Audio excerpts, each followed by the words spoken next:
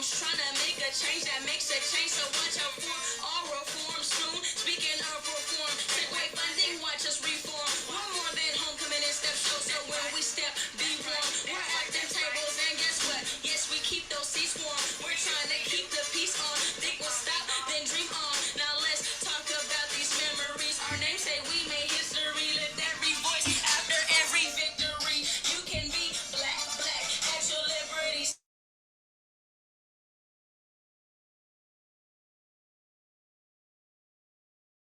Will always last. You know what will watch us after fall. Like good news. So we're so good they want some more.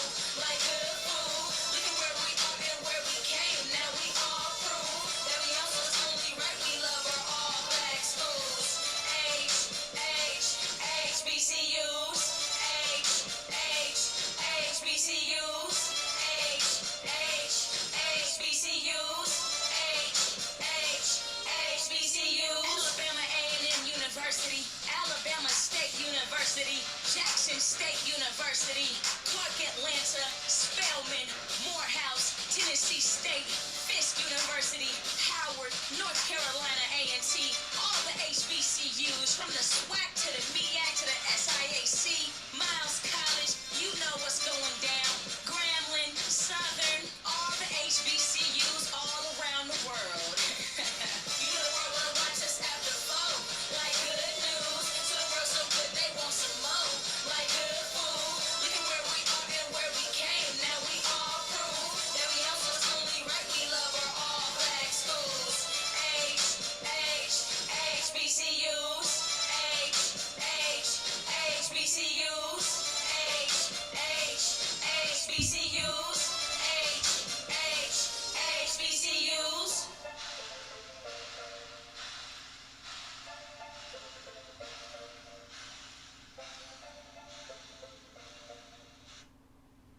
It's the Legion, baby.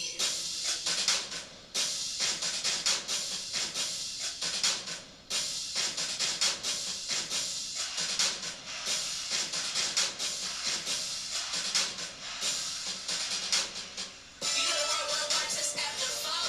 Like good news. So the world so good they want some more. Like good food.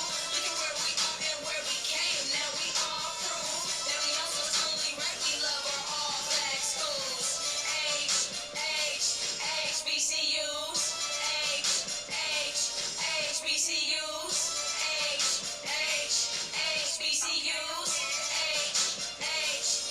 HBCUs. I was raised in the valley, but educated up on the hill. Learn to hire my thoughts, now my thoughts lower all my bills. My mind is working, black degree, yeah, it's working. Came a long way from the uncertain. Now I'm trying to thank God for the excursion. Now I got the ability to increase my earnings, and I don't have to do what I used to. Used to be one to take L's. Now due to the tax bracket, it's a fact that we see W-2s. Imagine that. We see W-2s. Imagine that. Now let me get back to the fact that we didn't have access from no schools. Now we're on an atlas. Black grass. We have class. We can discuss it. Just don't try to change the subject. Like a cold drink without Q. No, we're not done yet. This is black success. And guess what? We're up now and we're up next. Hey. You know the world will watch us after fall. Like good news. So the world so good they want some more. Like good food. Look at where we are and where we came. Now we all prove that we also is only right. We love our all black schools. HBCUs. HBCUs. HBCUs.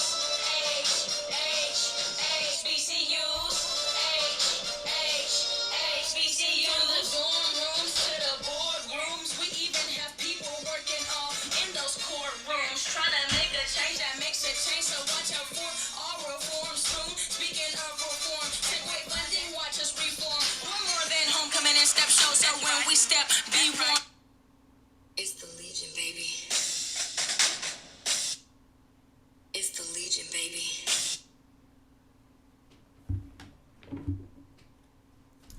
Good morning, everyone.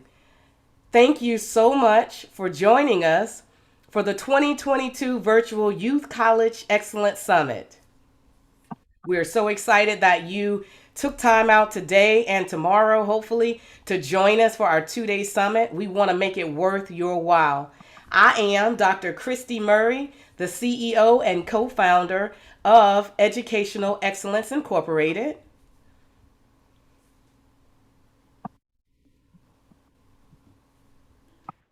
And I am Felix A. Petit II, COO and co-founder of Educational Excellence. I thought I just muted us. God damn it. No, you need to mute us. We're not muted. That's what All right. And so speaking of muting, we're hearing some family discussions. So we highly recommend that you mute your lines and make sure they're muted so that you minimize any disruptions for all of our guests. Also, as a reminder, I do want to share that this event is being recorded so that we can share it, the information with others who weren't able to join us today. Also, we want to make sure that this is interactive.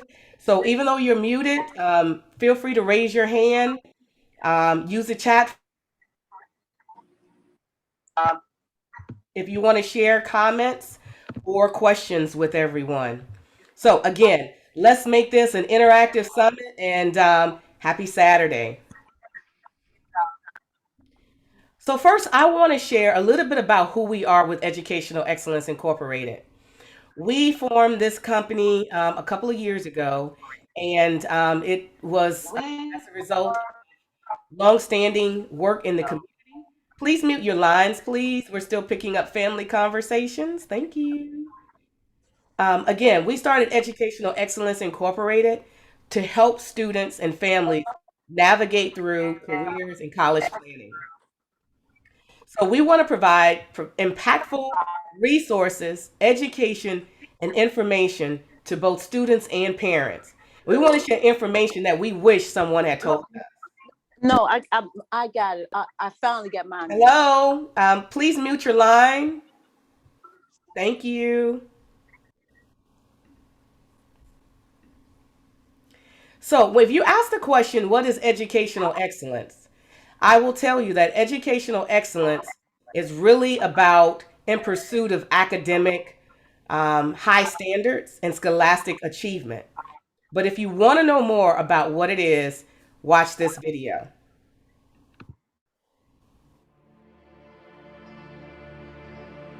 There are key components and key ingredients in the recipe of a student mentality.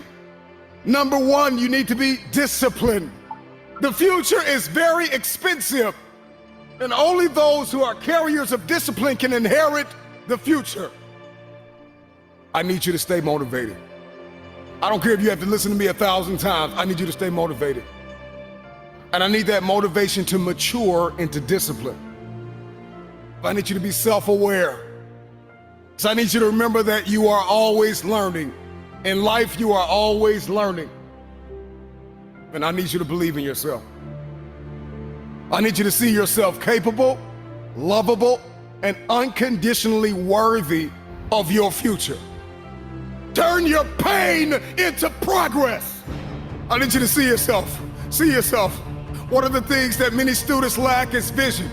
You got to see yourself before you get there.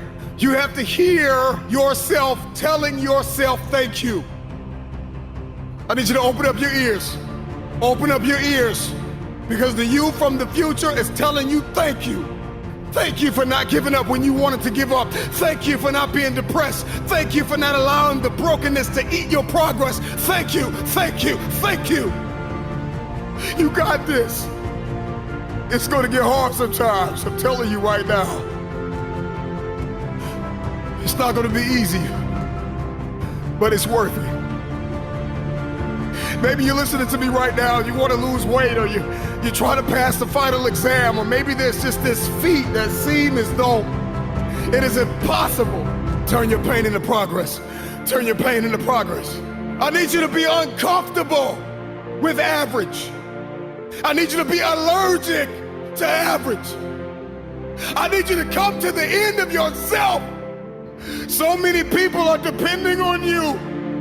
A student is hardworking. A student is mentally tough. Have the ability to adapt. Have a character, consistency. Demonstrate courage on the daily. Stay motivated. Stay positive. Earn your respect. Have a winning attitude. Breathe. Compete. Make no excuses. Set goals. Practice great habits. Stay focused. You want your future? You gotta outwork everybody on that field. You gotta outwork everybody in the room. You gotta learn how to perform under pressure. You gotta leave it all out on the field. Everybody wants the future, but everybody wants to be average. There are gonna be times when you feel like you're losing your mind, and you study for hours, and you're gonna take an exam, and you will not pass. A student is resilient. A student is disciplined. A student is committed. A student is consistent, even when they don't want to be. Because the cycle of depression needs to end with you. The cycle of not enough needs to end with you. The lack and the dysfunction and the anxiety and all of these things that your family and your father and your mother have gone through, you have to keep a student mentality.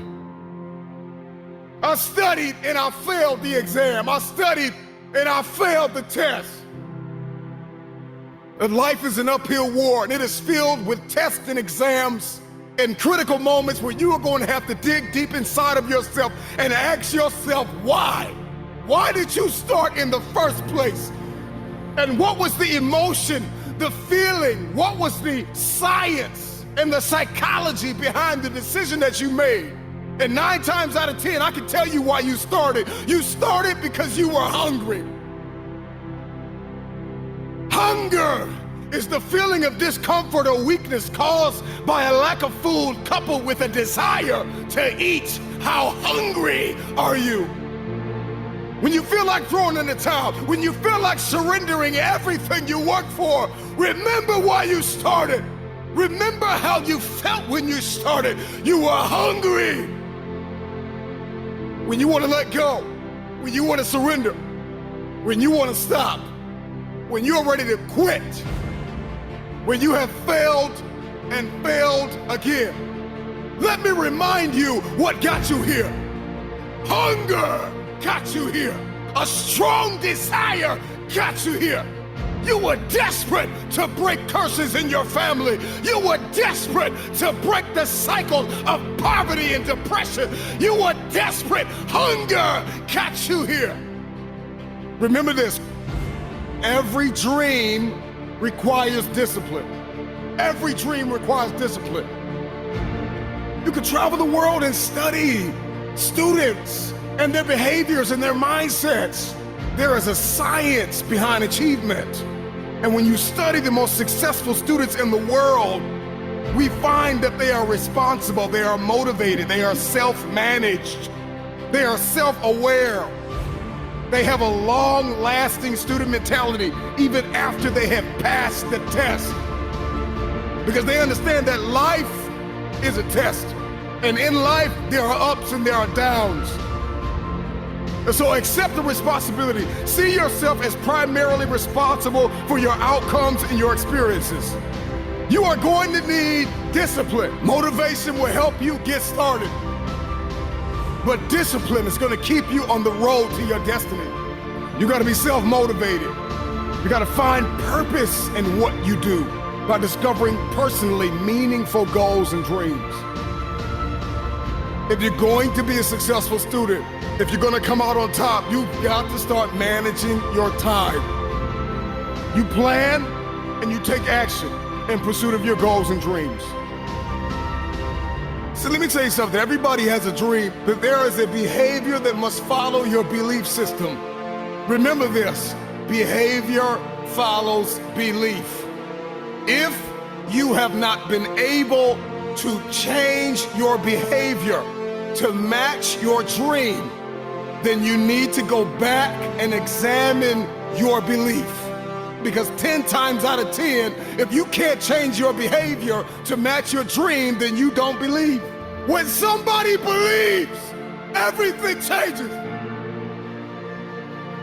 The time is coming where you are going to feel like giving up. But you're going to have to remember why you started. You got to dig deep and learn how to create possibilities for yourself when nobody gives you an opportunity. You have to turn your mess into your message.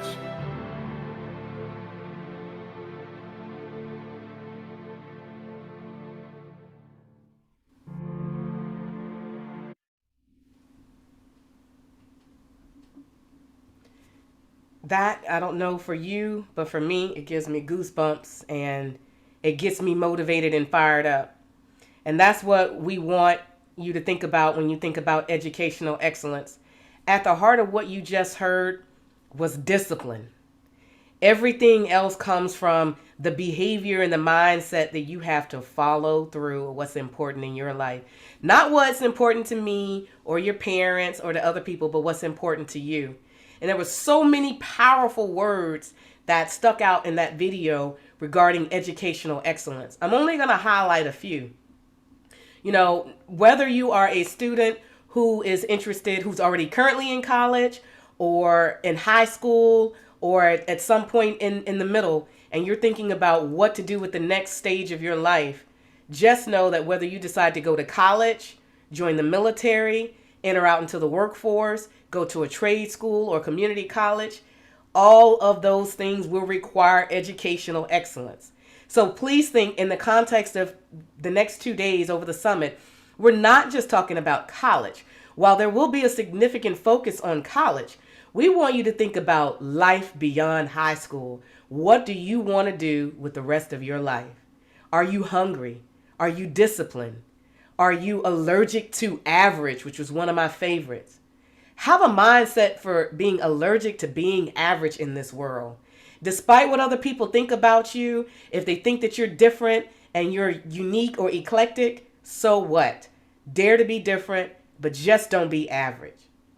Learn to love yourself and make sure that you have a certain level of hunger about you towards what's in front of you in your future. So I hope you found that video to really help to set the stage, because that's what educational excellence is all about with us. Helping and wanting to make sure that students see themselves in their present and making sure, more importantly, you have a plan and you see your future.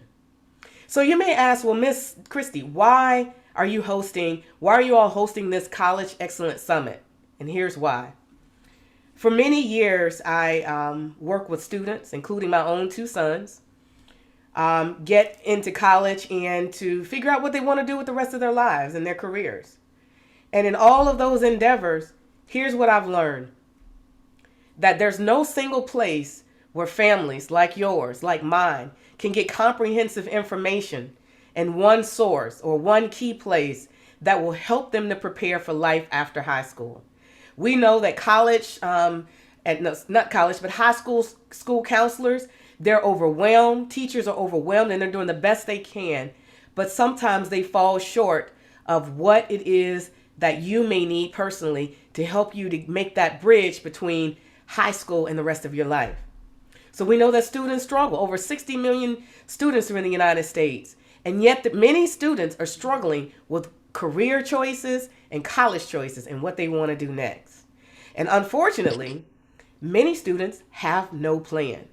They have no idea on how to get to the career they want, how to get to the trade school they want, military, or even college. And too many students, way too many, graduate with debt. That's if those students start college and are able to finish it all, because some get to college and they just can't afford to stay there. And lastly, many students and parents, they might not have the time, or they may not have entered into the planning process early enough to really maximize their opportunities to understand their options, to apply to colleges, trade schools, and other career activities. And many don't have the time to look for scholarships. That is why we host this summit. I will tell you, at this summit, you will hear us touch on a number of many different topics that all help to create a holistic experience for you, both as the students and parents. Our focus for this summit is to educate you, equip you, and empower you as both students and parents and families. There are over 17.1 million high school students in the United States. Did you know that over half are not enrolled in college? Those who are high school seniors, who are graduating, they're not enrolled in college. So with our summits and the work that we do in communities, we want to change that dynamic and that reality. We want to help to increase the number of students who have a career plan and certainly increase the number of students who are enrolling in college. Also, there are 43 million people in the United States that have student loan debt. Hello? Hello, please mute your line. Thank you. There are 43 million people. That's a lot of people with student loan debt. And out of that 43 million, they owe over $1.4 trillion in student loans. So why are we here? We're here to change that dynamic too and break that cycle. We want to reduce the number of folks who graduate with debt, and we want to make sure that they are able to graduate at all. And for those who have no idea what to do after they graduate, we're here to help you through that process too. So our goal, our ultimate goal, is to help you to graduate, whether you're going into the military and you have to partake in military schools and programs, whether you're going to a community college, a vocational or trade school, or a four-year college or institution. Our goal is to help you to get there, to graduate debt-free. So how are we going to do that? We're going to work to fill the gap. We know that one of the key things that many families lack is access to information and education. So we're going to help to share information on careers and college planning and more with you today and beyond. And we want to help support you through some of our giveaways, funding opportunities, and just information we're sharing so that you can find out how to pay for college without going broke and without being stressed out in the process. The reason why we're hosting this summit on August 13th and 14th is because we want to talk to you before the school year starts. It's very important that you start the school year off strong with a solid plan with your parents on board so that you can use the entire school year, whether you're a high school senior, junior, you're currently in college, whatever your academic situation and whatever grade or year you are in school, we want you to start your academic year off with sound and insightful information. I'm going to turn it over to Felix. You have to come off mute. Good morning. I'd like to open with a prayer before we get started. If that's not your thing, just if you'll remain silent. Lord, we ask you, Lord, we humbly ask you to allow us to be a blessing and to be blessed, and allow all the participants to be encouraged and to increase their knowledge, to allow them to be successful in all their endeavors. In Jesus' name, amen. So thank you for that. Couple of things real quick. This is one of the most valuable opportunities for you to learn some incredible resources to get through college and graduate debt-free. I recently graduated from the Ohio State University, 100% debt-free, using these very same information. So you'll be pleasantly surprised with how much you'll learn and have the opportunity to do. And back to you, Dr. Christie. All right, thank you. So what are we going to cover over the next 2 days? First, I want to say I invite you students, and I strongly encourage you to attend both days, and you'll find out why in a moment, but very important. So for today, we're going to start out. I'm going to open up with a college and career planning talk. I'm going to share a lot of useful tips. So for all of you, if you don't already have your paper and pen out, highly recommend that you take a few notes, because not only will you hear me speaking, but I'm super excited because we have a whole host of outstanding speakers and panelists who will be joining us, sharing their expertise and insights. So definitely get prepared, get you something to drink, kick back and enjoy 2 days of fulfillment and enrichment with information. Next up, after I'm done speaking, we have Miss Micheline Bowman. She'll be sharing on branding. How you show up is how you glow up. So she'll be talking about something very important about what's your presence like, your in-person presence. What do people ascertain from you just by seeing you when you walk in a room, how you speak and how you carry yourself. I think that's a very important aspect for young people, and I don't think you hear it enough about how to show up in a professional way that represents you, because you are your own brand.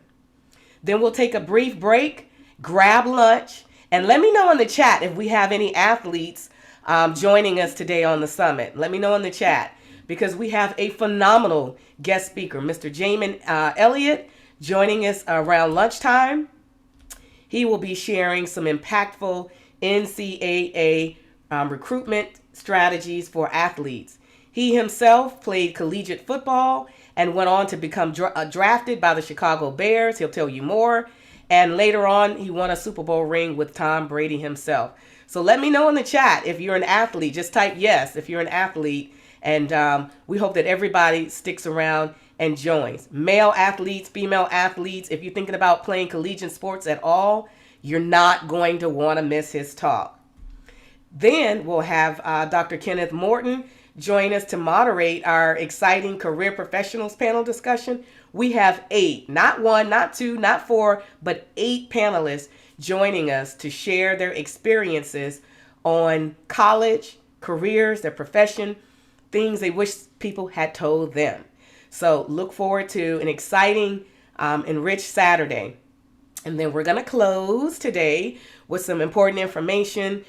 We certainly want you to give us feedback on the summit with a survey, and I will share the link to that later today. Great. It looks like there's a lot of athletes in the room. You want to go to, when we had that 10-minute break, you're definitely going to want to grab a sandwich, something quick, and come back. You're not going to want to miss his talk.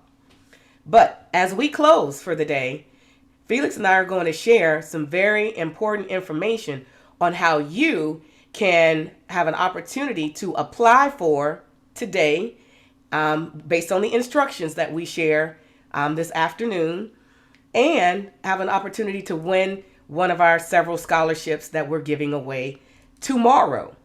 So if you have completed a scholarship application prior to today, it does not count. It has to start here, because you have to attend both days of the summit to be eligible. So even if you submitted today and we don't see you tomorrow, you will not be in the running for the scholarships. So with that being said, we're excited. We're going to share more details at the end of today. And I hope you take advantage of the opportunity. It's not required or mandatory that you follow the scholarship instructions today, but I highly recommend it if you're interested in just a little extra funding to help you. Now, before you ask the question, we're giving away scholarships to students who are in high school. No, you do not have to be a senior. We recognize that some students still need help with college applications, SAT prep, SAT and ACT tests. Those sort of expenses are important, and we acknowledge that. So we're also helping students with some of those items. Also, if you are in college, you have an opportunity for, as if you're a continuing college student at a community college, trade, or a four-year school, we're not leaving anyone out with the opportunity and the chance to win the scholarship. So we have funding for every scholarship or every student's needs. So please don't think that we're not thinking of you, because we are. Let me know if you have any questions in the chat. I'll be happy to take those before I start the presentation. Tomorrow, I'm going to give you a sneak peek into tomorrow. We're going to start at 3:00 p.m. Eastern time tomorrow. Have breakfast with your family. Go do your spiritual or religious, worship services or whatever you do in the morning, and join us at 3 p.m. It's going to be a packed day. We'll do opening remarks. We'll recap some of the great things that happened today. And then we'll have Mr. Jonathan Wright share with students about money matters. He's going to talk about financial literacy and some of the key things that families need to know. Then we'll take a quick 10-minute break, and we'll come back and hear from Miss Sharon Stone. She's going to talk about something very important, and that's student civic responsibility and how your vote matters. Most of you are either 18 or will be turning 18 soon. And as I share with my sons, everybody needs to vote every year in every local, state, and federal election. We have some serious business, and people make decisions every day. I don't care what your political affiliation is, because we're nonpartisan here, but every day people make decisions that affect our lives. So we certainly want to make sure you know your rights and you know how to go about voting. Then I'll come back and I will spend some time in the afternoon focused on college funding strategies that I wish someone had told me. So if you're in the same boat, parents, students, you want to hear about financial aid, scholarships, the cost of attending college, and more, you don't want to miss the 4:15 talk tomorrow. And then lastly, we would be remiss if we didn't give you an opportunity to directly hear from students themselves. So we have a panel of 6 individuals who will be joining us and sharing information on their college experiences, their organizational affiliations, internships, and hearing from recent graduates, sharing their advice and hopefully tips that you can learn from so that you can have a very meaningful and positive college experience. And then at the end of the day tomorrow, Felix and I will join you back. You'll complete a survey for day 2, tell us how it went, and then we will, drum roll, announce the winners of our scholarship awards. So day 1, we give instructions. Day 2, at the end, we will announce who those recipients will be. So again, we encourage you to stick around, make sure your phones are muted, and feel free to use the chat if you have any questions about the event. Someone asked a question in the chat, whether or not college seniors are eligible for scholarships. Possibly, yes. I would say yes, because I know you're entering into your college senior year, so that still classifies you as a continuing college student. So if your application bubbles up to the top of the list, and we're going to go through an evaluation process. So just because you apply, I'm going to put the caveat, we won't have enough funding to award everybody who applies, but it will be a competitive process. I will encourage y'all to listen very closely to instructions in today's sessions, particularly mine, but all the sessions, because you will get some tips about how to go about applying for the scholarship. And I need you to pay attention, because little things could trip you up and take you out of the running. And the reason why I'm doing this is because if you can't do the things that I'm recommending and we're going to recommend throughout the summit, you're likely going to find yourself disadvantaged when you apply for external college applications and other scholarships. The competition is stiff. So we want all of our students to bubble up to the top, make a meaningful difference with your applications, and to really differentiate yourselves. So please think about the things that we're going to share. I'll share the name of the video, Tanya, later. I appreciate that. I'll make sure that I share the slides that I'm presenting here. I'll make sure that I put these slides on my website so you can access the information as well for those who are interested. All right. I'm going to pause and have a sip of warm tea. I am ill. You may not be able to tell, but I'm ill and my throat is very scratchy. So I apologize for that. So just bear with me.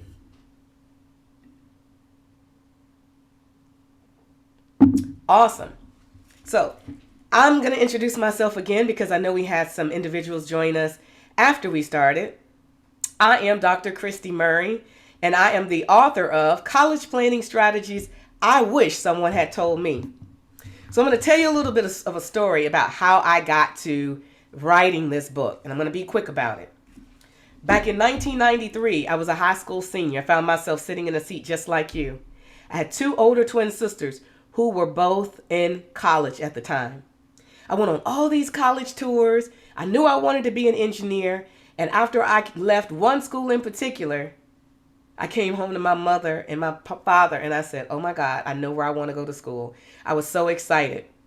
I said, Mom, I want to go to Hampton University. She was like, Hampton? Really? And I said, yes, I fell in love with the campus, the people, the environment, their whole program. They have engineering. That's where I want to go. She said, well, that's great, Christy, but guess what? It's too expensive.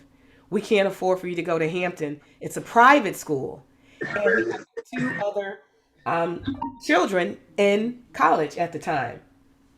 So we can't afford it. You're going to have to go to a state school. And I looked at my mother and I said, state school? I don't want to go anywhere but Hampton. So we went back and forth. And ultimately she said to me, tell you what, if you want to go to Hampton, you're going to have to roll up your sleeves and figure out how to pay for it. Help pay for it. They had some, but they weren't prepared to pay the full. At the time, it was probably 20 or 30K. It's still pretty high, but it was a private school. Long story short, I started talking to people, my school counselor, and sharing what I wanted to do. I want to go to Hampton. I want to major in engineering. And then one day out of the blue, if you can believe this, and it always gives me goosebumps to tell this story. One day out of the blue, I'm sitting in the auditorium at high school, and she comes and she taps me on the shoulder and she said, "Can you come with me for a minute?" I said, "Sure." So I go with her and she says, "What if I tell you that I have a scholarship that just hit my desk and they're looking for a student who wants to major in engineering and attend Hampton University?" And I said, "Really?" And she said, "Yes." And she said, "Would you be interested?" And I said, "Absolutely." And she said, "But there's only one caveat, Christie. You have to have your application postmarked by tomorrow." So I'm going to pause. How many of you students, high school seniors, college students, if you had an opportunity, knock on your door and somebody say, you need to have your package ready tomorrow, or even professionals and adults, how many of you could dust off your applications, your resumes, whatever your situation, and be ready? Well, guess what? What they didn't realize about me, and I didn't even realize about myself, but I was a student in pursuit of educational excellence even at 17 years of age. She said, "Can you make it happen?" I said, "Yes, ma'am. Can you get my transcripts out that quick?" So she said, she chuckled because she knows it's slow with the school sometimes. She said, "Absolutely, we'll have your transcripts mailed out." I went home, and what most people didn't know is I watched both of my sisters apply to schools and watch my parents do most of the work. And I knew that wasn't going to work for me. So I had a whole system at 17 years old. I had a stack of previous college applications I had applied for and scholarships. I had a stack of essays I had written and a stack of letters of recommendation I could pull from. So when she put me to the challenge that day, I rose to the occasion. So I went home, pulled it together, mailed it out. Weeks later, I got a call back inviting me to come interview for this opportunity. Interview? I'm a high school senior. What do I know about interviewing? 1993, for those who don't know, was before the internet. BI, before the internet. Or BIT, B-I-T. Or the other way around, BTI. Long story short, I had to go to the library, check out books, figure out how to interview. I went in, interviewed twice, ended up getting the scholarship. But I'll tell you, when I got that scholarship, I didn't have the highest GPA in high school. I wasn't the valedictorian. Sure, I was a great, solid, honor roll student with a 3.6 GPA, but I wasn't at the top of my class. And for me, it was even more impactful because this scholarship came with a scholarship every year I was at Hampton, a summer internship every year I was at Hampton, and a full-time job when I graduated from Hampton University. And I had all that in my package the day I walked across my high school stage. Now, why do I share that story with you? For a couple of reasons. One, you need to have a plan. Two, follow my system. It will help you. It will make a difference. It's helped thousands of students so far. And three, God blessed me, and I'm telling this story so that I can be a blessing to others who are in pursuit of educational excellence and who may fall short of the funding or other aspects that you may need. So I wrote this book after years of helping families in my community and my home, my own children for that matter, with this same sort of a thing. In my book, I share 10 key strategies.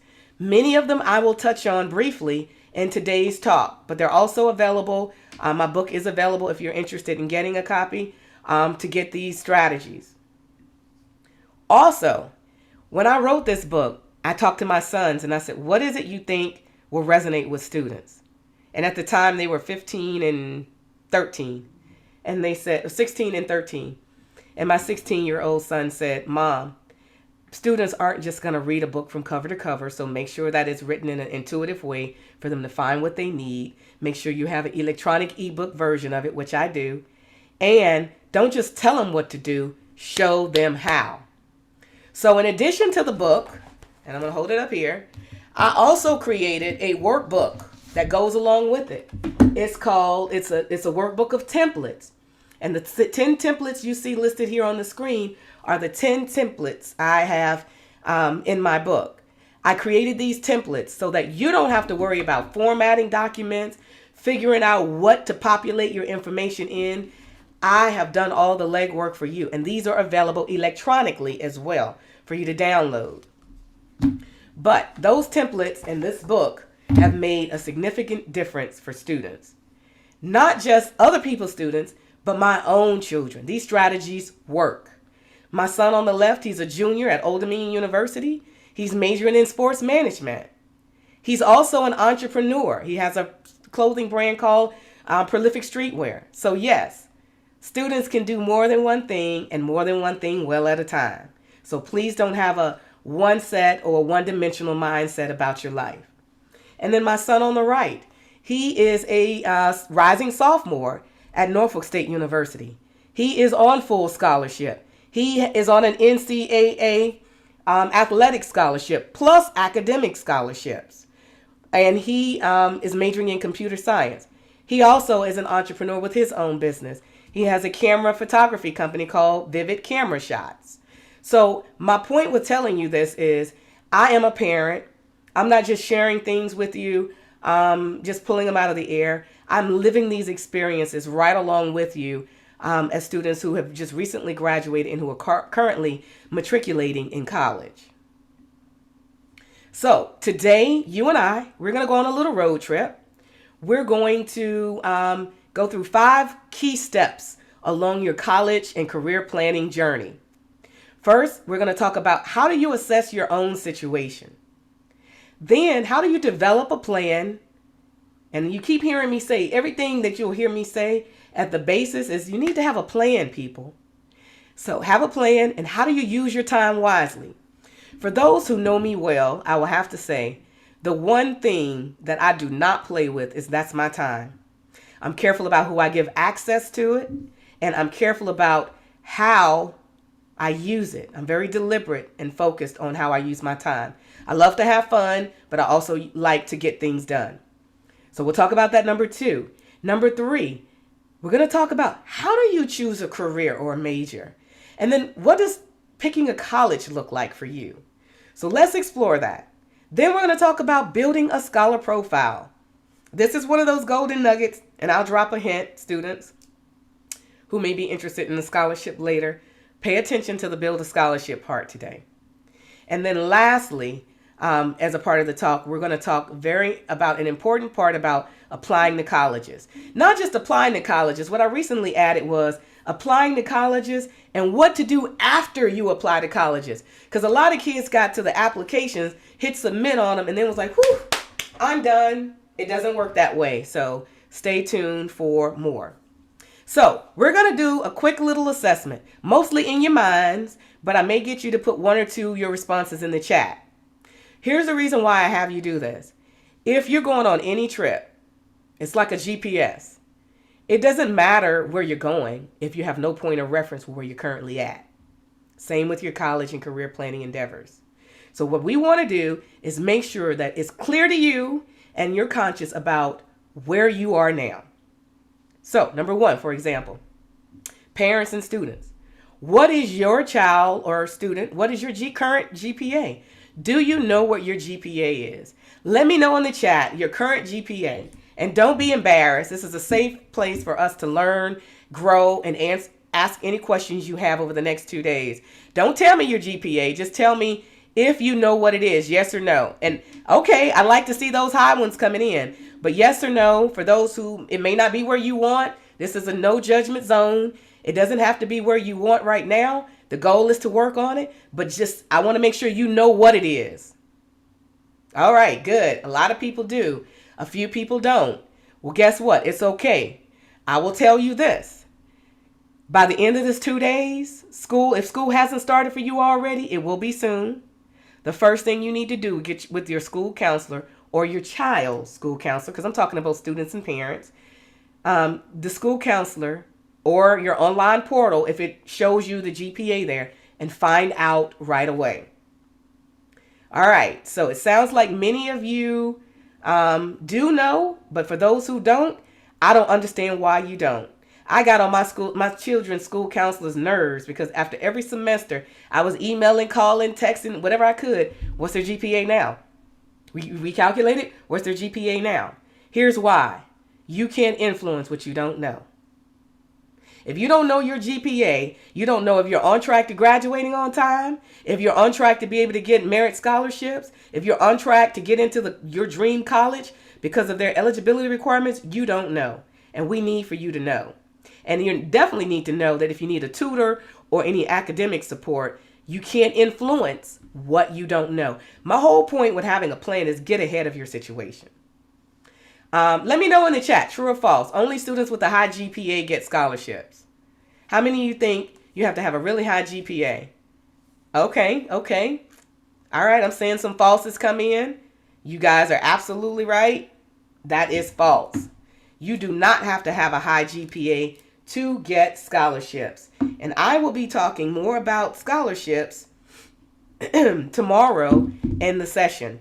So we'll stay tuned for that. But just know you're going to be very excited and encouraged by what I share about scholarships tomorrow. How many of you, number 3, and you don't have to put it in the chat, but just think about it. How many of you know your school counselor's name? I did, by heart. In fact, had I not known her name, she wouldn't have been able to help me and pull me out of the auditorium that day, y'all. Imagine that. If she would have had a scholarship and would not have known which student was interested. And it couldn't have been more specific than the school that I chose, Hampton University. So if you don't, students and parents, build relationships with your school counselors. They are a valuable resource if they know you and know what you want to do and what your needs are. 4, do you know the process of getting your transcripts? If you don't, and you're a high school junior or senior, or if you're in college, you should know. You should be getting your transcripts after every semester, whether you're in high school or college. I'll leave it there for now. Good. Thanks, Mackenzie.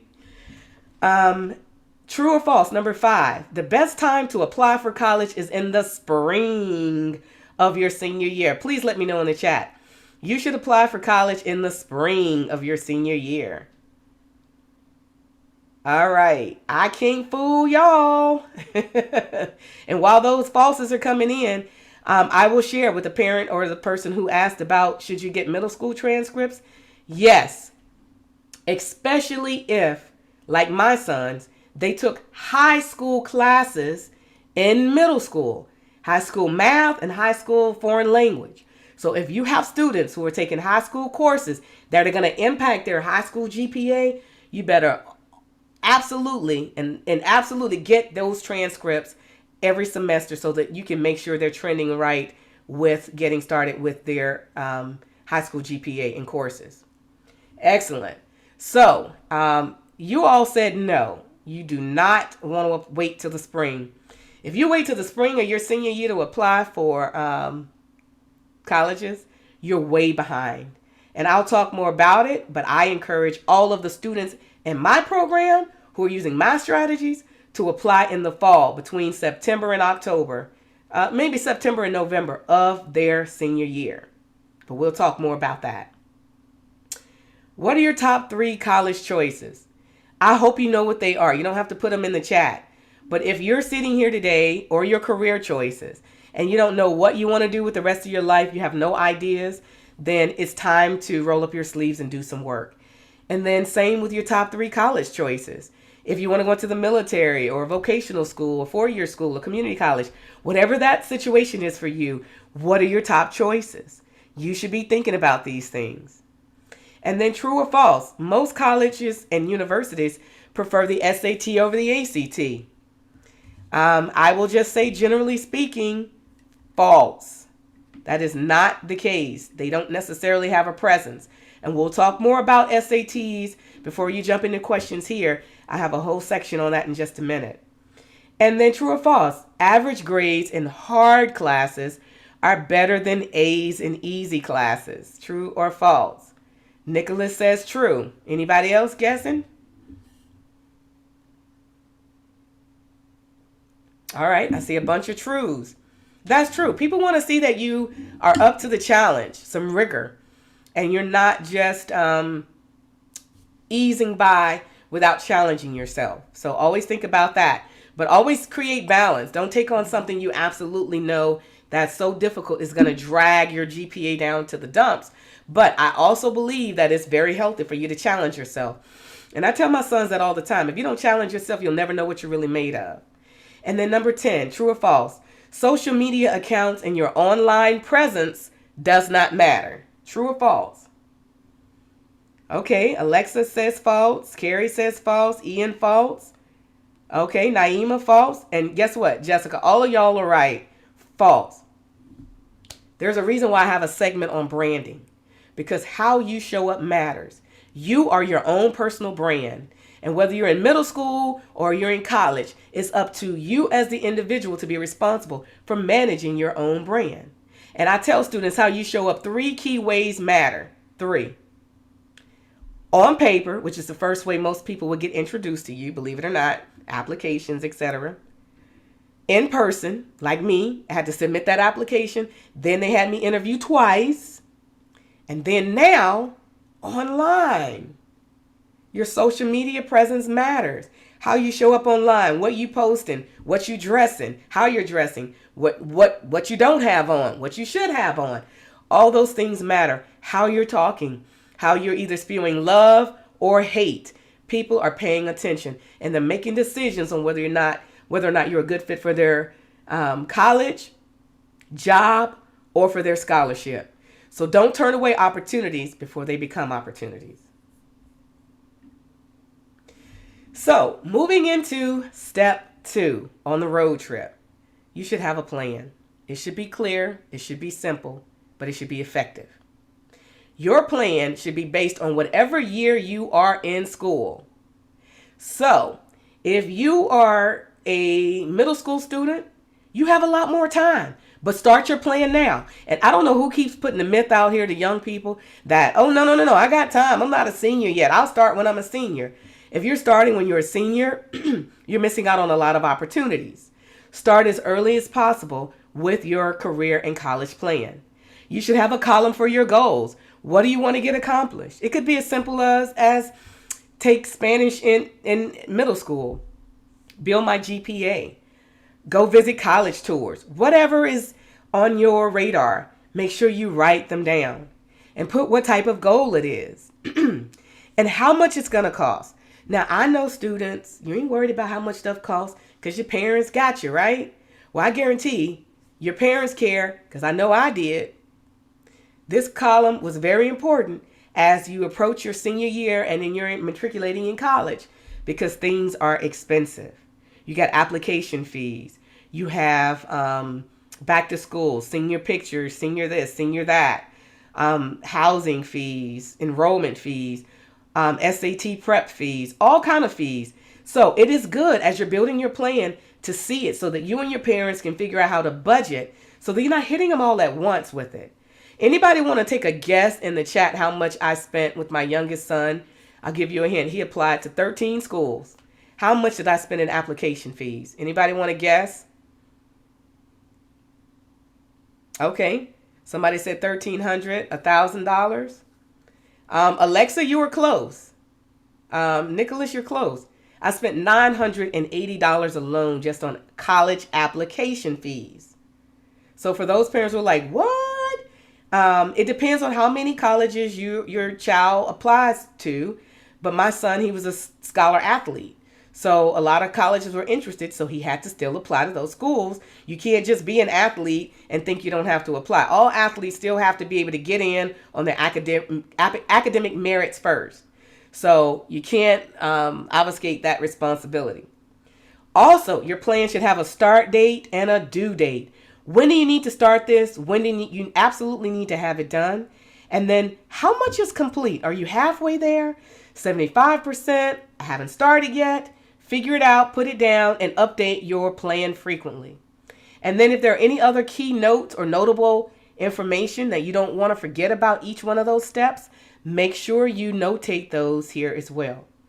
I use this plan with both of my sons and my nieces and nephews and others. And let me tell you, it works. It's a simple Excel spreadsheet.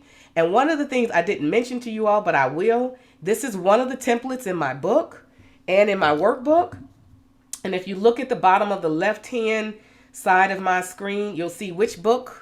This is my college planning book. It's the green book. And it's strategy 3, those 10 strategies. It's the third strategy. And it even tells you what page numbers to reference if you want to read and get more information about this particular tip. But the goal is to have a plan, y'all. Quit winging it and hoping it works out on the back end. Now, the next few slides, I'm not going to go into a lot of detail in the interest of time, because I definitely want to make sure we stay on track today. But I do want to tell you that you should have a timeline. In the back of my college funding workbook, I have took the liberty of including a robust timeline for each grade level, 8th grade through the 10th, and then the 11th and 12th graders. Oh, I broke it out because that's when it really gets serious. You have your own timelines. I would encourage you to pay attention. There are things you can be doing every year, and you should be doing every year, to help you with what you're doing. Keeping your grades up is a baseline. Making sure you understand your high school requirements is also a baseline. Thinking about what you want to major in and those sort of things are important. As you hit your junior year, you'll start to see more things emerge, like, do you have a scholar profile, which I'll talk about? Are you tracking on your activities? Are you getting and staying involved?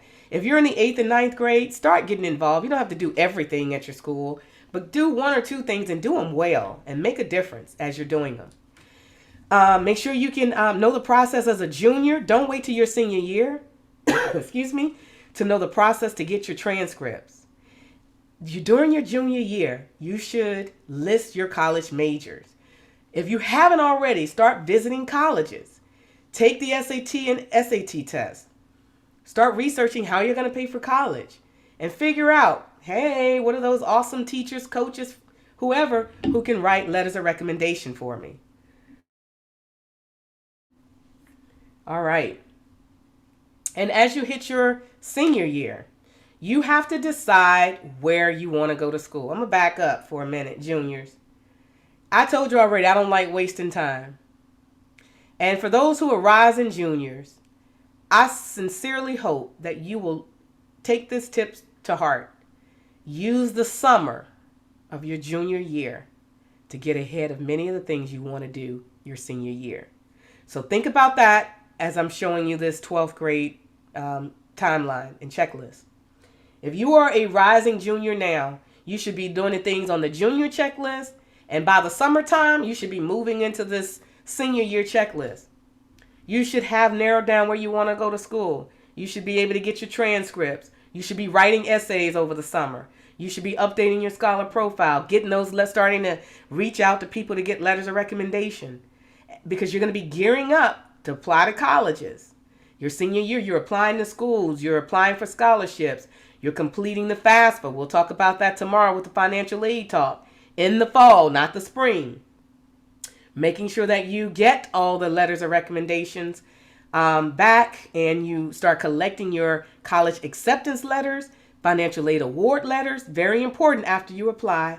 And then you've got to make some decisions, timely decisions, on which college you're going to choose, how to pay your deposits, and get those housing fees in. I'll tell you a quick story. My oldest son, he took forever. He applied to like 11 schools. All of them came back. I think most of them he got accepted into, and he just would not pick a school, y'all. And here it was, we applied early, and come February, March, he's still tinkering around with no decision. And no decision is a decision. I'm going to tell y'all that. But guess what? He waited till about March, early April. And when he finally picked a school, we paid the deposits. He ended up in the worst dorm on campus. What do you mean, Mom? There's only one bathroom. It's down the hall. I got to share with everybody on my floor. Oh my God, Mom, this is the worst dorm. Guess what? He waited too late to lock in which school he wanted to go to and pay his housing deposit. So they give out your dorm rooms on a first come, first served basis. So please consider the timelines. Time is important. So I'm going to continue to move on because I have a lot more to cover. Choose your majors and degrees carefully, and your colleges carefully. I'm going to start by talking about colleges and careers. Not everybody wants to go to college, but please know that whether you decide to go to college or not, You will never in your life be able to get away from learning. I repeat, education is a cornerstone of life. So if you think you're dodging a bullet by not going to college, you could dodge a potential student loan debt by not going to college. But you're going to have to, if you're going to live your life with educational and with excellence, you have to be a student of life and be willing to learn and grow. So don't think because you decide to go and do a trade school or military or another avenue, entrepreneurship even, that your learning is over. No, you're just starting. And I have to be real, as an entrepreneur, as a college student, and more, that is simply not true. How do you choose what you want to do? Think about yourself. Think about what interests you, what your values are, what you're passionate about. Ask other people. Hey, mom, what do you think of the, things that you think I'm really good at? Ask your male friends, your female friends, your teachers, whomever, your family members, whoever you trust, ask them. And then pick something that will give you good earning potential, that you're going to wake up and enjoy doing every day. But make sure it's not so narrowly focused that that's all you can do with that degree or certificate in case you want to pivot later. I'll give an example. I was an electrical engineer. I did end up graduating from Hampton University with my electrical engineering degree. I've been working in the oil and gas industry for over 26, 27 years. But I've moved around. I've been in management. I've done business, project management, many different things. And I didn't limit myself. My degree allowed me to be able to maneuver into other roles. So that's what I mean by don't be so narrowly focused that nobody's going to hire you if you're just focused on basket weaving and they're trying to figure out how to use that skill somewhere else. And I'm not picking on anybody who does that for a living.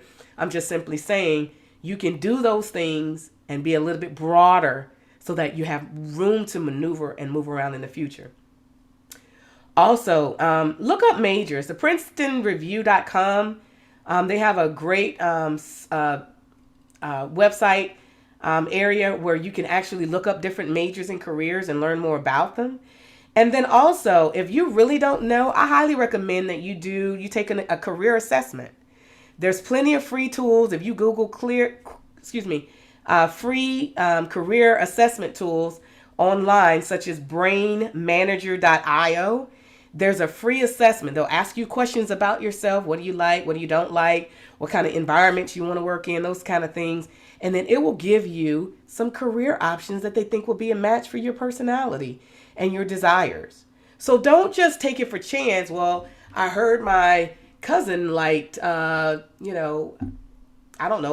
so I'm going to do it. Or Miss Christie says she's an electrical engineer, so that sounds fine. I'll do it. Find something that resonates with you. I'm so thankful that there's so many people that like to do so many different things in the world because we have a need for so many different professions. And here's something key.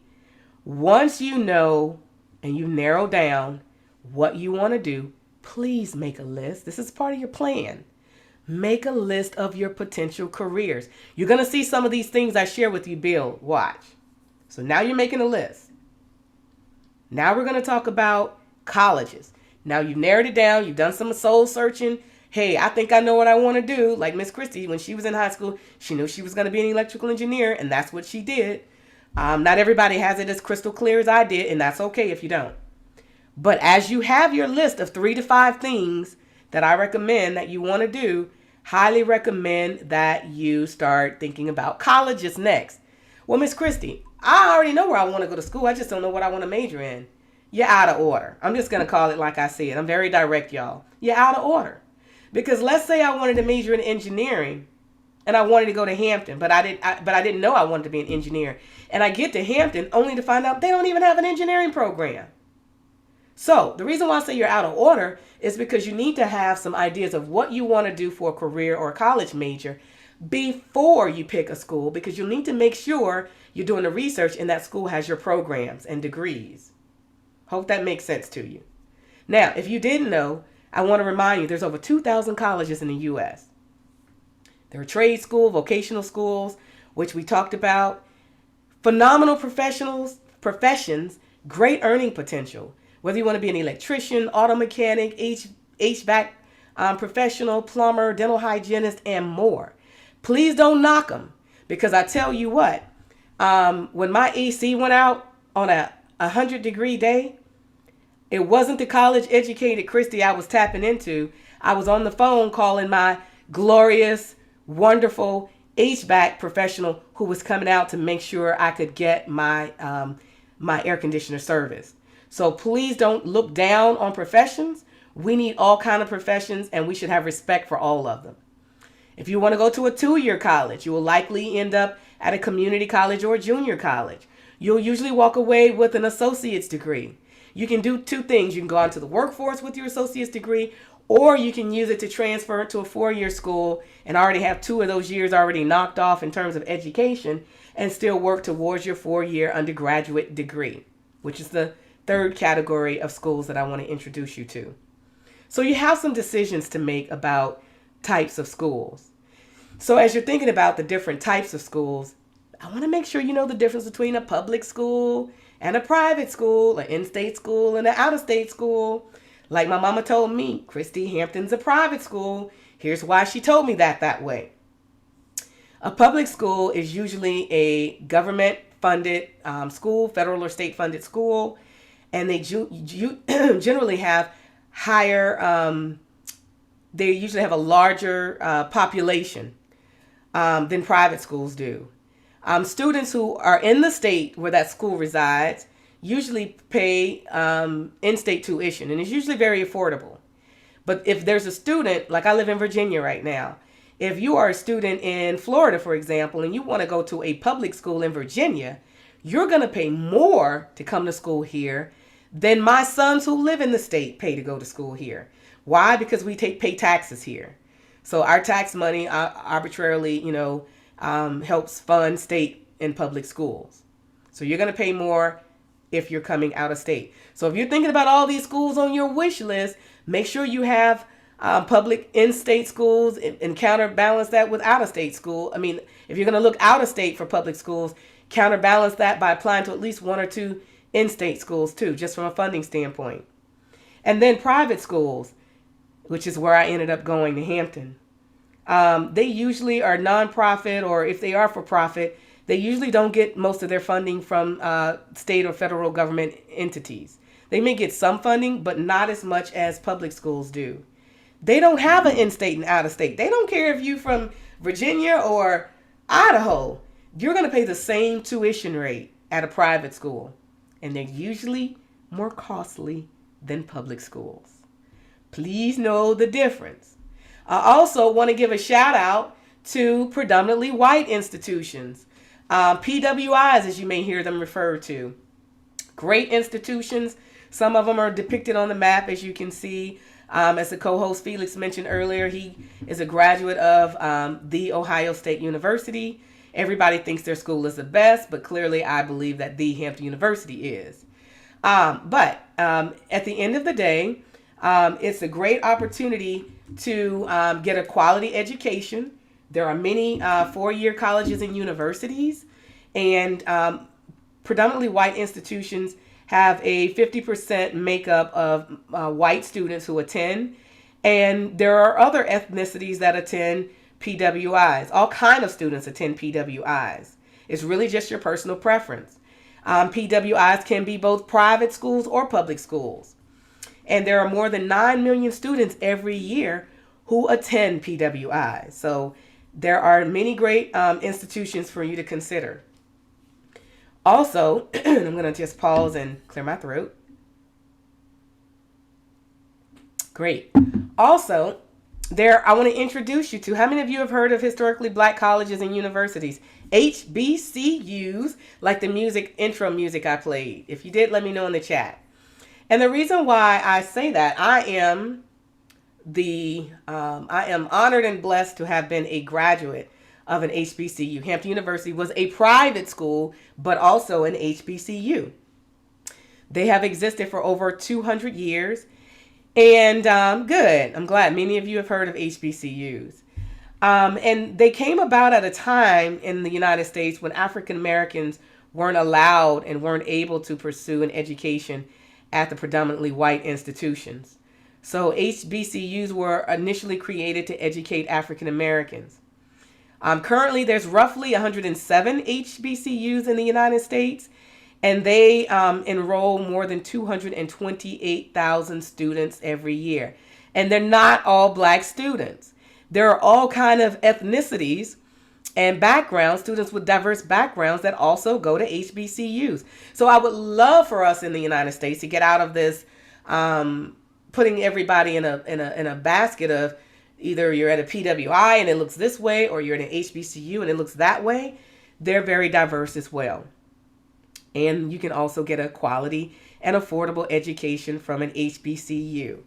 So I just wanted to expose you to both of those.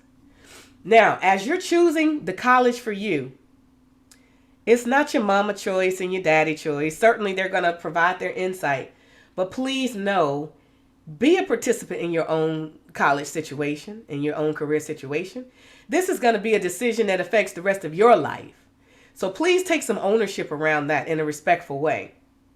You should be at a point, now that you have a list of your top careers and majors, you should be picking and narrowing down your top 5 to 10 colleges. You're going to make a list of those too. Pick colleges that are a fit for your personality, your background, your interests, your goals, and your wallet. Go where you can afford. You'll hear me stress that over both days today. Go where you can afford. As you see, the cost of everything is rising, including the cost of college. And I am not an advocate for telling students to pick a $50,000 school when you got $2,000 in your whole household to contribute. Have schools at various financial spectrums on your list of top 10. Always tell students, pick some schools that are affordable. And then if you want to pick some more ambitious schools in terms of funding and tuition, pick some of those too. But don't pick all expensive schools and then you get to the end of your senior year and it's like, well, oh my God, I can't afford none of these. What am I going to do? You didn't follow Miss Christie's plan. And that's to make sure you have a diverse portfolio with the type of colleges that you apply for. Factor in things like, do they have my degree program? That's very important. Where they're located. What's the campus size? What's the student to teacher ratio? Do you like a lot of kids in class or you like more personal attention? And I highly recommend you pick schools that have a blended learning style, especially since COVID. One of the things, there was a time when people used to frown up and tune their noses up about online schools. And as a person who's graduated from both traditional and distant learning and blending schools, I have 4 degrees, I can tell you and I can vouch for, I've gotten a quality education at all, because what made it a quality education had more to do with me than just the institution. And the same is the case with you. So look for schools that fit your need and your culture and that you're a good fit for as well. Now, I also recommend some online search tools here. collegescorecard.ed.gov, bigfuture.collegeboard.org, and the commonapp.org. They have great resources to help you to be able to research, learn more about each school, how much it's going to cost, where they're located, the programs, all the things I've been telling you. You can find them all out in some very, in one place. You can go to 1 or 2 places and get a lot of information on a lot of different colleges. And then visit, y'all. I started visiting colleges with my sons when they were 3 and 5 years old. And here's why.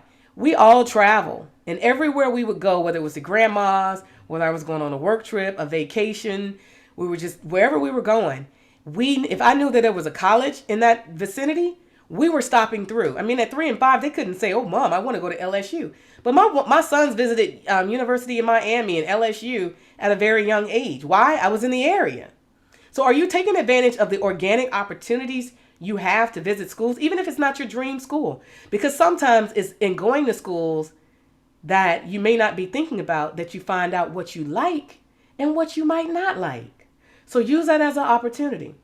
And one of the things we learned with COVID is there are a lot of schools that offer 3D and virtual tours too. So you don't even have to leave home to visit schools.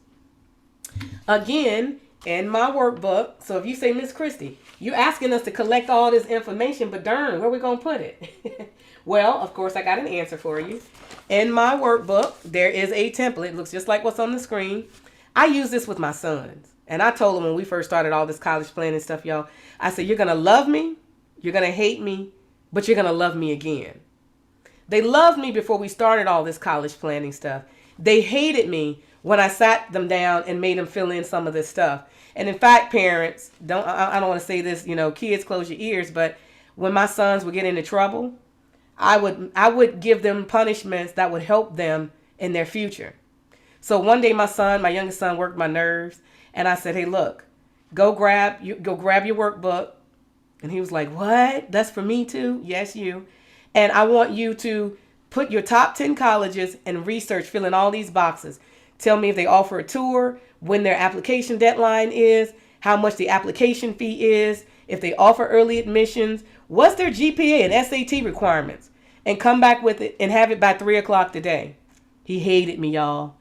But guess what? His senior year, when he was getting scholarships, he didn't have to think about what all of this anymore because he had already had it saved on his computer. He loved me again. So that's my story. So once you fill in that template, let me go back. You're going to fill in this template.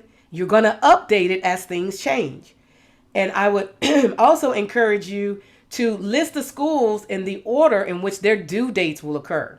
So if the due date for the application is coming up soon, it should be at the top of your list. And then further down as the due dates are later out. Just a little golden tip for you.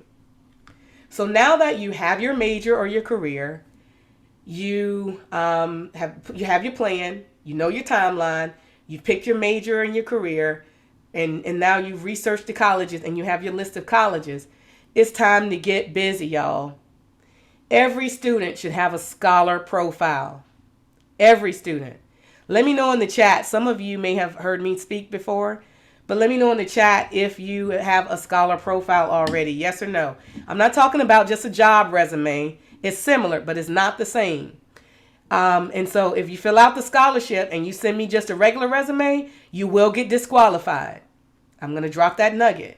Some of you said no. Good. Tanya said her son does. Great. After Alfred Street. Excellent. That's good to hear, Tanya. I was there a few times presenting as well. But I'll tell you, this one-page summary can change your life. It's a resume. I've heard it referred to as a brag sheet, a self-reflection, but it tells the story of who you are. And it gives other people the opportunity to get to know you.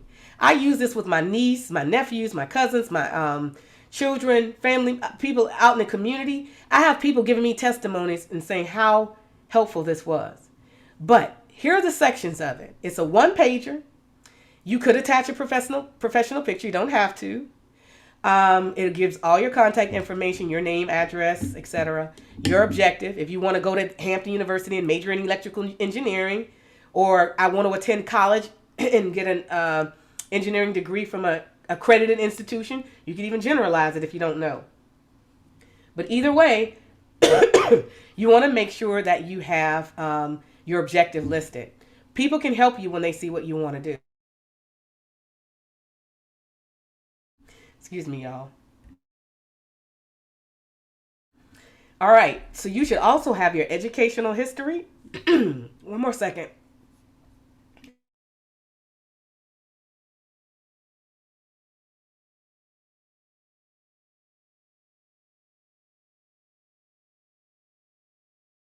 Whew, getting overheated.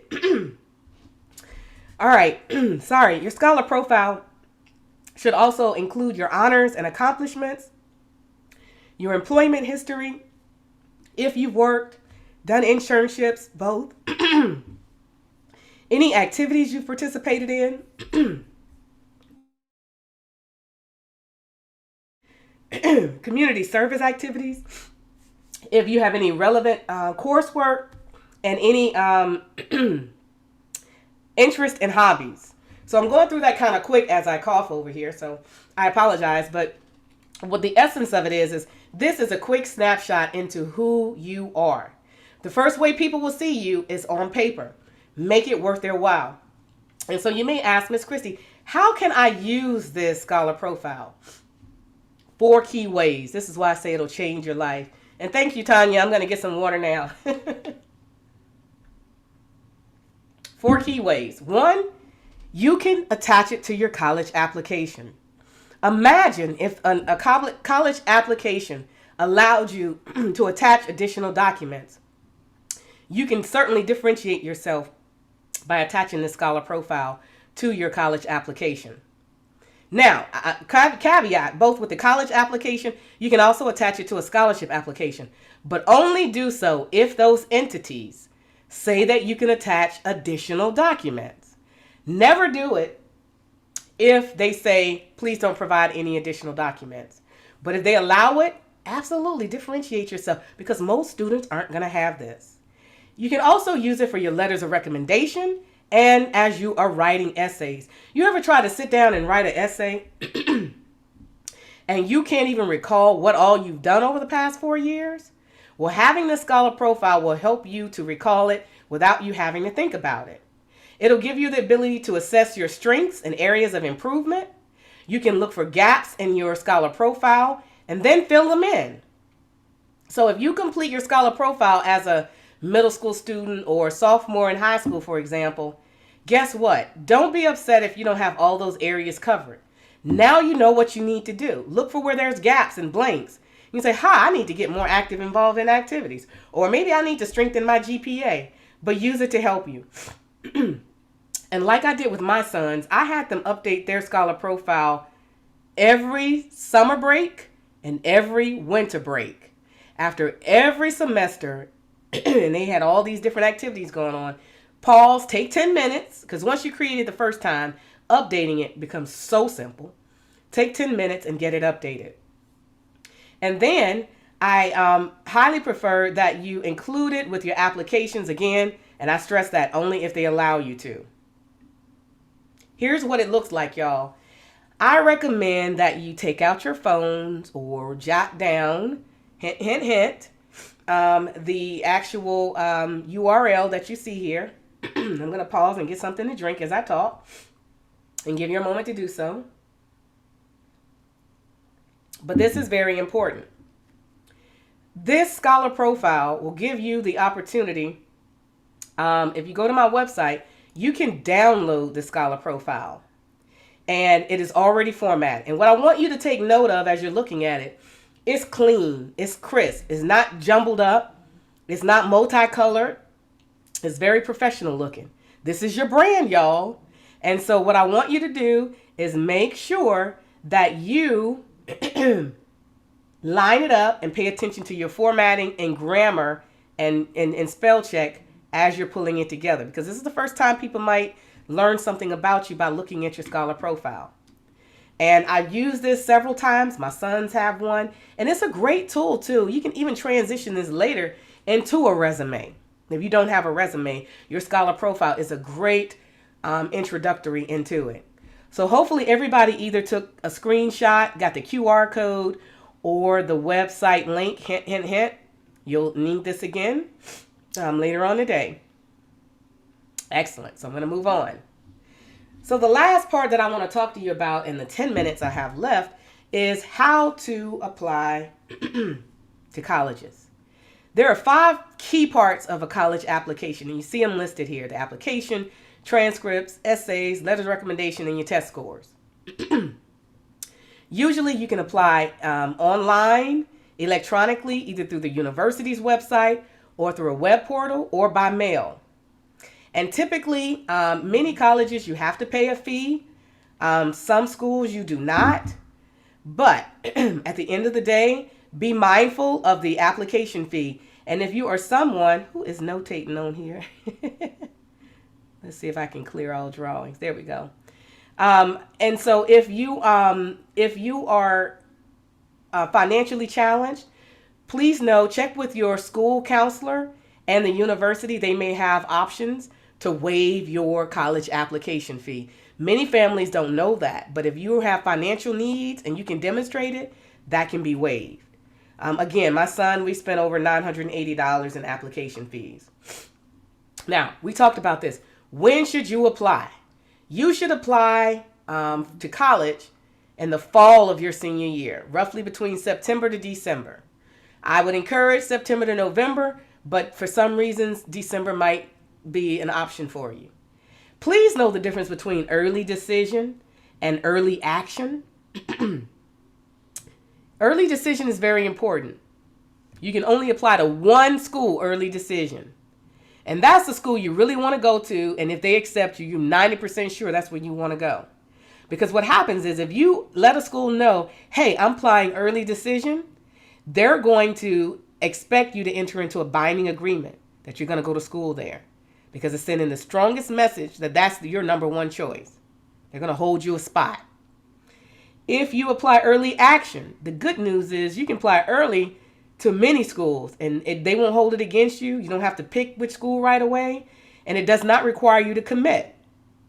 But what it does do is give you the opportunity to get accepted early and to get your financial aid packages sent to you sooner. The reason why I tell students to apply early in September to November is because most schools give out their funding on a first come, first served basis. So those who apply earlier get the funding. Now you see why I want you rising juniors and seniors to know in the summer which colleges you want to pick and which majors, because when you hit your senior year, it's full steam ahead. Now, I also tell you that, even though I say make a decision sooner than later, I will say that the national decision enrollment date is May 1st of each year, but I don't recommend waiting until May to decide which college you want to go to unless you have a really good reason to. Now, I want to introduce you briefly to the Common app and the Common Black College app. I'm going to talk about them in tandem because they're very similar. The key thing is, what if you could apply to many colleges through the Common app? Over 900 institutions are members of the Common app. So you can create a profile, do a search, look at all the requirements for each school, get the essay prompts, and apply through the Common app. I used it for my sons and it worked out fantastic. I applied for probably 80% of their schools through the Common app, and the other 20% were ones who weren't members of the Common app. So roughly 45% of those schools will allow you to apply, and they don't even charge an application fee. So that's another good reason to go through the Common app. So take advantage of that. You can reuse the material. Once you put in all your personal information, you don't have to keep putting it in 10 different websites if you use the Common app. You can put it in once and apply to multiple colleges. It generally opens up every August. So August 1st really is a trigger where you can actually start applying for some of those colleges, because the Common app updates their application and it's usually ready to go by August 1st. So it's ready now for you high school seniors. And the Common Black College app works very similar. There's about 55, maybe close to 60 now HBCUs that are members of the Common Black College app. And once you create your account and pay a one-time fee, you can apply to multiple colleges without an additional college application fee through the HBCU Common Black College app. And again, it works a very similar way. You can research colleges and reapply with the same information. Next up, as you're thinking about applying to colleges, please make sure you know how to get your transcripts. I can't underscore this enough. Write this down, parents. Write this down, students. If you don't know how to get your transcripts as a junior, as an NCAA potential athlete, I will tell you from both experiences, please know. If you don't know, even students for scholarships and for NCAA eligibility, you have to be able to send your transcripts to different entities. So please know the process early, long before you need to use it, and ask for your transcripts. And make sure you follow up with your high schools and with your colleges to make sure that they sent them out and they were received. Make sure they were sent and received. That's your responsibility. Next, I want to talk briefly about essays and letters of recommendations. I just want to emphasize that most students think about both of these in regards to college admissions. But I want to remind you that you have to have college admissions essays and you have to be able to write scholarship essays, and the same with letters of recommendation. Here's why. College applications are asking, why are you a good fit, Christie, for admission into my college or university? And then the other, on the scholarship side, would be asking, why, Christie, should we award you our scholarship funding? They're not written the same way and you're not answering the same things. And same with letters of recommendation. They're going to write a letter, dear scholarship entity, please grant Christie funding for your, through your institution. And the other one is written, dear college admissions, we think Christie would be a great student, please admit her. So when you're asking for letters of recommendation, ask for both. And when you are seeking essays, be prepared to write from both perspectives. So I'm going to talk a little bit about essay writing for now. Very important during COVID, when many places were making SAT and AC test optional, guess what they were putting more weight on, y'all? Essays and letters of recommendation. So please take these serious and don't just graze over these and treat them as a stepchild in the process. When you're writing essays, get it together. Start and develop make sure your scholar profile is updated. Why? Because it's going to help you with your essay writing, as we talked about. Make sure that you create an essay writing plan. There, Miss Christie go again, telling me to have a plan. Yes. Then do your research. Find out about the entity who is interested in either the school you're trying to get admitted to or the scholarship provider you're trying to get money from. Learn something about who they are and do some investigatory work. Then sit down and brainstorm. Come up with some key things that you want to highlight in your writing and put together an outline. I have a great video on my YouTube channel that I just did on July 31st of this year, all about essay writing and letters of recommendation. I highly recommend that you go back and watch it if you're in the process or will be soon on writing them. Don't write your essays without watching that video. I promise you it's going to set you apart from other students. Also, after you've done your brainstorming and your outlining, then you compose and draft your essay, and then you proofread it and finalize it. Never submit an essay that's not proofread. Never. You're not that great of a writer. I'm serious. I've been writing for years, written over a 230-page dissertation and multiple books, and I never submit anything without getting it proofread. Neither should you. Also, I want to remind you that as you're getting your essays together, save all of your essays. Do not throw anything away. You can reuse the content. Get somebody you trust to proofread it. Follow directions. This is another golden nugget for y'all. Dropping you a hint. If somebody gives you an essay prompt or to write on a particular topic, please don't write about what you want and hope they accept it and still give you money, because we're not. I highly encourage you that if you have an opportunity to write on a topic and they were giving you the topic, follow their instructions. If they tell you to stay within a word count, stay within the word count. Don't go off on your own tangent. Follow their instructions, because that's the quickest way to get disqualified and move to the bottom of the pile. Make sure you share relevant information, facts, if you can, that shows that you know something about the college or university.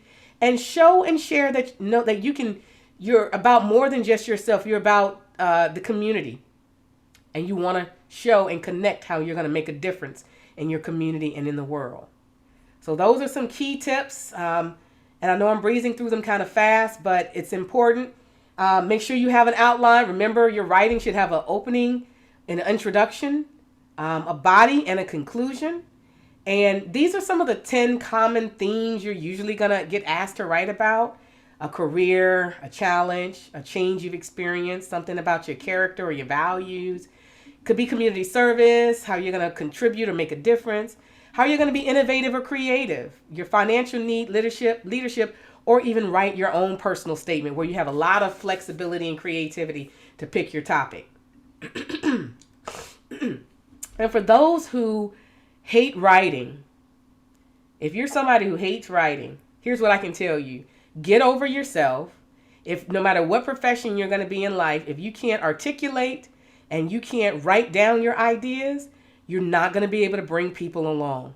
So just because you don't like writing, it does not mean you can't be good at it. And just to help you along, there is a phenomenal Google Docs tool. If you go to Google Docs and you turn on go to tools and go to video typing, and it only works in the Chrome browser. It doesn't work in Safari and the others. But if you turn on your Chrome, if you go to your Chrome browser and you go to Google Docs and turn on your voice typing, it will let you talk and it will type for you. Test it out before you need to use it on an important paper. But please know that just because you talk and it type, you're still going to have to go back and edit. Make sure you got your punctuation and your wording right. But it is a phenomenal tool. I used it in my essay writing webinar I did last month, and the students thought it was great. And we've already talked about proofreading. I'm not going to belabor it, but the quickest way, another quick way to get your scholarship or college application moved to the bottom of a pile, Let there be a lot of incomplete sentences or misspelled words or missing punctuation or just poor sentence structure, and you're likely to work yourself out of an opportunity. Also, if you want to have, there are also great tools, free tools, that if you want to write it and then you want to submit it, upload your paper, it will send you back a critique. It'll scratch out, you see the little red and green. It'll give you suggestions on how to improve your writing. So you guys are advantaged. When I was in high school, we didn't have all these electronic tools to help us. You do, so I highly encourage you to use them. Next, I want to talk about letters of recommendation. Make sure that you start looking to get folks to write your letters of recommendation soon, and make sure that you give them enough time to write them. I'm going to fast forward. One of the things I encourage students to do is to pre-draft their own letter of recommendation. What? Miss Christie, you mean you want me to write my own letter? Absolutely. Here's how that's going to go. I'm going to pick on somebody in the audience. I see your name is Tanya Hillman. I don't know if you're a student or a parent, but it doesn't matter. I'm going to pretend like I'm a student. I'm going to go to Miss Tanya and say, hi, Miss Tanya. My name is Christie Murray, and I was in your English 11 class last year, and I would love it if you would write a letter of recommendation for me for both college and for scholarships. I'm about to apply for both. And I was wondering that I could provide you with a pre-drafted template that I've already pre-populated with some things about myself. And I'm happy to send that to you, and also share my scholar profile. Here's that scholar profile, so that you can learn more about me than just what you know about me in your English class. Now, Miss Tanya, if you can come off, Miss Hillman, if you could come off a mute and just say yes or no, if you would be willing to write a student's recommendation based on that. Yes, I would, definitely. Thank you very much. And here's why, y'all. You are making it easy on people who you want to help you. The onus isn't on them, it's on you. So if they ask you for something, get it back to them in a timely manner so that they can help you. Okay, and the last phase I believe that I want to talk about is taking the SAT and ACT. Now, I'm close to the end, and I have a whole talk on that on my YouTube channel too, so don't feel like you're shortchanged. We have videos and strategies on how to take both tests on my YouTube channel, but I wanted to expose you to it. A lot of students during COVID didn't take either test because the colleges were like, oh, they're test optional and we're not requiring. So students was like, yes, I don't have to take it. Okay. Until I had students with 4.0s, 4.1s, 3.5s, 2.5s missing out on merit scholarships. Why? Because the universities didn't tell you that while they didn't require it to get admitted, they were using the scores for merit scholarships. So I highly recommend that you still take the test. And remember that when you're taking the SAT and ACT test, you have to pick the schools, the colleges you want your test scores sent to at the time you register, or at least at some point before you take the test. You can always go back in and add more schools later. But guess what? There are subtle differences between the tests. I'm happy that the SAT revamped theirs back in 2016 to emulate more of what you actually learned in high school. And there's key subtle differences. The ACT is about 2 hours, 55 minutes. SAT is 3 hours. The ACT test has 4 tests, 1 math, 1 science. The SAT has 4 tests, but they don't have science. They have 2 math sections. One you can use with a calculator and one you cannot. So please know what that looks like for you. The ACT has 215 questions, and the SAT has 154. So this will be included in my slide deck, but just make sure you do your research and know which test you're taking and develop some key strategies. You'll also find here some key dates for both tests. I want to flag for my high school seniors. Let me know in the chat if you've taken at least one of the SAT or ACT tests.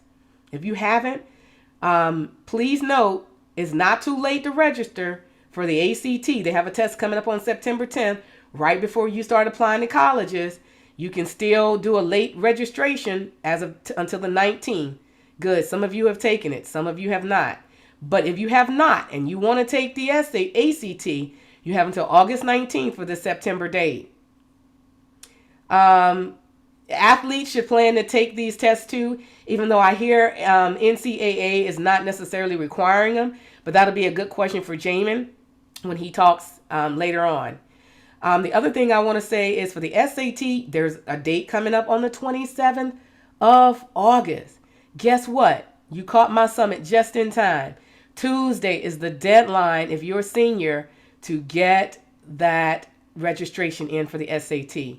And the registration links are here for both.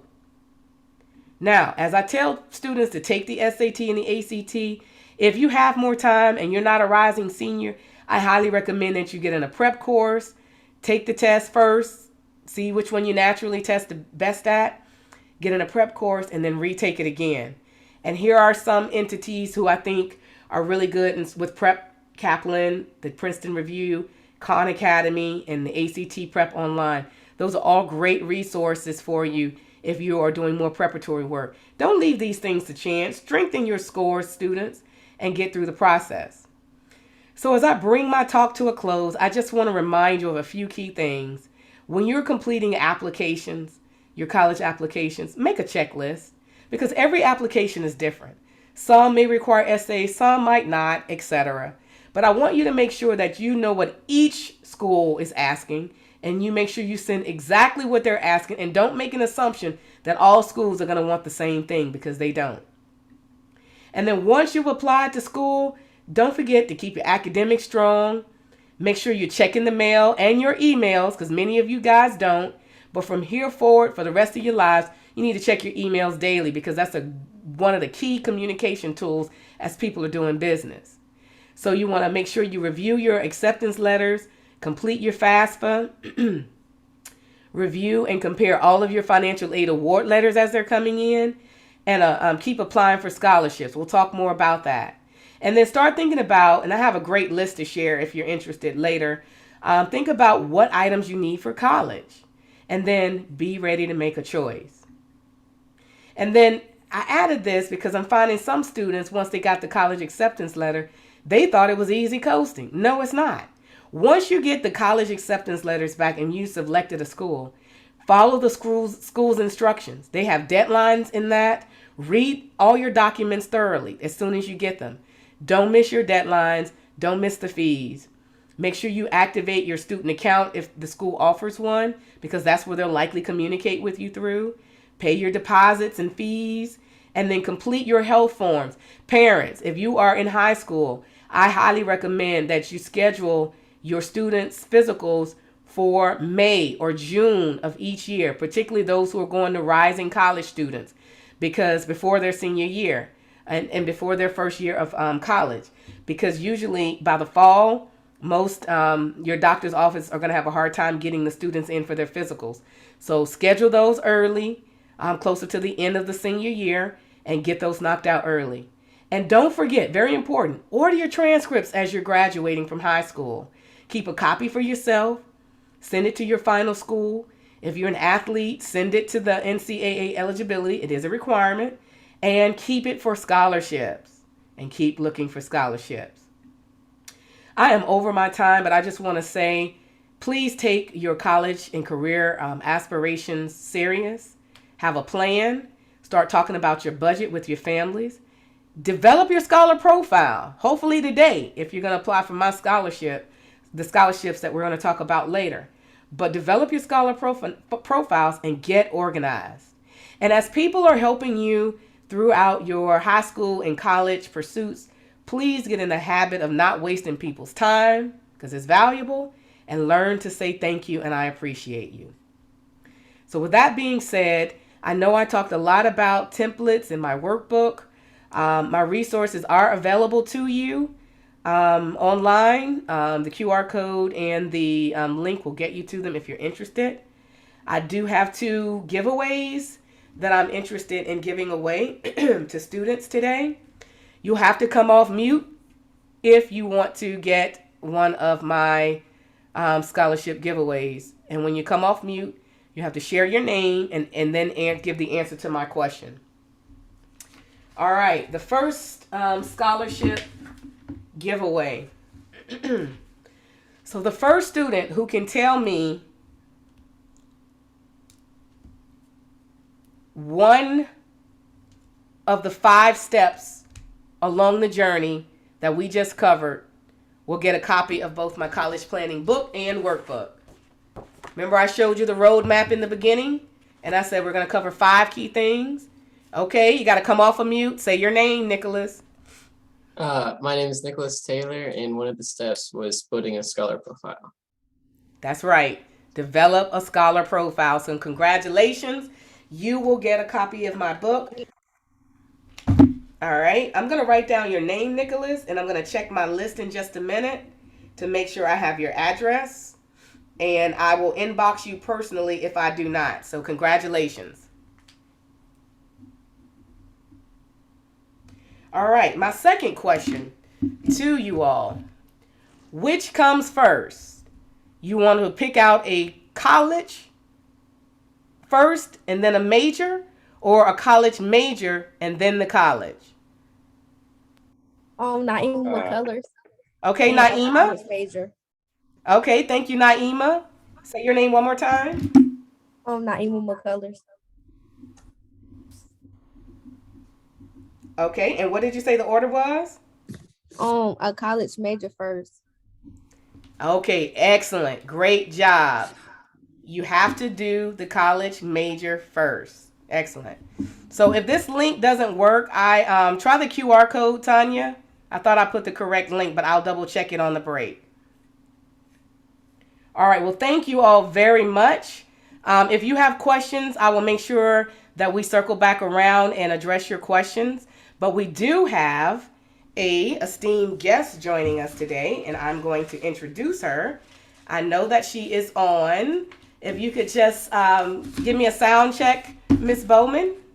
I am here. Excellent. I got to slide my little thing on. Here we go. Okay, excellent. So she's going to join us in just a second here. And I'm going to introduce her to everyone, and then I'm going to share the floor with her. I'm going to pin her, unpin myself, because I want you to see her and not me. As I do that. Excellent. So next up, we have a phenomenal presenter who will be sharing all about branding. And I've kind of teed it up already, saying how you show up 3 ways matter: on paper, in person, and online. And she's going to take it to the next level with how you show up is how you glow up. So Ms. Bowman graduated from Morgan State University with a BA in Broadcast Journalism, HBCU, in 1988. She worked in the television industry for 27 years after landing her first job in 1989 at WTTG Fox News in Washington, D.C. In 2017, her job was eliminated and she started her own business, Bowman Media Group, LLC, which focuses on media relations, branding, media training, and publicity. Excuse me.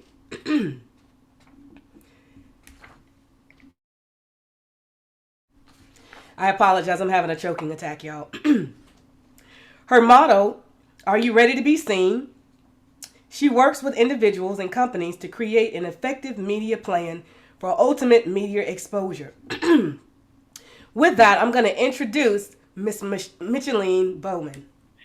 Hey, you know what? First, let me just say, I'm ready to go back to college, and I'm a little disappointed that you weren't doing this back in the 80s when I needed to be sitting here in your presence, because you have been doing a phenomenal job. So I do hope that everybody on here is just taking down so many notes, because I think that maybe I will go back to college. So thank you so much for that introduction, and hello to everybody out there. I am so much of a in-your-face person, but since we have, to be here virtually, I'm going to do my best to get you engaged and to, give you some of my nuggets, since Dr. Christie has been sharing hers. So first, let me just tell you a little bit about me. Like she said, when I introduced myself, and because she has me talking about branding, everything that I say to you today is going to be about branding, because you are already a brand. Whether you want to take ownership of that or not, you are already your brand. And to me, a brand is, how you show up. So when Dr. Christie asked me to talk about branding, I mean, half an hour, whew, that was a short amount of time, but I'm gonna try to get in as much as I can. And then at the end, if you have any questions, by all means, you can drop them in the chat and I'll look down there and I'll answer them. But again, I gotta get a shout out. I heard her talk about HBCUs. I am a proud graduate of Morgan State University, and I love that experience so very much. And I also have to give a shout out because she talked about going to HBCU. I am a wonderful woman of Delta Sigma Theta Sorority Incorporated. So if you don't know anything about sororities and fraternities, you need to find out because they helped me get to where I am today. So let's just jump into the branding because she told you who I am. And you can leave it there for a minute, but I want to ask people and drop it in the chat. Are you a brand? Somebody has let me know, are you a brand? Do you consider yourself a brand? If you are, just drop it in the chat and say, I'm a brand. And what is your brand? I know, yeah, okay, you're a brand, not really. I'm gonna tell you why everybody on here is a brand. Anybody else think that they're a brand? Yes, everybody here watch me is a brand. Yes, that's right. So let me tell you why you are a brand. A brand is when you show up, you are already representing who you are. And I say how you show up is so important because people, unfortunately, they will judge you. They're going to judge you, one, by your outfit. So if you are trying to get a job into a field, say, let's say, for instance, a ballerina is not going to show up in combat boots.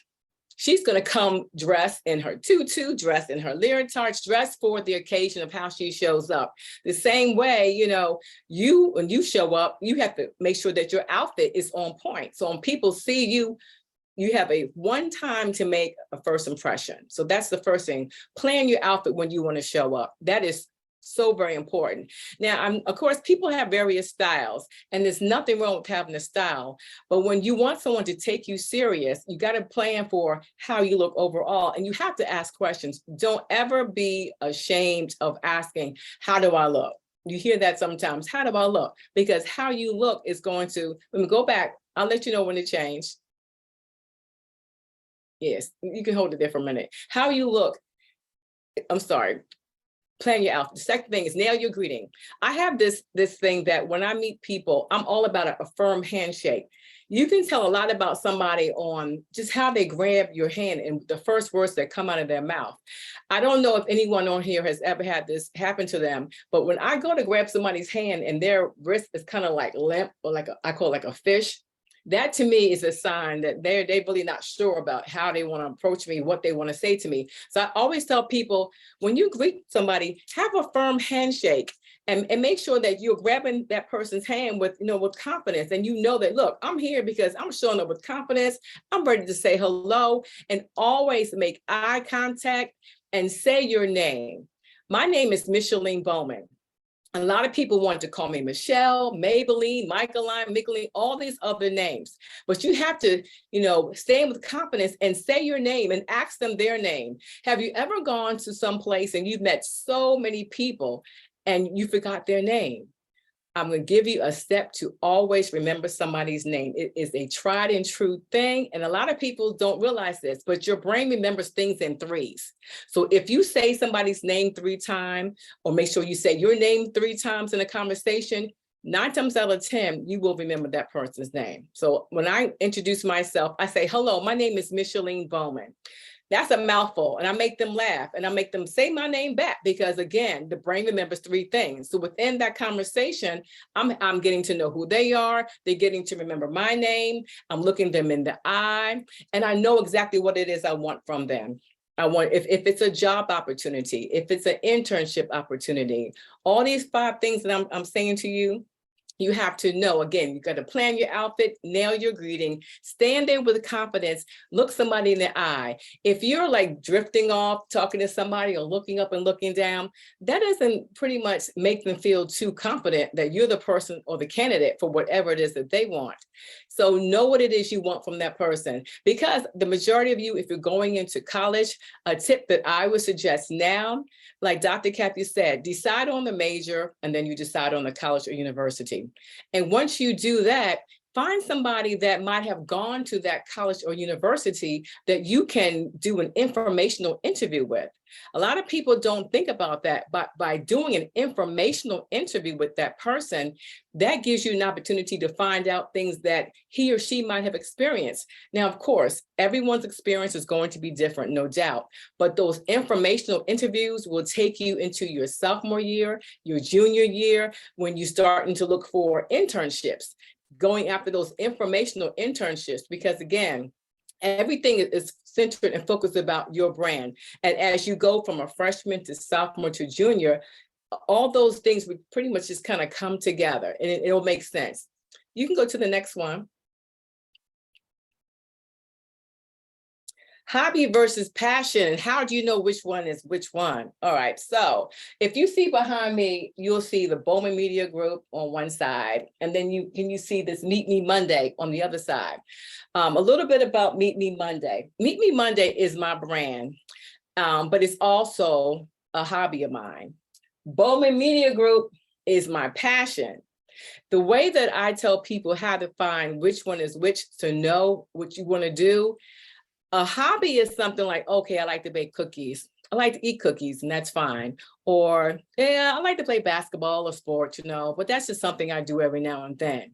But a passion is, I love to bake cookies. And if I could wake up every day and just bake cookies, I would do that every day. Maybe I don't make any money, but I just love baking cookies so much that I can do that every day. You know, or I like playing basketball. I mean, I wake up playing basketball. I go to lunch, school, whatever. I'm going to play basketball. After homework assignments, I got to play basketball. You're driven to do that. And the great thing about hobbies and passions, God has given everybody both. And sometimes, you know, your hobbies can become your passions. So one of the things I want to instill in you all, that as you discover what your passion is, what your purpose is, sometimes that also can become part of what your brand is.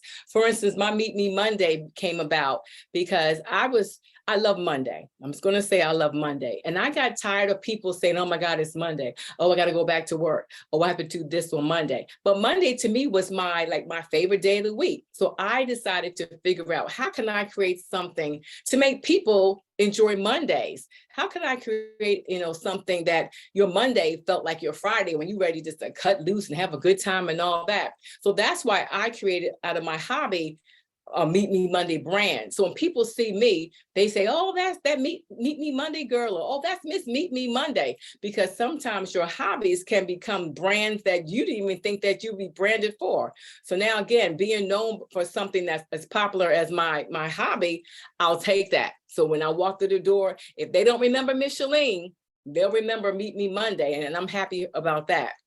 The downside about the hobby versus the passion is sometimes you can get so consumed with your hobby, because it's something that you like, that you kind of push away what God has already stored inside of you, which is that passion or that purpose to be whatever it is that you want. So that's when I ask people, when they're trying to figure out, is it my hobby or is it my passion? You've got to sit still with yourself. You've got to just take some time and figure out, you know, what gives me the best joy. And then sometimes if you can balance out doing both, I say go for it, because as you get older, you'll realize that things you liked in high school, once you get into college, you might not like those. And things that you didn't like, you might pick up and start doing. Like for instance, I'm sitting down, so in a chair, you would have no idea that I'm 5'10". For most people, that's tall, but for me, it's short because I'm the shortest in my family. So everybody's hobby in my family was basketball, and they kept putting the ball in my hand and putting the ball in my hand. But guess what? I can't play basketball. Then people were like, well, you got long legs, maybe you can run. I can't run. The only thing I tell people that I run is my mouth. So my voice and talking, that is also has become my passion. So talking to you all is like a passion of mine, because I want to be able to share knowledge that, you know, real talk is what this is about. Because keeping everything real and keeping it light, I feel that that is the best way to connect to anybody when it comes to your brand, your hobbies, your passion, your purposes, things like that. You can go to the next one. What is your why? I could sit here and marinate on that one for a long time. When people ask me about, my brand and how it is that I show up, I had to really sit back and look at myself. And for those going to a college campus, there's so much involved in what is your why. Why are you going to that university? Why are you going to major in that particular field? There's so many whys. And I would like to encourage you that before, you hit your foot on that campus, that you have a moment and sit and you ask yourself those whys, find out more about what you're into, because the moment you go onto a college campus, be it, I'm going to plug my school, Morgan State University, Hampton University, any university, you need to know your why. And you have to understand that in the real world, you're going to be judged by how you look. Back in my day, Christie, I can say this, back in my day, my daughter hates that. That she said, there were so many things that you guys can take advantage of now, tools and things like that. Back in my day, when we went to school, from the moment we got into campus, people were judging us on how we looked, what we had on. I had friends that were coming to school in suits and ties, and then I had friends that came in t-shirts and jeans, But again, your brand and your image, that's how people are going to judge you. Don't ever feel that you have to sacrifice your values to please somebody else for how they want to see you. If you want to go to school and rock a pair of jeans and a t-shirt, and you feel comfortable and that's your brand, then do it. But I always like to tell students that whatever it is that you aspire to achieve and to be, sooner or later, you're going to have to step into that role and become that man or that woman. So if you're trying to go into the fashion design industry and you come looking like, I have a pillow on my head, I got a blanket, I just want to go to sleep, people aren't going to take you serious. The same way, like I said, if you're a ballerina, you can't go out to all your auditions with combat boots. You got to really start deciding on how you want people to view you and see you, because it's important. As much as we don't want people to talk about how we look, your brand and your image, it's very, very important. Okay, you can go to the next one. I like this one because I'm going through my slides because I'm used to being in your face, talking, moving around and walking, but I'm gonna go through the slides and then I'm gonna just talk some real, keeping it real talk. One of the things that I like to say about a brand and knowing that it's your identity, knowing that, again, people are going to look at you and know who you are for something. Whatever that something is, let that carry you through everything that you do. If your brand is comedy and you want to be a comedian and you have t-shirts printed up that say, I like to make people laugh. Remember, if people see in a shirt that says, I like to make people laugh, you got to be funny. You have to always be happy and jovial and excited and all those great things. Now, it's not going to say that life is not going to hit you and you're going to have bad things happen to you, but your brand is, you have to carry that energy, that feeling of whatever it is.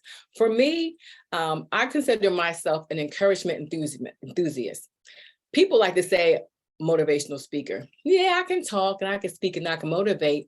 But when I'm talking to people, I want to be able to encourage them. And I want to be able to make them feel that they are and can be whatever it is that they want to be. So that's why I have this up here, these two acronyms that I always talk about.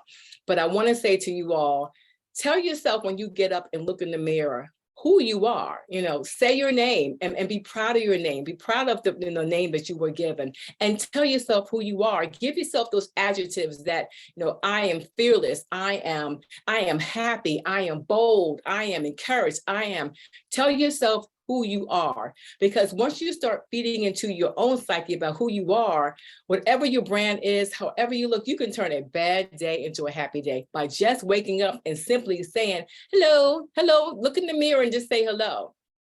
These acronyms that you see on the screen right now, these are just two of the many acronyms that I have that I would actually take a piece of soap and write it on your mirror. In your bathroom or in your mirror in your room, or write it down on the mirror that you might carry around, because I think that words have power.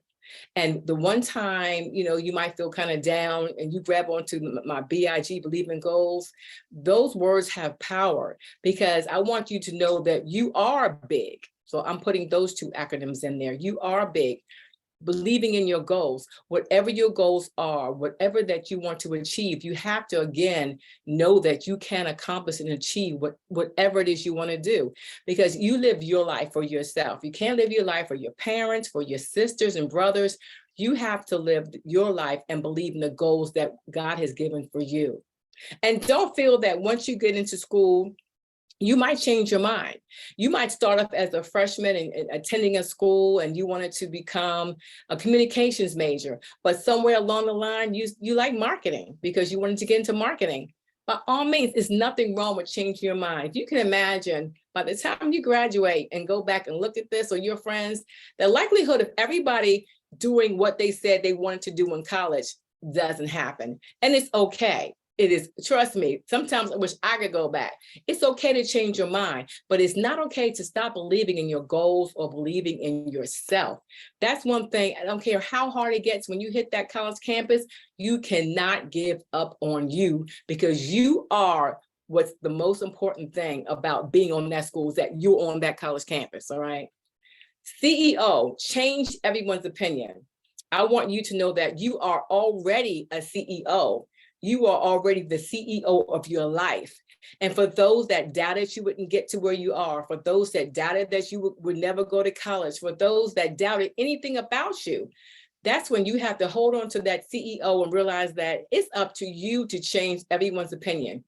And not that they have to be on your team, not that they have to care, but sometimes when you do things to show people your purpose, your plan, and how you can just flourish, it makes you inside feel so much better. So I tell people, the heck with the naysayers, because, they talked about Jesus Christ and look what happened, So the heck with the naysayers. You just have to already know that God has put you here. And I'm not trying to be all religious. I'm just saying the God that I serve put you here for a purpose.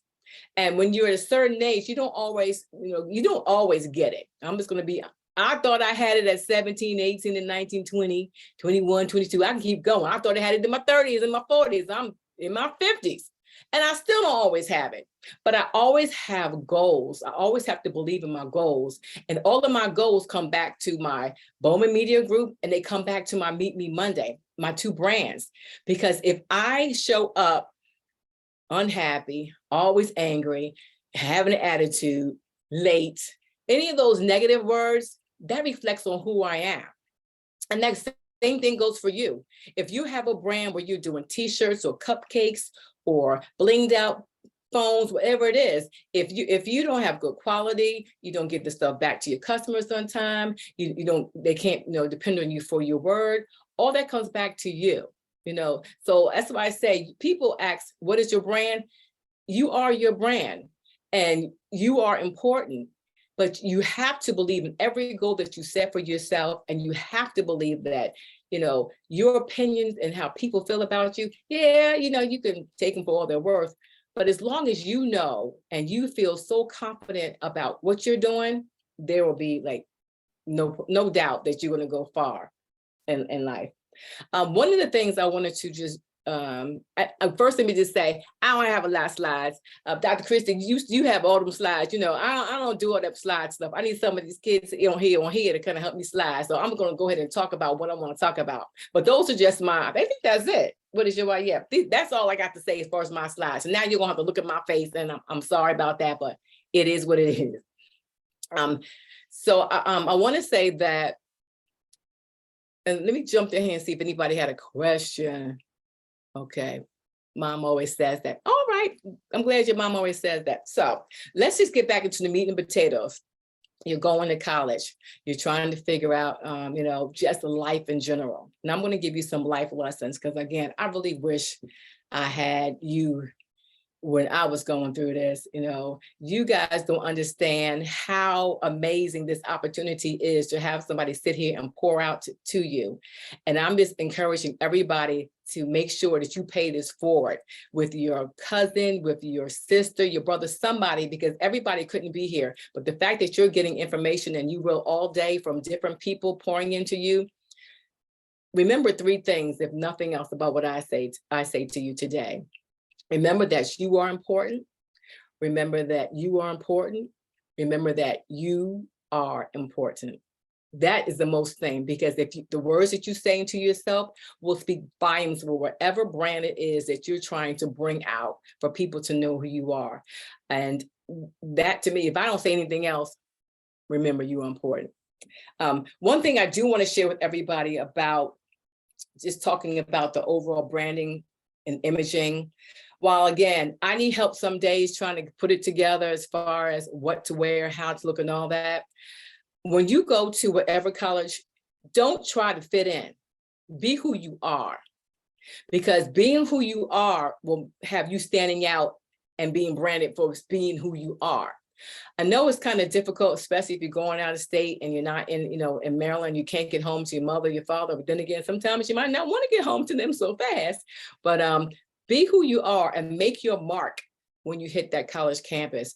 Making your mark will set you further apart and make people just feel more, see who you are by branding the image that you want people to have. Because if you hit a college campus and you start being fake and phony, let's just keep it what it is. People will know you as that person of being fake and phony. And that's not a reputation that you want to carry through with you.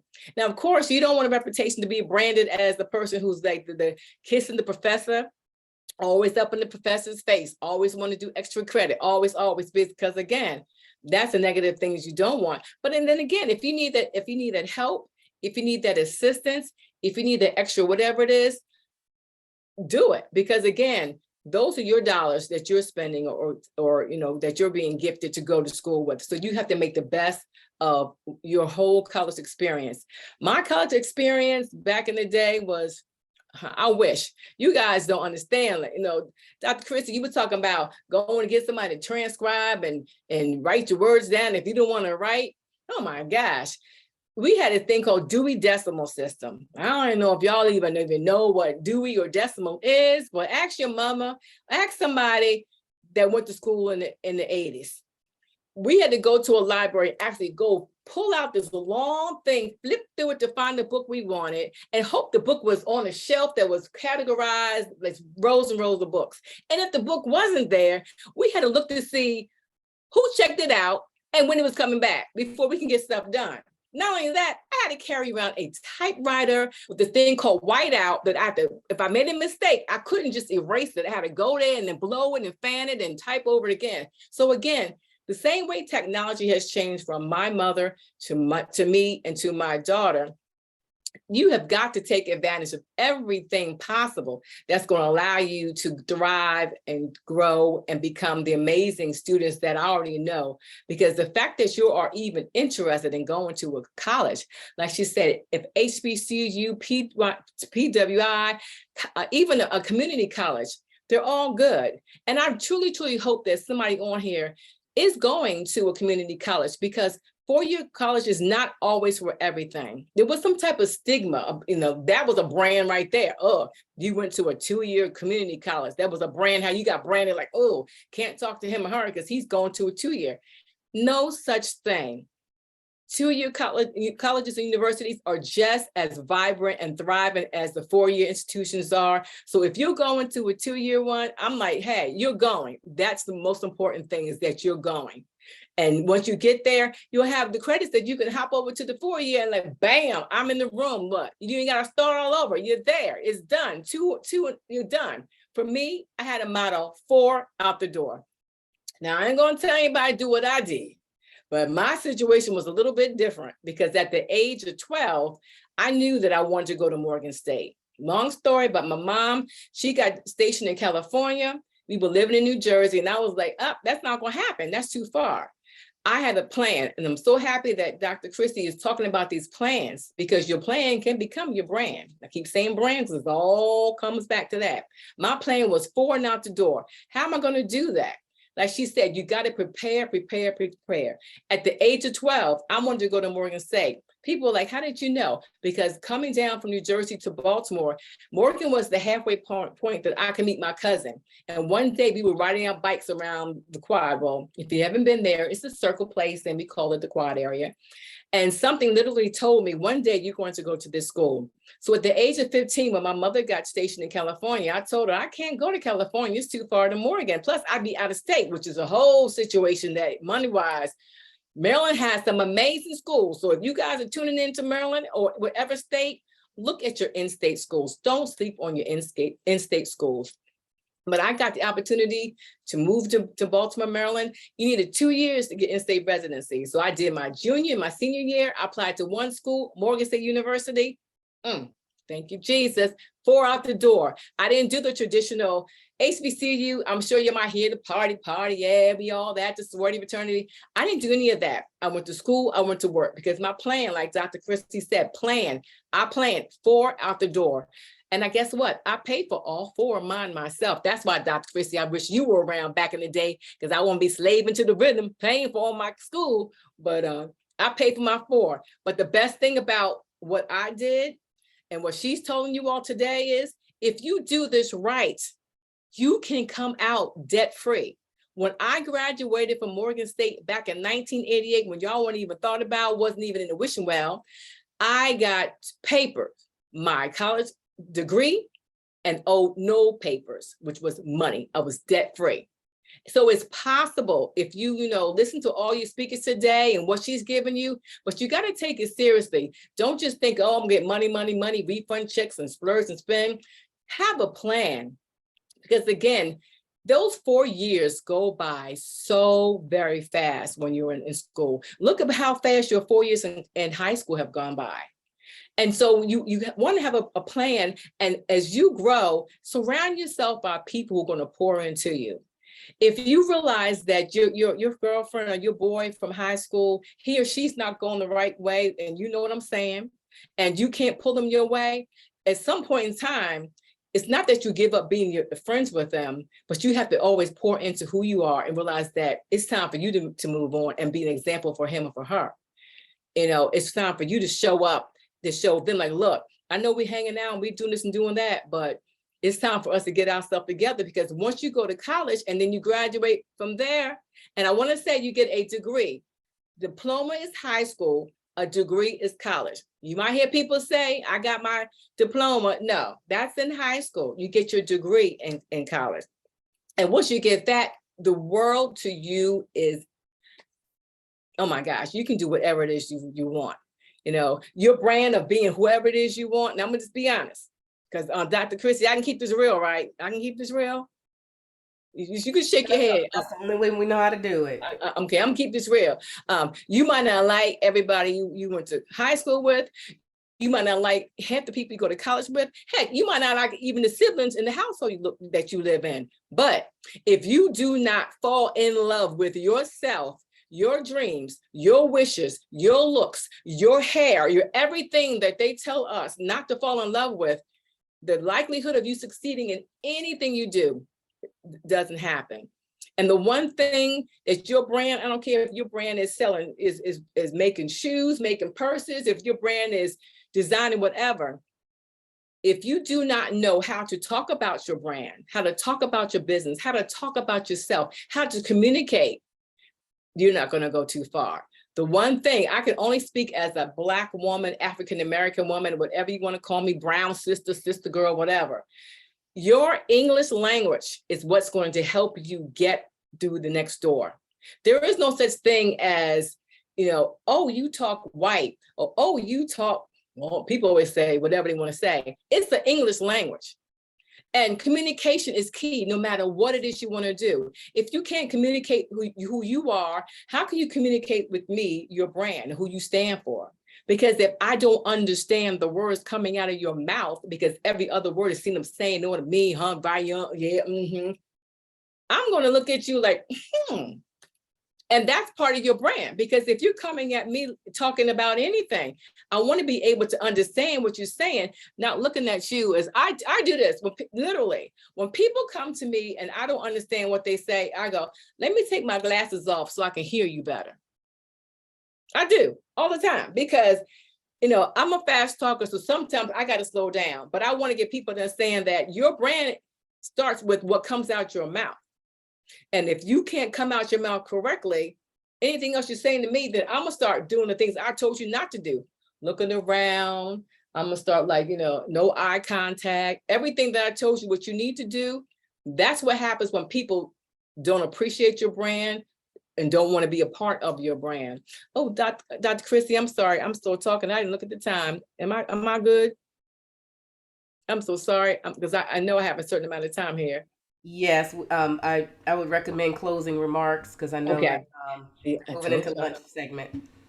I told you. But we enjoying the conversation. So. I'm just trying to keep it real, because again, the one thing that I realized, and I'm always realizing something, which is a great thing. Never start being able to realize and ask questions. It doesn't matter, like for me, I have a Meet Me Monday brand. I have the Bowman Media Group brand, but I still ask questions. I was thrust into the world of being an entrepreneur. Some people have families that they have businesses, so they're learning and it's okay. But then you have somebody like me, who just became an entrepreneur at over 50 years old. I'm still like, what I do? But I realized that the one thing that I will always do is do what's best for me. And when God allows me to wake up, if I'm mad, if I'm unhappy, if I had a headache, thank God that I woke up to be mad, to be angry, and have the headache. Because that gives me another day, another opportunity to do something like speak to you all, to do something to expand my brand, to do something like network. And you're hearing a lot of this. You network for your net worth. And everybody on here is valuable.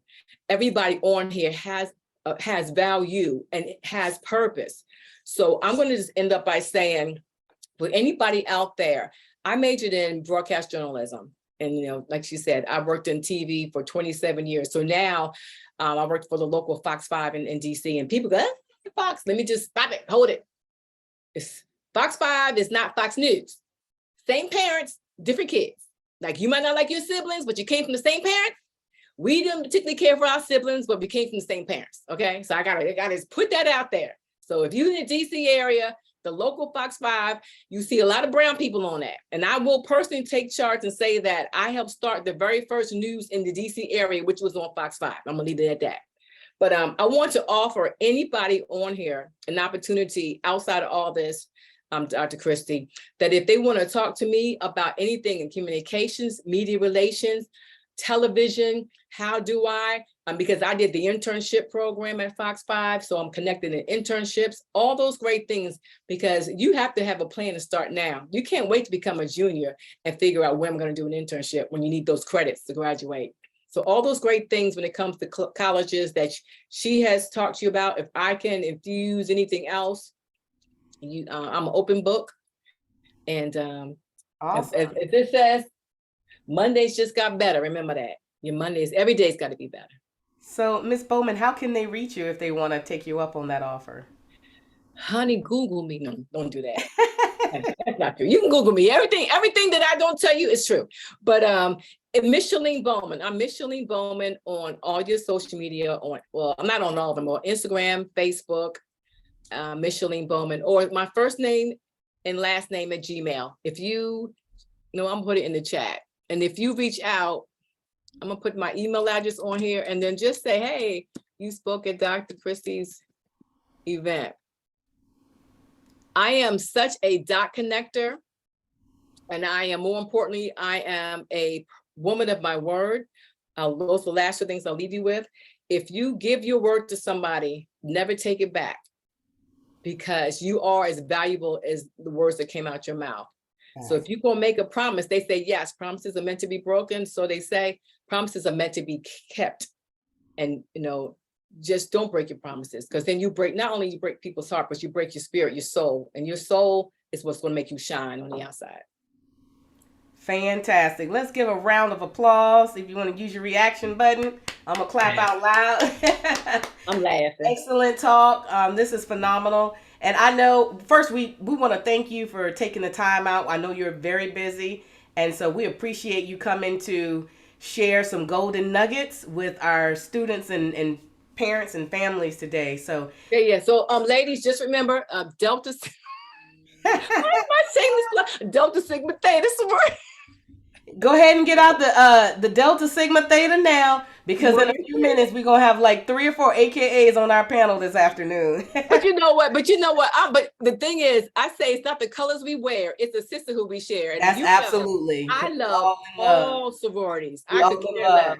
Yep, it's all love. And, but and for my audience, I have so many members of the Divine Nine represented on this summit over the next 2 days. So we all one big family. So We thank are. you again. We appreciate it and best wishes to you. You know, I'll take my camera off. Can I stay on and listen? Am I allowed? Oh, absolutely. Enjoy yourself. So sit back and relax.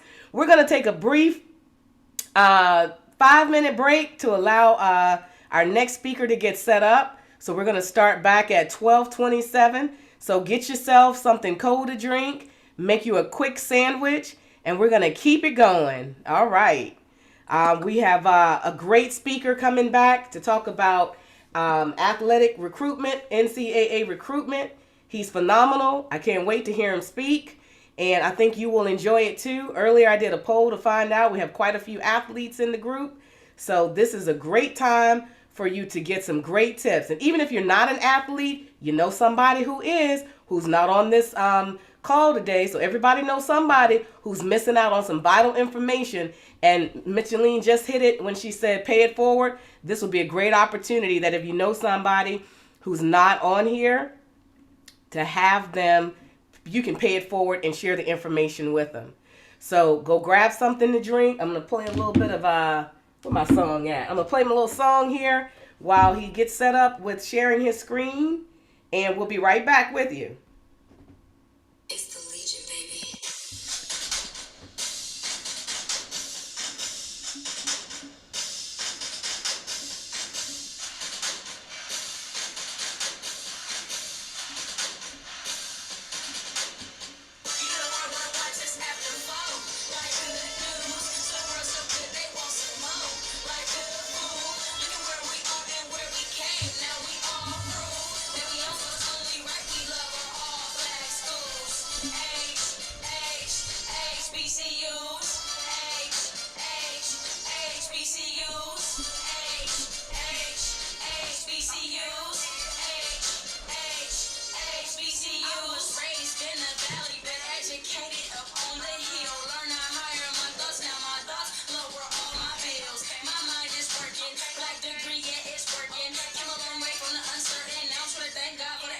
Now I got the ability to increase my earnings, and I don't have to do what I used to. Now due to the tax bracket, it's a fact that we see W2s.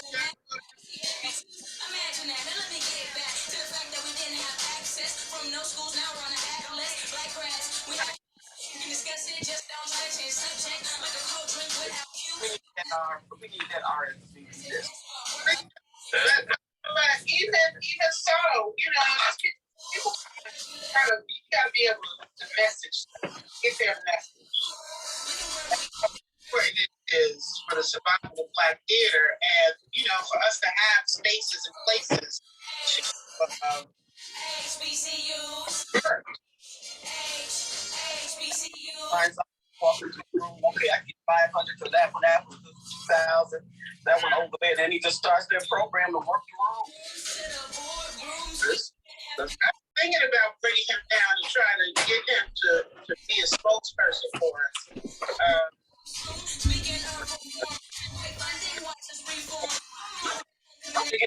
Video. Yes, we keep those seats warm. We're trying to keep the peace on.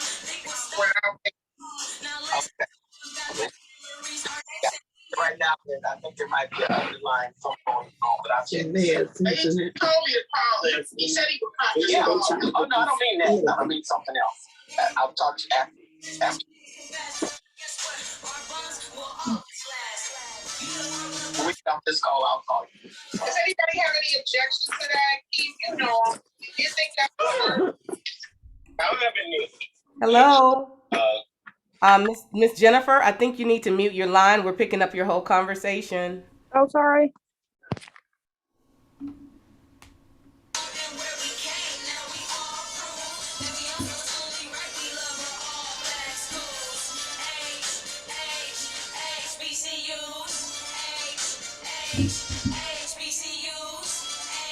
Jamin, are you ready with your slides?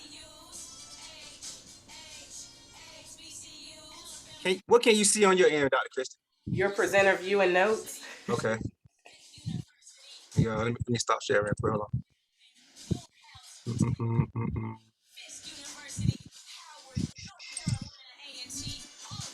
Anything still?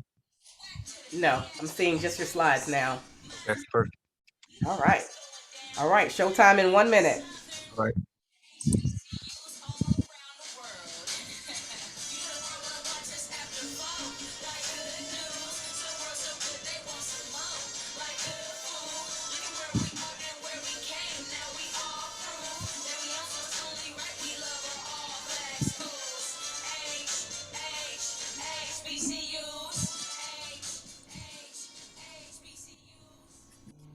All right, we are back. Hopefully, everybody was able to go and take a bio break. I know I needed to grab more water. I apologize for my sketchy voice today. I'm battling an illness, and I'm hope I'm on the road to recovery soon. But in the meantime, we have had some dynamic discussion so far, and we're about to continue that legacy. I want to introduce our next speaker, Mr. Jamin Elliott. Jamin is the #1 athletic recruiting advisor. He was a 2-sport athlete at the University of Delaware, where he earned his degree in 2002 and went on to a career in professional football. He was selected in the 6th round of the NFL draft by the Chicago Bears in 2002 and later earned a Super Bowl ring with the New England Patriots in 2003. Currently, Jamin is known as the #1 athletic recruiting advisor, where he helps guide parents and student athletes through the college recruiting process. Over the past 4 years, he has helped over 80 plus student athletes gain athletic scholarships to colleges and universities all across the country and at every level. He has developed a simple and proven process that helps student athletes step by step through this complex world of athletic recruiting. He has done countless recruiting seminars virtually and at local high schools and is the author of A Parent's Step-by-Step Guide to Getting Through the College Football Recruiting Process, taking the frustration out of the recruiting process using the champion's approach. Please welcome and join me in welcoming Mr. Jamin Elliott. Appreciate the intro, Dr. Christie. What's going on, everybody? First of all, I want to say, this summit is awesome. I love the fact of what you're doing to spread some of this knowledge to the young students and the student athletes. I wish I would have had this when I was coming up, Dr. Christie. So thank you for putting this together, this platform, and thank you for having me to be a part of it, man.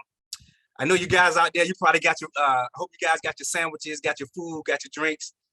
This gonna be a lunchtime conversation that we're gonna have. And like I say, like Miss Micheline was talking about before, this is like family, man. And this is something that we're in the keep it real section. So I wanna first just say, I appreciate you guys jumping on and just being a part of this. And today, what I wanna talk about is, I know we have some athletes on the line right now that are a part of this summit right now, and I want to be able to talk about, we got a lot of athletes that want to go to college, and a lot of you guys want to play sports in college, and you want to learn about the recruiting process. But before you even start to get into the process, I want to give you 10 things that you need to know and understand before you actually start your recruiting process. This will be something that every parent and every student athlete needs to know and understand before you actually start your process. And the more you know about it, the better understanding that you'll have, and the more aware of things that you will be when you actually get into your process. So we'll move forward. Again, who is this for? Again, this is for any high school athlete in any sport that wants to play collegiately and wants to learn more about the college recruiting process. And again, even if you're not playing sports, there are going to be a couple of little tidbits in there for you as well, as far as what we talk about going forward. I don't want to give it away until I get to it, but it's going to be some little nuggets in there for you as well. So a quick agenda.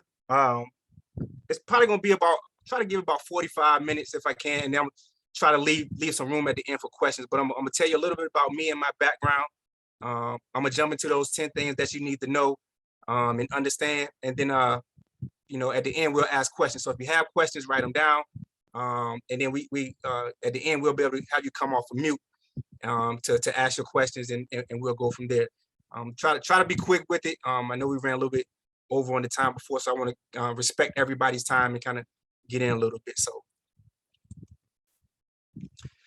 a little bit about me. Dr. Christie kind of gave a little background, but I'll kind of give you my story and a little bit about me. So my name is Jamin Elliott.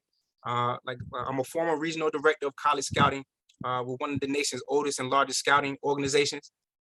Did that for about 4.5 years, and now currently I'm an athletic recruiting advisor, where I help guide parents and student athletes through the college recruiting process. So my story and my background. I'm originally from Portsmouth, Virginia, born and raised. Grew up to a single parent household with my mom.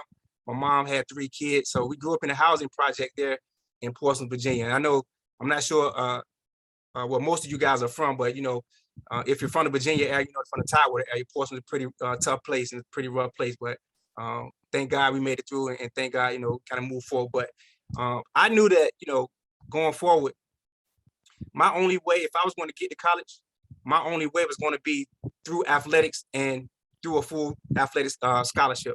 I didn't have, you know, many other options when it came to that. My grades were okay. I mean, I was a B student, but I knew that, you know, my mom couldn't afford to send me to college, so I knew athletics was probably going to be my route to college. So I started running track my freshman year in high school. And that was kind of the first sport where I kind of got into it. I actually ran track all throughout high school. I became the Virginia state champion in the triple jump, finished second in the country in the triple jump. So track and field was my thing kind of growing up, you know, and running. So I was hoping to get scholarship offers in track or whatever. And I got some opportunities there, but football happened to come along. So one of the football coaches actually came out to one of my track meets to watch me run. And he was like, you know, son, you ever thought about playing football? Now, mind you, growing up, when you grow up in the housing projects, man, you play a lot of different sports, man. So I went from basketball season to baseball season. But when it got to football season, my mom could never afford the equipment for me to play. So, you know, I would play ball in the backyard. You know, I would go to the field and play with the guys, but I never played it organized. So I go out for my high school team. And now, mind you, my position was a wide receiver. For those of you who follow football, I was a wide receiver. So I'm the guy who's flanked out. I have to catch the ball from the quarterback. But the offense that we ran, the type of offense that we ran, didn't feature wide receivers. It was more of a running type offense. So we literally ran the ball 95% of the time and only threw it 5% of the time. So needless to say, when it came to recruiting, I wasn't on anybody's radar at all because I only caught 5 passes my entire junior year. You know, I was pretty much out there on the flank blocking guys and you know blocking corners and blocking safety, but I wasn't catching many passes. So my senior year comes around, and the preseason before my senior year is kind of when my fate started to change a little bit. I knew that God had his hands in working something, right? So you know, one of our in our second scrimmage, right at the beginning of my senior year, our starting tailback, one of our starting tailbacks, he broke his collarbone in the scrimmage. So me being one of the faster guys on my team, my coach moves me from wide receiver, where I wasn't catching many passes, over to the running back position. So literally, first time ever playing running back. Never, you know, as a receiver, we don't like to get hit. You know what I mean? So we want to try to go, and as soon as we touch the ball, we're trying to score. So I would literally get in my stance. The quarterback would send me in motion. I would catch the pitch from the quarterback, and literally I would just take off running. I would go 70 yards. I would go 80 yards running. I'm not trying to cut. I'm not trying to juke. I'm trying to get to the end zone, right? So my entire senior year, I carried the ball probably about 45, 46 times, but I had almost 800 yards rushing. So I averaged almost 20 yards a carry every time I touched the ball, right? So that alone kind of opened my recruiting up for football. Now, mind you, my ultimate goal when I started playing football was to play at a large Division I college. Like, that was my goal. That's what I wanted to do. I wasn't taking no for an answer. But because of the limited opportunities that I got in high school, I was getting recruited by Division I schools, but I wasn't getting recruited by the major Division I schools. I was getting recruited by schools like, James Madison University and University of Delaware and William and Mary. So still Division I, but lower level. So what I had to do is I had to change my mindset and switch and shift my mindset to those schools that were showing interest in me. Those big schools weren't showing much interest in me. So I had to go and focus on the schools that were focusing on me. So to make a long story short, I ended up choosing the University of Delaware on a full football scholarship. And after 2 years of just playing high school football, I became the University of Delaware's all-time leading wide receiver. Got inducted into the school's Hall of Fame. And then, like Dr. Christie said, I got drafted by the Chicago Bears. I did 2 years with the Bears, 1 year with the Patriots, got a Super Bowl ring with the Patriots. And I want to show you guys this. So I don't know if you guys can see it. And let me know in the chat if you can see it, man. But that's the Super Bowl ring with the Patriots. And I did 3 years with the Atlanta Falcons. So I'm blessed to be in a position now, man, to, my ultimate goal is try to help as many kids out as I can. And one thing, somebody helped me along the way. And I want to be able to pass that down to you guys and pass the information down to you guys to help you. And the main goal, and what I tell this all the time, is to use athletics as a means to get your college degree. Not everybody's going to make it to the NFL. Not everybody's going to make it to the WNBA. Not anybody's going to make it to the professional league. But if you can use athletics as a means to get your degree and try to go to college for free or as close to free as possible, that's the ultimate goal. So what I'm doing now is want to educate you about some of the things that I've learned as a player myself, as a former scout, and now as an athletic recruiting advisor, helping over 80 plus kids get to college. So you tend to learn what to do and what not to do throughout the process. So that's kind of my story, my background. So we'll jump right into it, and we'll get into the 10 things now. So the first thing that you guys need to know, for anybody that's pursuing anything that you want to be great at, it starts with the love of the game. Whether you're running track, whether you're playing softball, whether you're playing baseball, whether you're playing basketball. If you want to be great at anything, you got to love what you're doing. You got to have a genuine passion, a genuine commitment, and a genuine drive to get better. That's the one thing that college coaches will be looking for when they're looking for their next recruit. They want guys who love the game, because if you love the game, they know that you're going to do everything possible to get yourself better, to become the caliber of athlete that they expect you to be. So you got to love it and you got to be committed. Now, remember this. One thing I want you to remember. Your mom and dad cannot want this more than you do. If your mom or your dad is forcing you to get up and go work out, forcing you to go practice, forcing you to get up and train, any of those things, if your mom and dad is pushing you to do that and you're not doing that on your own, then that you may have to rethink whether playing collegiately is something that you want to do. If you truly, I'm telling you, when you get to college, it's a whole nother level, right? Your mom and dad are not going to be the ones that's getting up at 5 a.m. to do winter conditioning. Your mom and dad's not going to be the one that's going and going to class for you every day. Your mom and dad is not going to be doing training with you. You are. So if you don't love it, that's okay. Then you might have to think about doing something else. But if you truly love it, you're going to do what you have to do to get yourself to that level. So it starts with that love first. If you don't love it, you might want to think about doing something else. Are you willing to do what it takes is the question. Are you willing to do the things that coaches need you to do in order to become the caliber of athlete that they expect you to be? This is right now. This is a look at your mirror, look in the mirror type moment. I want you guys to look in the mirror and think about this stuff and look inside yourself. Am I doing what it takes to get myself to the next level? The second thing that you need to know and understand before you actually get into the process is understand the NCAA requirements, right? So the first thing we're going to talk about is the NCAA Eligibility Center. So the NCAA Eligibility Center, formerly known as the NCAA Clearinghouse, your mom and dad may know about the Clearinghouse. It used to be called the Clearinghouse back in the day. Now it's called the NCAA Eligibility Center. In order to compete at the Division I or the Division II level in college, every student athlete must be registered with the NCAA Eligibility Center. So there is no, should I do it? You have to do it in order to compete at Division I or Division II level. Now, there's a website that you go to, and if you guys want to write this down, and Dr. Christie may want to put it in the chat for everybody, but it's www.eligibilitycenter.org. That's the website where you go to register. Like I said, you'll go there. You'll answer some questions about your eligibility, your academic information, and then they'll go in, and then you'll be given an eligibility number. That NCAA eligibility number is the number that you will give to college coaches when they come to reach out to you or want to get information about you, to let them know that you've already been registered and you're already ready to go and prepared to play collegiately. So the cost for that is $90.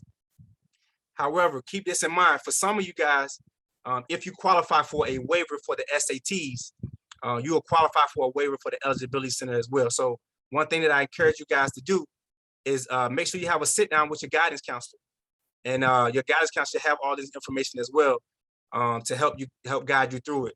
Like again, if you qualify for a waiver for the SATs, you'll qualify for a waiver for the Eligibility Center as well, because it's based on your household income.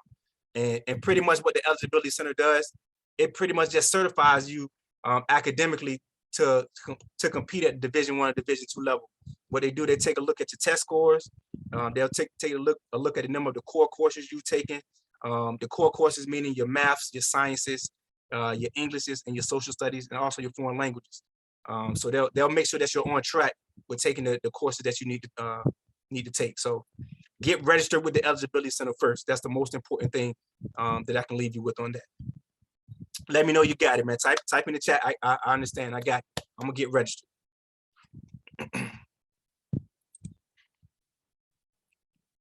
And again, another look in the mirror moment. Do you have what's required for the schools that you're interested in? What do you look like academically? What type of are you the size that coaches are looking for? Are you the speed that some schools are looking for? Do you have what's required for the school that you're interested in? If you do, then it is okay to reach out to those schools and kind of present yourself. The third thing that you need to know and understand about the college recruiting process before you actually get into it is that please understand that recruiting has changed. It has changed a lot since I was in school, since your parents were probably in school. Recruiting has changed a lot. Nowadays with social media and the transfer portal now, and even the COVID eligibility stuff, it's changed the game. So back when I played, we didn't have social media. Coaches came in, they had no access to you until your junior year. So if you were an athlete, they didn't come to you, or we didn't know they had interest until your junior year. Now, coaches are identifying kids through social media and through what they're posting and through other avenues. They'll find out about kids as far as early as their freshman year, and sometimes even earlier than that. So knowing how to navigate social media, knowing how to present yourself on social media, those things are very, very important. Mainly Twitter. Almost every coach that I know has a Twitter platform. So that's probably the #1 recruiting tool that most student athletes will use. Now, some coaches are on Facebook. A lot of coaches are a little bit older, so they're on Facebook. I've seen kids get noticed on there as well. But just know that they're identifying kids early. So knowing how to navigate social media, knowing what to post, knowing how to post, all of those things is very important. And that's something that I can help you guys out with as well. But we're not going to get into it here. And then the second thing, sorry about that. The second thing is the transfer portal. So I know a lot of you guys that are on the athletic side have probably heard a lot about the transfer portal. So what the transfer portal is the NCAA now has allowed any student athlete that's playing in college sports, to transfer one time without penalty. So before, you could transfer, and if you were to transfer to another school at the same level or higher level, you had to sit out at least one season. Now, with them loosening the requirements now, you can transfer without any penalty at all. So now there are thousands of kids that are in this portal right now. So what college coaches are doing, these kids that are in the portal, they're college ready kids already. I mean, so they're already collegiate ready. You know what I mean? They're ready to play. They played in college before. So coaches are coveting those kids more now than they are high school kids. So those transfer kids are actually taking more spots from the high school kids than they are, you know, from the college kids. So it's important to understand that, you know, with this happening, and you know that coaches are now choosing kids who are college ready rather than a high school kid who needs development. Now you have to know how to maneuver that and understand, you know what, I better open my options. Because one thing that is doing with these kids transferring, it's pushing even some of the really good athletes, it's pushing them down a level. So some kids who may be top tier Division I kids, they may have to go lower tier Division I. Some kids who are lower Division I may have to go to Division II because there's just not enough spots for everybody. So knowing how to navigate this is important, man. So social media and transfer portal, understanding those two things will be important in your process going forward. Have you changed your game plan?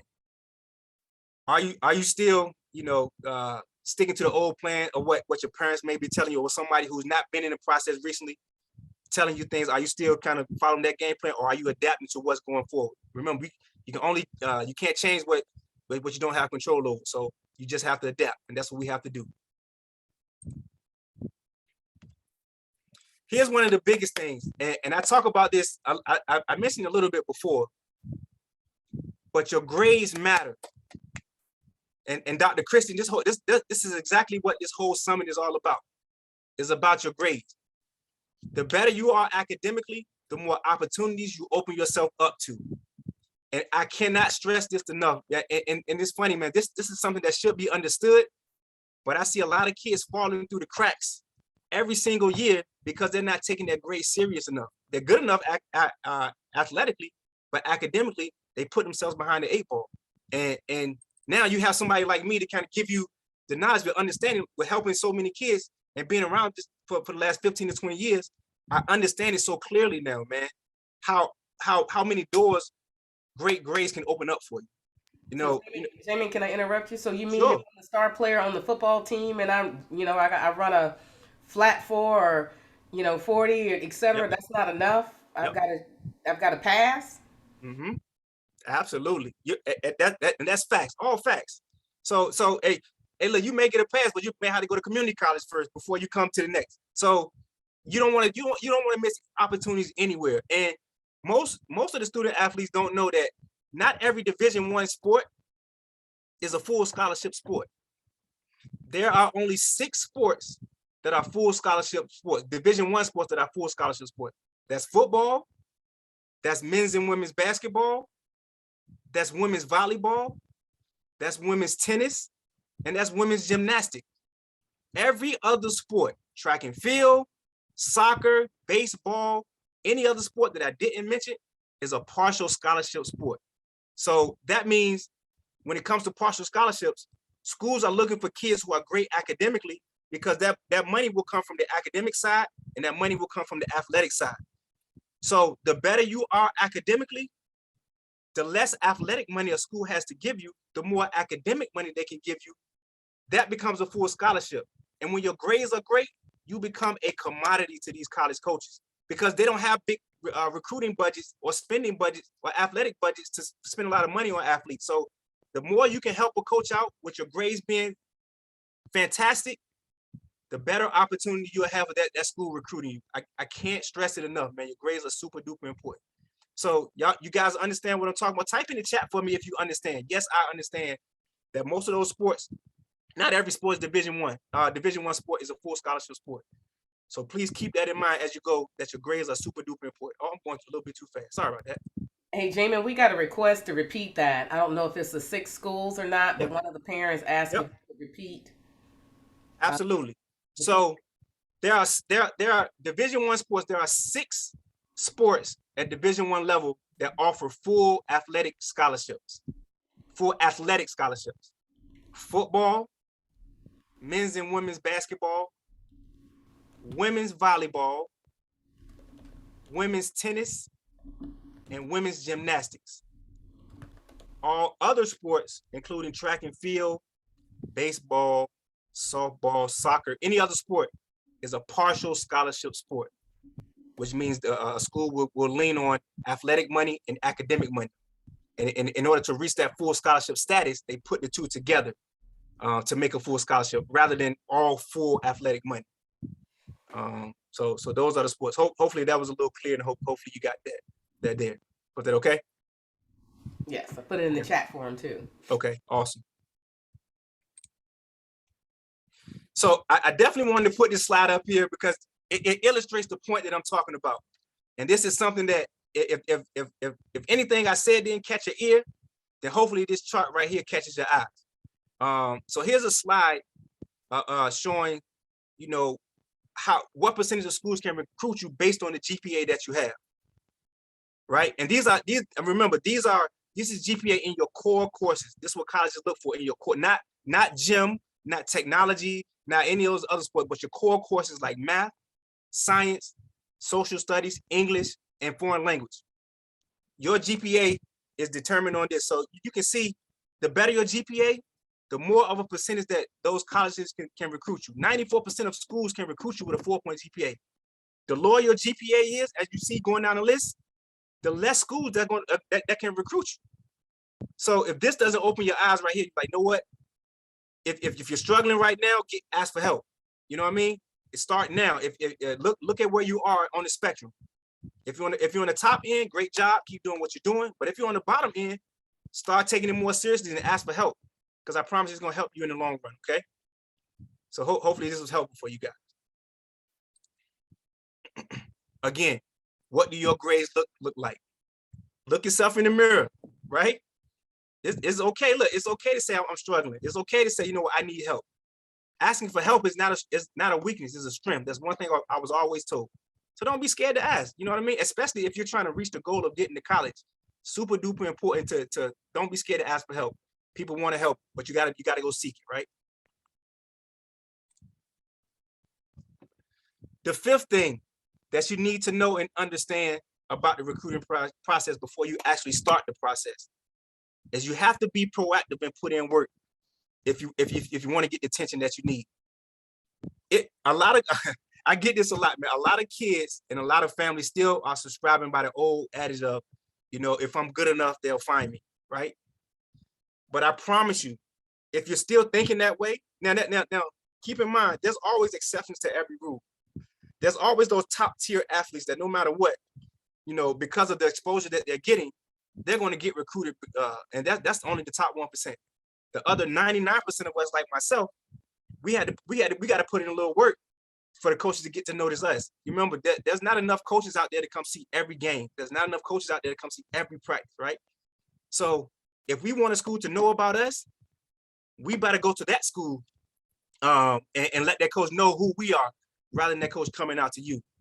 A lot of people don't understand too, at a lot of the lower levels, lower level Division I schools and Division II schools, the average recruiting budget for a coach to travel and everything is $2,500.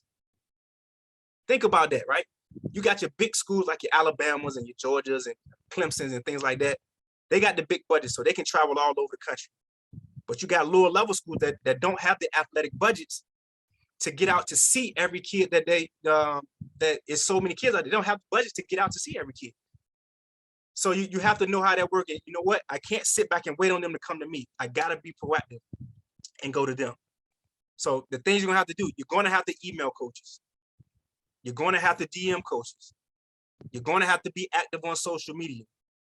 You're gonna have to take some visits to some schools. You're gonna have to study and put in work to be the best you can off the field, the track, and the court. So make sure you guys are being proactive and putting in the work. I promise you, if you're doing everything that you need to do on your end and you're performing on the field as well, by the time you get to your senior year is when most kids get offered. Your offer is going to be sitting there right on the table. You just have to put in the work leading up to that point in order to get the result that you need. Okay? Type in the chat, I got it. I understand it. I'm going to put in the work to be the best that I can be on the field and off the field. Awesome. Hey, James, you got a question. Should the emails come from students or the parents?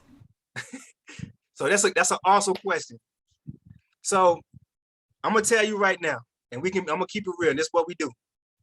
A coach doesn't want to ever hear from a parent.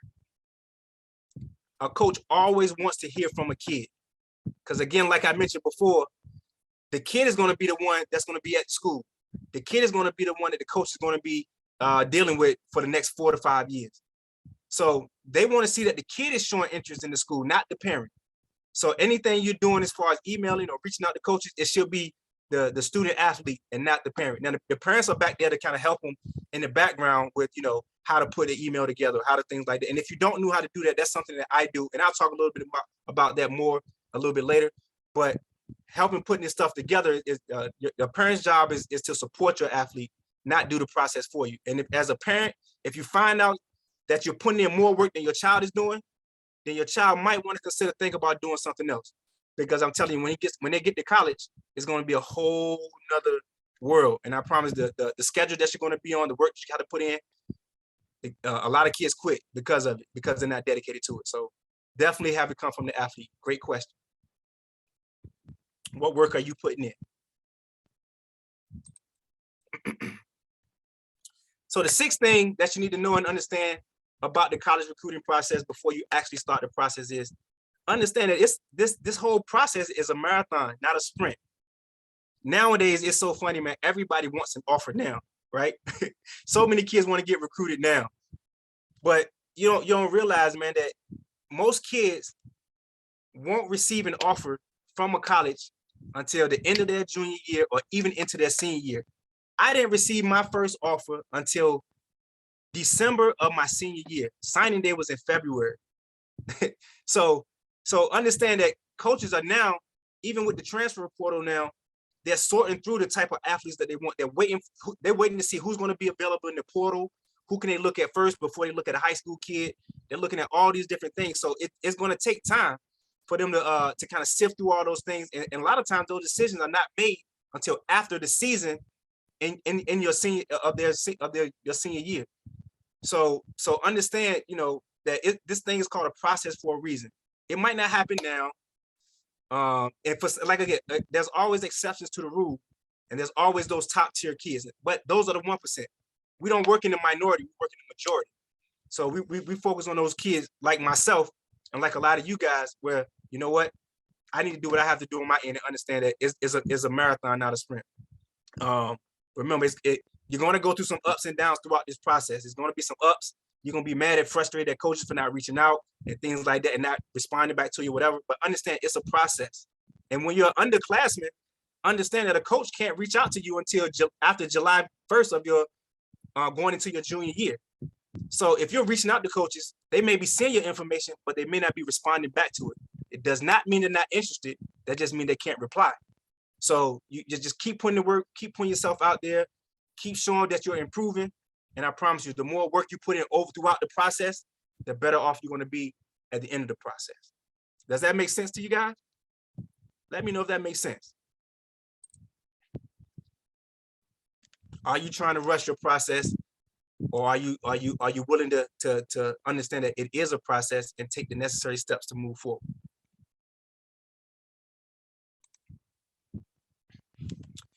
The number 7 thing that I want you guys to understand about the recruiting process before you actually start the process is finding a college or going to school is all about finding your right fit.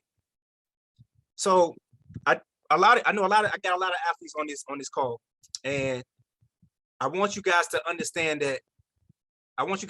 how tough it is to even not just play Division I, but to even play college sports, right? So I'm gonna throw some numbers at you so you kind of understand what I'm talking about and how limited the opportunities are, right? So I want you guys to think about this. So there are about 8 million student athletes that play high school sports, right? There's 8 million. Only 4.5% of 8 million kids will get a chance to play collegiately. That's Division I, Division II, Division III. Only 4.5% of all those 8 million will get a chance to play, right? So then a lot of times I get a kid that comes to me and say, you know what, Coach Elliott, not only am I going to go to college, but I want to be a D1 player. So then I got to sit them down and tell them, like, okay, So you think about those 8 million kids, right? 4.5% get a chance to play college. Of those 8 million, only 1%, think about it, 1% of all student athletes in high school will get a chance to play at a Division I college. And that's Division I. I'm not just talking about the big schools like your North Carolinas and your NC States and things like that. I'm talking about that's Division I from your Alabamas all the way down to your Delawares, like my school that I went to. So only 1% will get a chance to play Division I. So then you get a kid that says, you know what? Not only am I gonna play Division I, but I'm gonna play at Alabama, or I'm gonna play at Clemson, I'm gonna play at UCLA. So then I gotta let them know, okay, 8 million, only 4.5% go to college, 1% will play Division I, 0.5% or half of that 1% of kids will get an opportunity to play at a Power 5 conference, like a SEC, like an ACC, like a Pac-10, Big 12. 0.5% to get a chance to play at that opportunity. So, and then even less will get a chance to play, even it's 0.08% they get a chance to make it to the professional leagues. So one thing I like to make clear, man, is that understand that recruiting is not all about going to the biggest school. I know, my goal was to go division, a top tier Division I school, but they didn't show me interest. So I had to focus on the schools that focused on me. So it's not all about going to the big school. It's not all about the name on the front of the jersey. It's not about any of that. It's about finding a school that fits you best academically, and socially, and being in the right, environment. Those are the things that are going to be the most important factors. And again, if making it to the professional leagues, whether it's, professional football, professional basketball, whatever it is, if making it to the professional leagues is your goal, and you got the opportunity to do that, it does not matter what school you go to. If you're good enough, that professional league, whatever league that is, they will find you if you're good enough, right? So I always say, it doesn't matter what level you go to, dominate the level that you play. If you dominate the level, now you can't be average. You have to dominate. And if you dominate the level that you play, you will have opportunities to play at that next level. So don't get caught up on going, and it's okay, Division I can be the goal, and that's fine. But understand that at the end of the day, it's all about going to the school that's the best fit for you, academically, athletically, and socially. And again, if you just focus on going only Division I, then you're going to miss opportunities at the lower levels that may be a better fit for you. So I encourage you guys to open your options up, keep your options open. When a school comes calling, you treat them with respect. If it's a Division I school, or if it's a Division II school, or Division III school, you treat every school the same, because remember, these coaches move around, right? They may start at a lower level school, but they may end up at a Division I school. So the way you treated them during your process is going to be what they remember. So just keep your options open, man. Again, it's all about finding the right fit. Type in the chat, I understand. It's all about, or type in the chat, makes sense. I understand, that it's all about your fit. Again, are you open to finding the right school, or do you have what I call D1-itis, which is only locking in on Division I school? Every kid has the D1-itis, but it's my job to educate you as far as what you need to do and how you need to think going into the process, because if you only lock in, again, you're gonna miss opportunities elsewhere. The number 8 thing that you need to know and understand about the process is, before you start, is no two athletes have the same process. So it's funny, I run into this all the time, man. I get kids who are always comparing themselves to other kids, right? They're always comparing them what another kid got. They're wondering why another kid got an offer from a certain school and why they didn't, and they feel like, they're better than them. And but I want you guys to understand that, and remember this, that college coaches see different things in different athletes. And they may see traits in another kid that may be a better fit for their program than they see in you. Or, they may have a need for one guy at that position, but they may not have a need for your position. So you have to understand that if you have 1,000 kids, there's going to be there's going to be 1,000 different processes. So one thing that I want you guys to do, who are currently in the recruiting process, is stop comparing yourself to other kids. Stop comparing yourself to someone else's process. You have to run your own race and stay in your own lane. And if you continue to do that, is only going to frustrate you at the end of the day. And then your process is going to be miserable. But I promise you, if you focus on your own process and you stay in your own lane and focus on who's recruiting you and focus on those schools, I promise you, you'll have a much more enjoyable process. That's my word. So understand. So say in the chat for me, man, I'm not going to compare myself, you know, I'm going to stay in my lane. That's what I want you guys to do, because I want you guys to have an awesome process. Again, are you comparing your process to others, right? Stay in your own lane. The ninth thing about the recruiting process that you should know and understand before you actually started, recruiting is all about building relationships, right? So the earlier you start your process, the sooner you start your process, the more opportunity a coach will have the chance to get to know you throughout the process. So remember, it takes time for a coach to get to know you, right? Just like any relationship, it takes time for people to get to know. The more they know you, the more comfortable they feel about you and they feel with you. And you know, coaches want to see throughout the process. They want to see your development. They want to see how you progression. They want to see how your grades are continuing to progress. They want to see that you continue to develop on the field or the court or the track. They want to see you getting faster. They want to see those things before they feel comfortable, you know, offering you a $40,000 scholarship. So please understand that building a relationship with coaches, making sure you're updating the coaches throughout the process. Let them know what you're doing throughout the process. Let them know that your grades are progressing, shooting the coach a DM.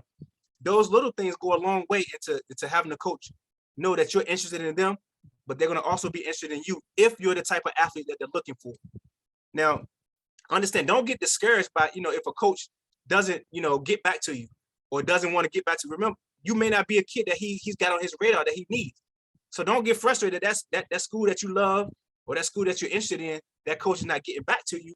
That's because the reason why he's not getting back to you is because he may be recruiting another kid that he's already built the relationship with, and he doesn't have room for you. So if you reach out to a coach 3 times, move on to the next school, because that's going to give you a good idea of, you know what, this school may not be the best fit for me. This coach may not want me, so let me go to a school that does want me. But again, it's all about relationships. If a coach is going to offer you a $40,000 scholarship, he has to get to know you first, and that takes time by building your relationships throughout the process. What coaches are you personally talking to right now? What coaches are you building your relationships right now? What things are you doing right now to build those relationships with those coaches that you're looking in those schools that you're looking to attend? Look yourself in the mirror. That's what it's all about. And the 10th and final thing, you know, about the recruiting process that you should understand, and this is a big one that I want you guys to know, and I love to talk about, is that your coach is not responsible for your recruiting process. So this can be a good topic in a bit controversial sometimes to people who don't really know. But I remember when I was in high school, right? And I want you guys to know, type in the chat, man. Type me in the chat if you were a kid that said, you know what, man, I wish my coach would be doing more. My coach ain't doing nothing for me. Type in the chat me, because I know I can definitely type it in there, because I definitely said it when I was in school. But I didn't realize myself, you know, as I got older and started to understand the process and learn the process and learn more about, you know, what coaches actually do, then I only realized that, you know what, man, their role. So I want you guys to think about your high school coach for a minute, right? Some of your coaches, right, have wives, have husbands, so they're married. Some of your coaches have kids. So not only are they married, they have families they got to take care of. Most of the coaches are teaching classes as well. So they're teaching 3 classes a day, right?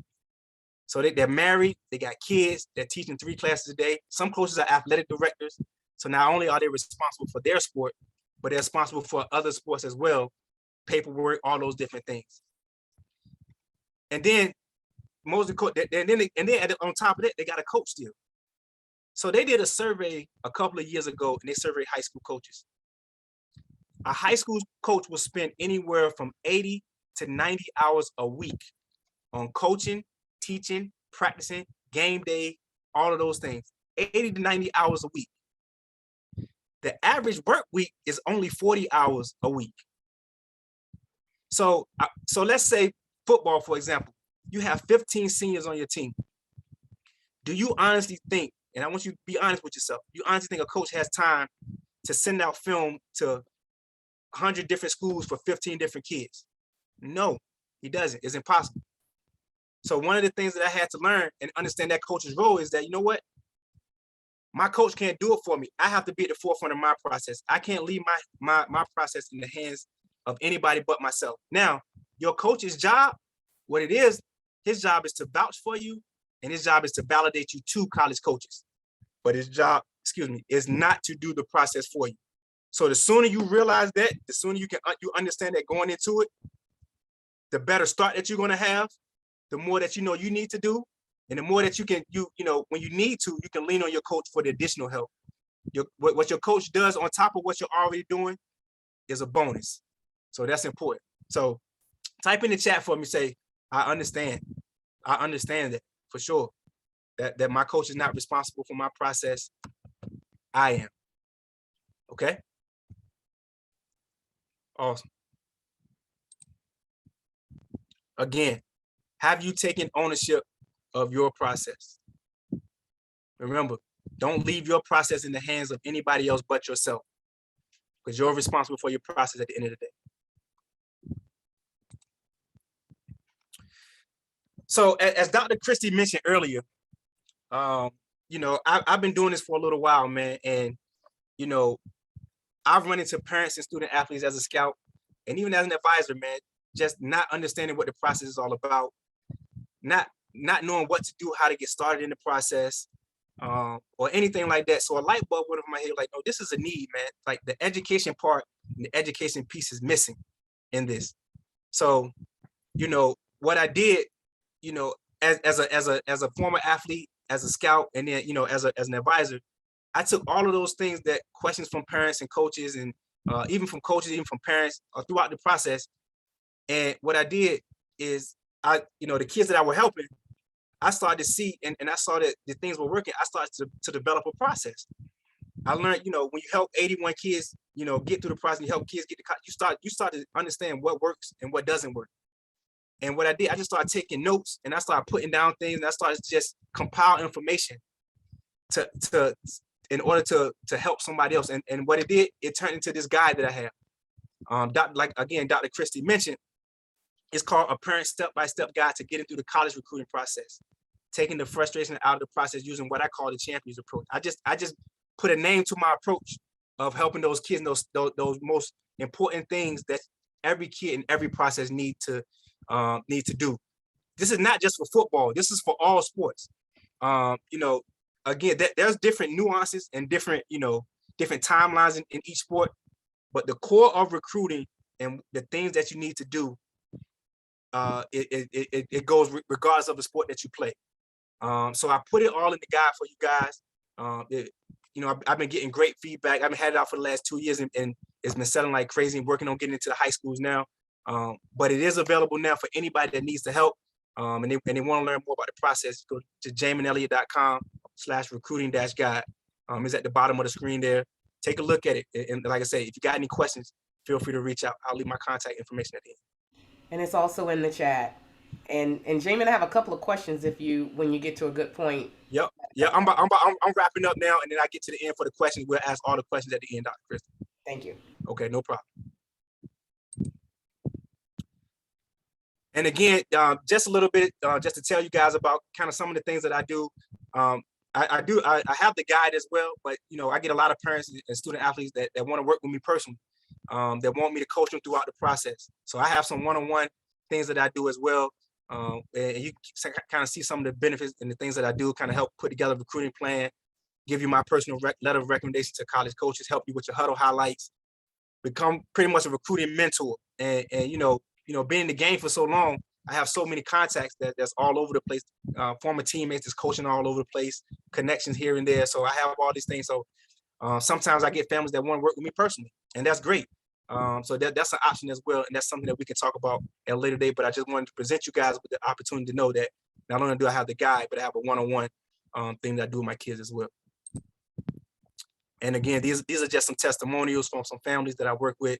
A Georgetown commit, Drake University, Washington Lee, Jacksonville University. So some of the testimonials from families that I work with.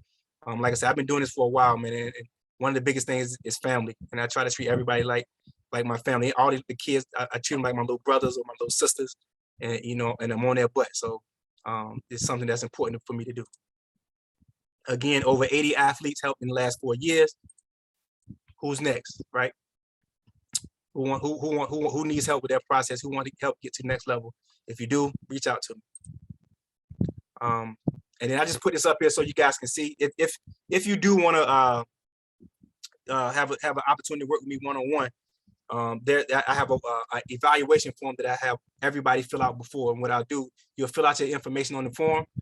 You'll go through, and what I'll do, I'll check your information out, and you have to qualify. I don't just work with any kid, and I tell parents all the time, if you can play, I can help you.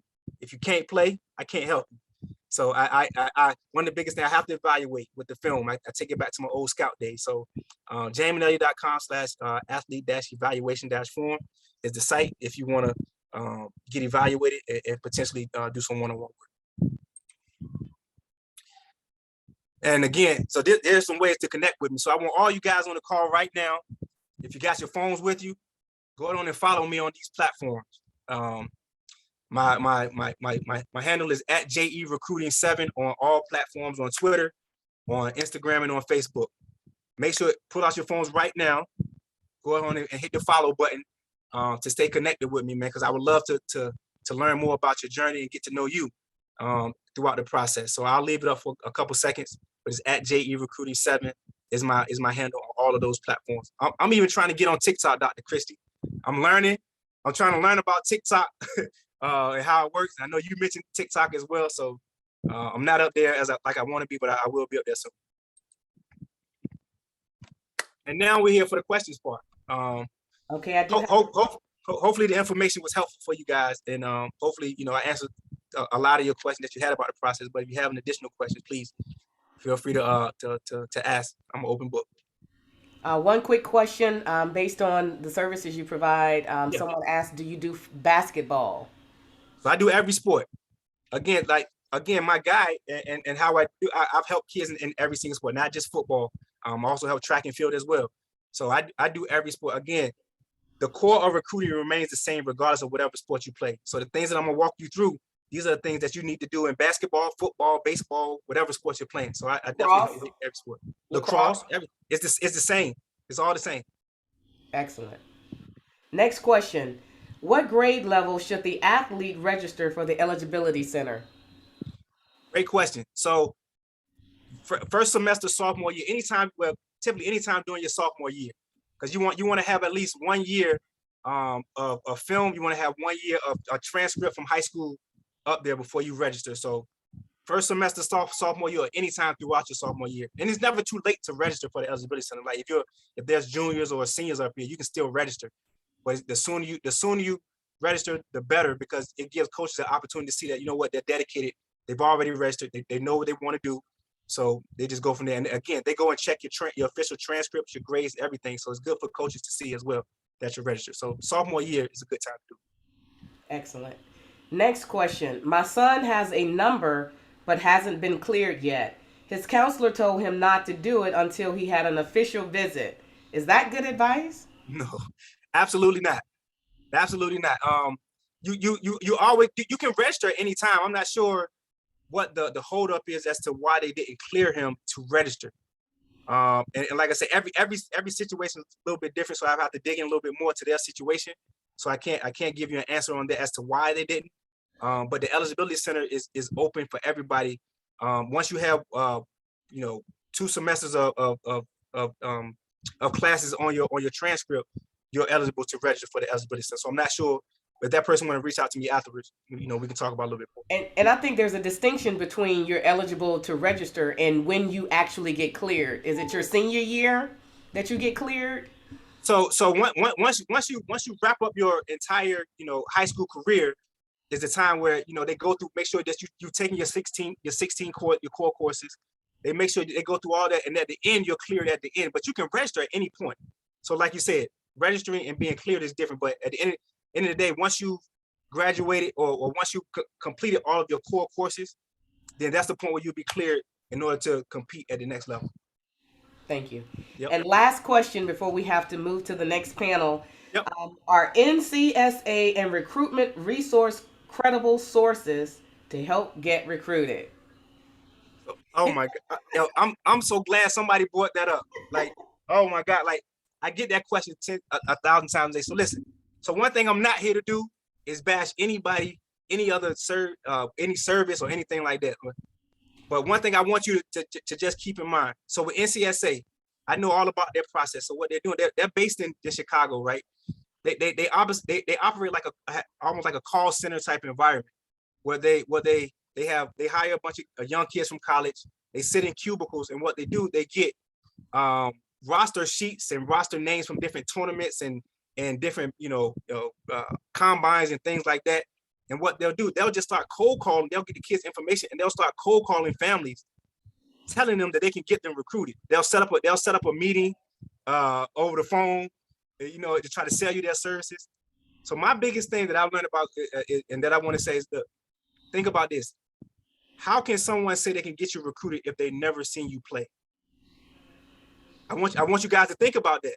That's NCAA stick. They do a great job at marketing, getting their name out to people. Everybody knows NCSA, but I want you guys to think about this. How can anyone say they can get you recruited if they've never seen you play? They don't know if you can play, right? So just keep that in mind. Like I said, I will never knock a parent for doing what they need to do, what they feel they need to do for parents. But I always tell my athlete about NCSA. Me personally, that's a waste of money because a lot of stuff that they're doing, you can do on your own. Mm-hmm. But at the end of the day, just know that you have to be evaluated first to know you can be recruited. And I also do evaluations as well. Thank you very much. You're welcome. That is all the time we have. I know that there are more questions. So Jamin, if you could drop your email address in the chat. Absolutely. For our audience so they can reach out to you. I got to give it up and let me find my little reaction button. Let's give him a round of applause too, y'all. For all those who are athletes, future collegiate athletes, and those who know other athletes, hopefully you shared and heard something that you can take back and share. As a mother of a 1%er who is currently playing Division I football in college on a full scholarship, he is spot on with what he is telling you. And it all starts with the academics. You can be as great as you want to be in any of these sports, but if you think you're just going to skate by with your athleticism, you're not. You have to have three things. I call it the three-legged stool. Athleticism, academics, and the right attitude. So get the 3 A's together, and feel free to reach out to Mr. Elliott because he is phenomenal at what he does. So again, thank you so much. We appreciate you as well taking your time out today to join us. So feel free to stay on and maybe take a couple questions in the chat because there were a few that I missed. So you might be able to add them and take those questions on.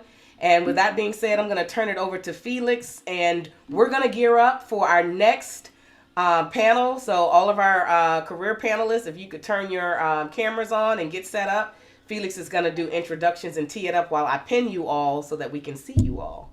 Thank you. So I'd like to introduce Dr. Kenneth Morton. Now, he is a multi-established author.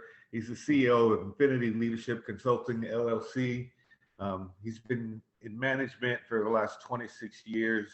And he is a phenomenal person. We do iron sharpens iron, and I have learned more in a few weeks from him than I have in years of schooling. So without further ado, Dr. Kenneth Morton. Thank you, Felix. Is my mic on? I want to make sure you all can hear me. Great. I see a couple of heads nodding. Thank you so much, Dr. Christie, for inviting me and allowing me to be a part of this phenomenal Youth College Excellence Summit. I have to give a shout out before we even get into the college piece. Jamin, phenomenal job. You said some things, and I hope our audience was listening. A couple of things stood out, and I think definitely transition into what we're about to talk about here, the college career professional panel. We've got some outstanding panelists that I'm just about to introduce, allow them to introduce themselves. But a couple of things that stood out. When it comes to career, I have to jump on this from right from the beginning. The career is a marathon, not a sprint. And I think for our parents and youth that are listening, you're going to hear that resonate in several of the responses from our panelists today. Second thing that stood out, Jamin, thank you for saying it. It's applicable to the career. It's all about relationships. And you're going to hear that in the responses as well.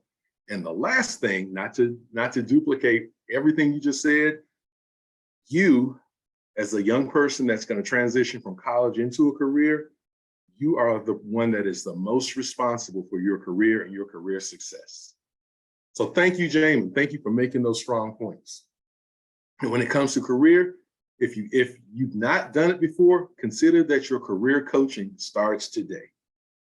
Okay, so without any further ado, let me start by introducing our panelists and allowing each of them to tell you a little bit about them. Then we're going to get to some good questions that are going to give you some great information. Our first panelist that I'm going to introduce, allow her to introduce, is Ms. Keturah Brown. Hello, everyone. My name is Keturah Brown. I am an energy attorney at Sidley Austin, LLP. It's a top international law firm. There, I assist clients with all sorts of energy matters before the Energy Regulatory Commission. And so I assist natural gas clients, electric clients, energy traders, pretty much the whole gamut. I went to Florida State University for undergrad, as well as my master's degree. I have an undergraduate degree in African American Studies and Political Science, and my master's degree is in public administration. I went to George Washington University Law School for law school, and I have been practicing in law firms ever since I graduated. So I'm very happy to be here. Great, thank you.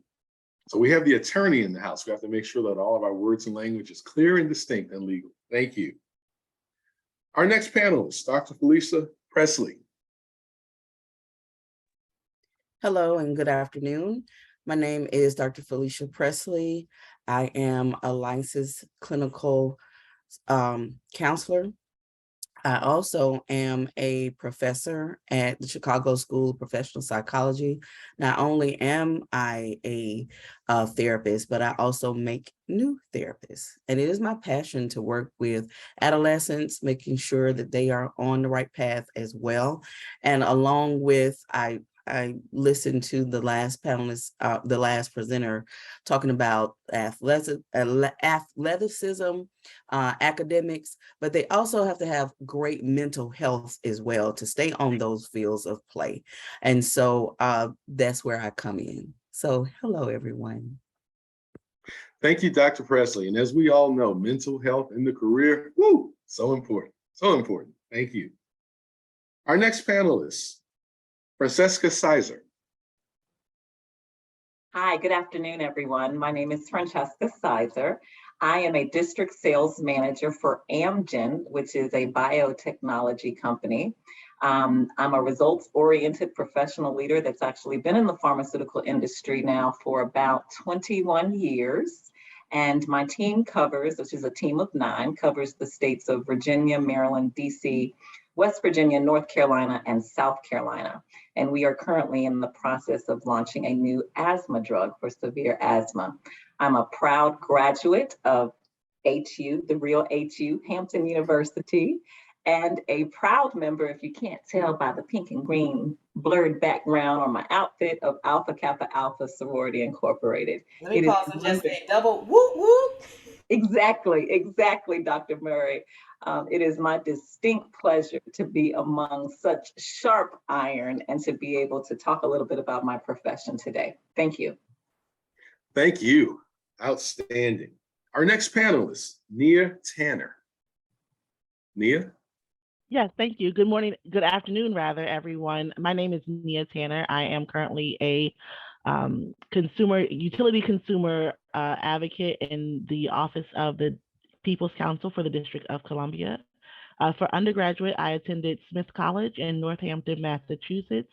There, I was an econ major, and I thought I was going to become a stockbroker and live on Wall Street, or work on Wall Street, live in New York City. But that didn't happen. Instead, I went to law school. I attended the University of Maryland for my JD, and I have had 3 career turns so far in my career, all in public service. But I started out doing civil rights work. Then I went to doing administrative work for the federal government, and now I am doing consumer protection work. And I'm glad to be here. And we are so glad you're here. Thank you for that introduction. Our next panelist, Dr. Vernita Glenn White. Hi, everyone. Thank you so much for having me. I am Vernita Glenn White. Wow, what do? I do a lot of things now. I was a former K-12 educator in the mathematics area. Then I moved to become a college professor. And now I am actually an entrepreneur working in the human development space through speaking, coaching, and consulting. I'm also an author of several books and professional articles.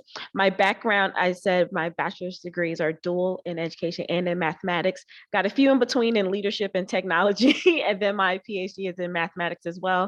I am a proud member of Alpha Kappa Alpha Sorority Incorporated, and I'm so happy to be here with you all today.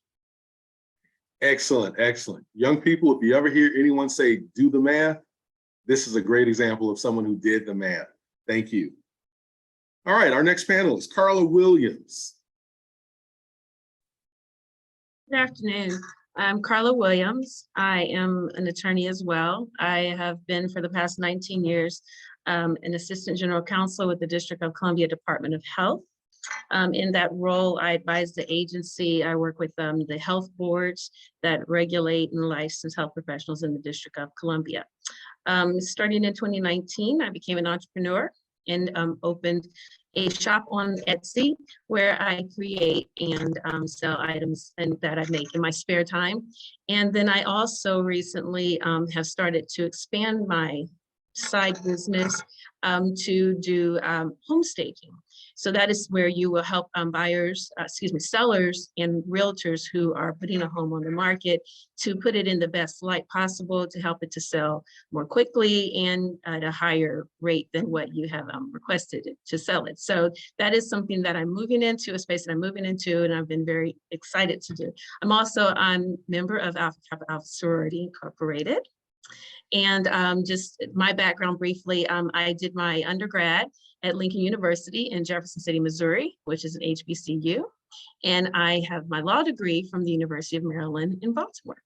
So I'm happy to be here today and be a part of this panel. Thank you. Thank you, Carla. Thank you. So gentlemen, I know you're probably wondering, when will my time come? It's the way I was raised. I had to get to the ladies first. But next up, let's hear from Joe Williams. Good afternoon, everyone. I'm Joe Williams, originally from Chesapeake, Virginia, but now living in Bowie, Maryland. I work for the Department of Homeland Security for the U.S. Citizenship and Immigration Service. I'm an IT specialist there. I've been there for about 3 years now. And what I do is requirements lifecycle management and project management in our effort to update the immigration forms and make the system more accessible for the immigrants requesting green cards and citizenship status. I'm a graduate of the University of Virginia. I have a bachelor's in sociology as well as a master's in sociology from the University of Virginia. I played football for the University of Virginia for 5 years. I redshirted my first year, so I'm very familiar with some of the things that the previous presenter was talking about. I also have a master's degree in public administration from George Washington University. And originally I came out, when I came out of college or finished up my master's, I started working at the US Census Bureau. So I worked there for 19 years before I came over to the Citizenship and Immigration Service. Yeah, I think that's about it. Thank you for inviting me, Dr. Christie. Oh, I forgot to mention, I also am a proud member of Kappa Alpha Psi Fraternity Incorporated. Thank you. All right, thank you, Mr. Williams. Last, certainly but not least, our final panelist, Mr. Anthony Walker. Good afternoon, everyone. I just said my name is Anthony Walker. I'm a retired U.S. Army officer, 24 years. I currently serve as a program manager at the National Nuclear Security Agency. I have a bachelor's degree in international studies from Bowie State University, HBCU Pride. I also have a master's in diplomacy with a concentration in conflict management from Norwich University. I currently, I guess in my spare time, I work as a program coordinator for a mentorship program called Alpha Academy, Alpha Scholars. That's a program under the Alpha Philander chapter of Alpha Phi Alpha Fraternity Incorporated, 06. I also served as a board member for Big Brothers Big Sisters in the National Capital Area. Finally, the thing I'm most proud of is proud dad of 5 children, 2 college graduates, two current college students, and then my baby boy is a high school freshman. So I go the whole gambit talking about being able to have a little bit of experience in all those different areas, prepping kids to go to college. Thank you. Excellent, excellent. Thank you to each and every one of our panelists for those wonderful introductions. Dr. Christie, you assembled a great cast of individuals that are going to convey some wonderful information. I can't wait to get to it. So without further ado, let's go ahead and jump in. Now, Dr. Christie, or someone, I will ask, keep me honest on time because there's such a wealth of information. We could probably go on for hours and hours.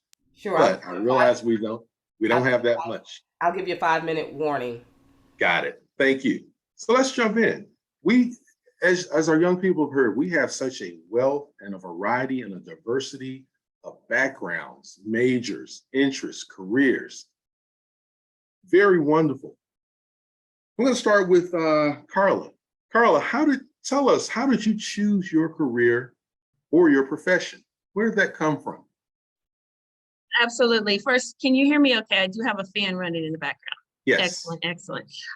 So I'll make my story as quickly as possible. I chose the profession of law my senior year of high school, and it was really by chance. I had always wanted to be a medical doctor, and that's what I thought I was going to do.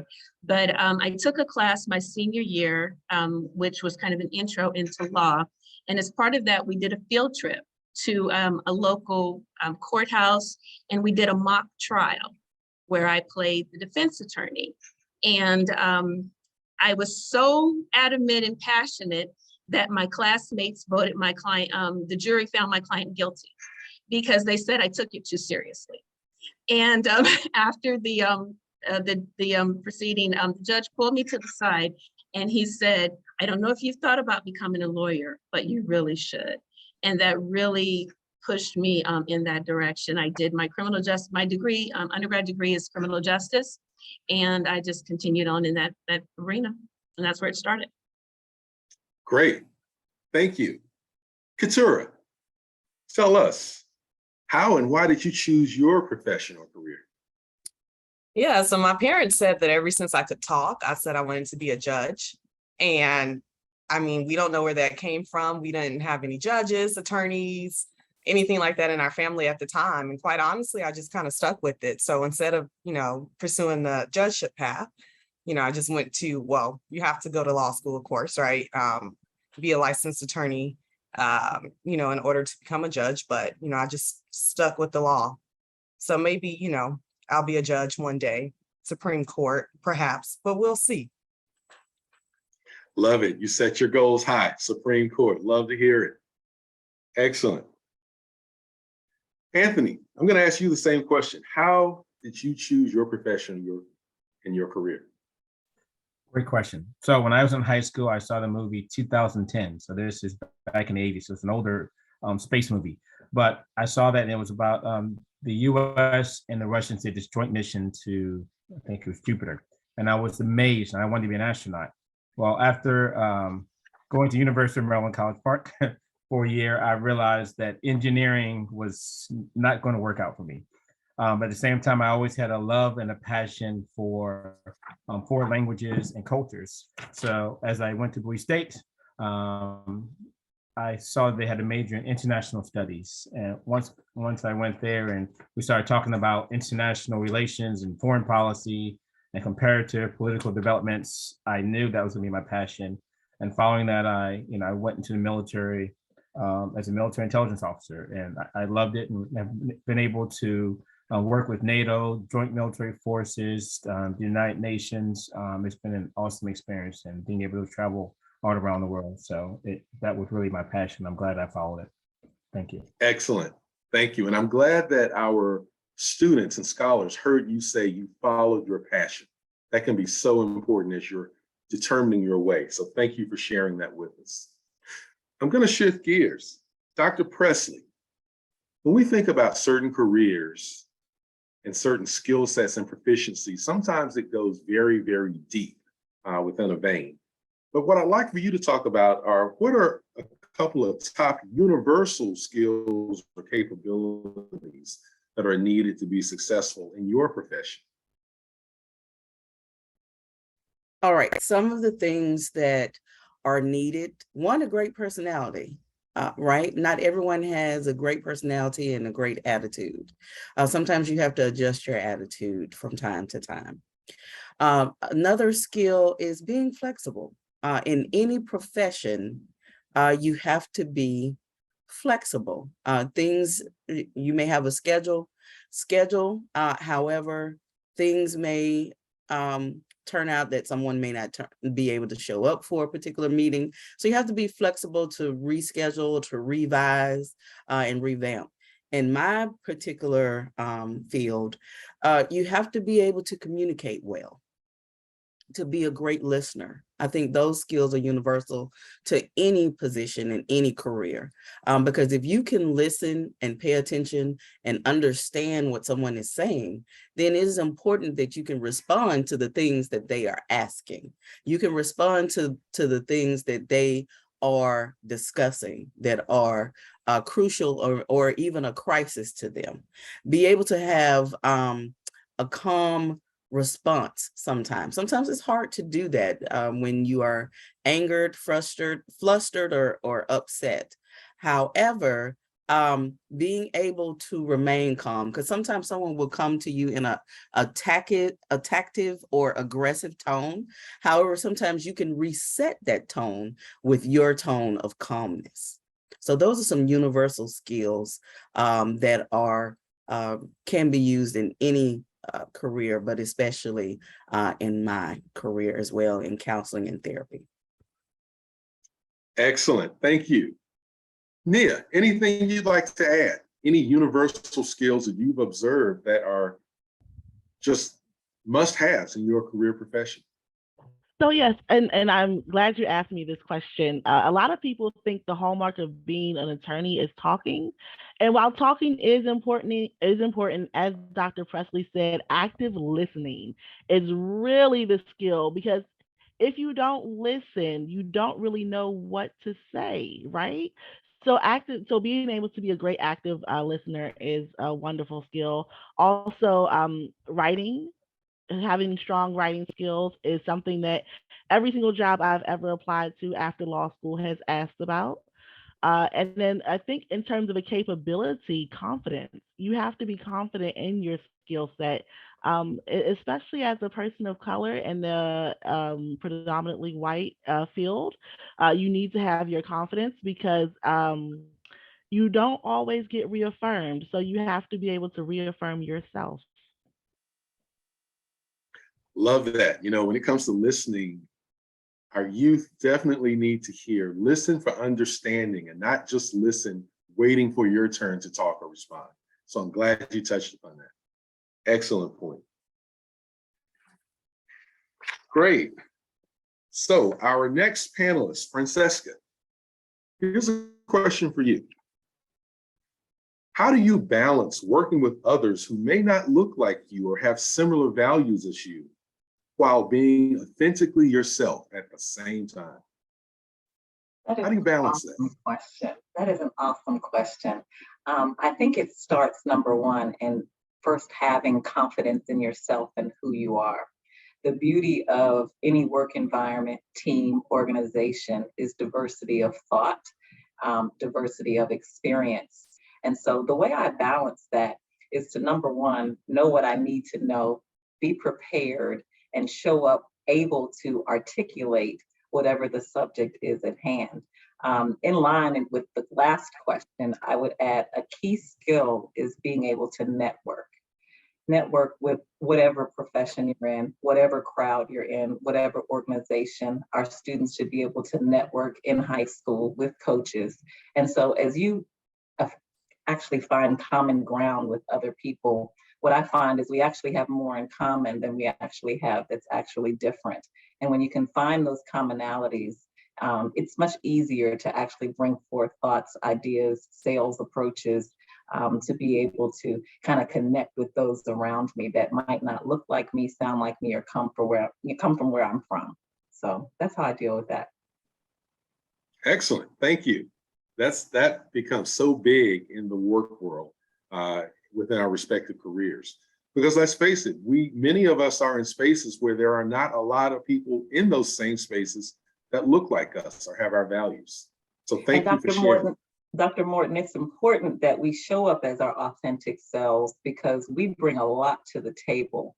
And by showing up and showing how great we are, the likelihood of someone behind us being able to be brought into that, or us being able to make a seat at the table for someone else that looks like us is important. So it's important not to assimilate to the majority, but to bring your authentic self to the table. Great point.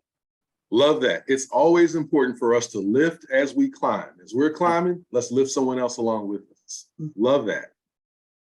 Joe Williams, tell us about your experience in working with diversity, those that are different, and bringing your whole authentic self to your workspace and your career on a regular basis. I'll echo what was said before. Definitely being prepared. One thing that does is it makes sure that you have to know what what your job is, know what your assignment was, and also being able to bring something a little bit extra to the table so that when you have to stand up and speak, you're confident in the data that you're presenting, whatever the visualization in my terms, or a lot of what I do is I communicate with customers of trying to elicit requirements from them in order to build a software. So I have to really have an understanding of what they want. And then when I'm presenting it back to them, be very confident in what I'm, in the information or the diagrams that I'm providing back to them. One thing too is to understand the room, understand what cliques may have formed in the room, how they tend to operate. Some offices, some meeting rooms are very deferential to whoever's the highest in command or has the highest rank. Some are very open, kind of like a King Arthur, it's a round table, everybody has an equal say. So kind of understanding that helps you to understand how to fit in. One thing that I also think about too is I kind of let bias arise. I don't assume it walking in. I don't walk in thinking I have to have my dukes up ready to defend myself and things like that. I kind of try to see what there's a lot of good in people. There's a lot of open book in people, and you have an opportunity to write, your story for them. They're not necessarily making assumptions. I'm not saying assumptions don't exist, but let them percolate up as opposed to going in thinking you have to battle. And then the last thing I was just taking my little notes is to have your own peer group. We have a group at our job, and we affectionately call it Wakanda, where we'll meet offline. Have our own separate meetings, and we just talk. Sometimes it's about not looking like others. That comes up, but a lot of times it's really the last conversation we had. The goal was for everyone to submit to rewrite their resumes and submit for job opportunities, just to get in front of someone else, or just to see what else is out there. So it wasn't necessarily about not looking like others, but having that group really is supportive as you're moving through your job and your career. Excellent, excellent. So Joe, I have to ask, when you all have these Wakanda meetings, do you all come dressed in appropriate garb?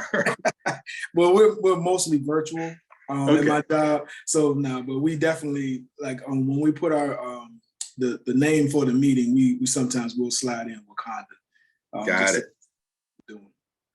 Excellent, excellent. Thank you for sharing that. Dr. Vernita Glenn White, I did not forget about you. So I have a question for you. What do you enjoy most and least about your profession? I know you didn't forget about me.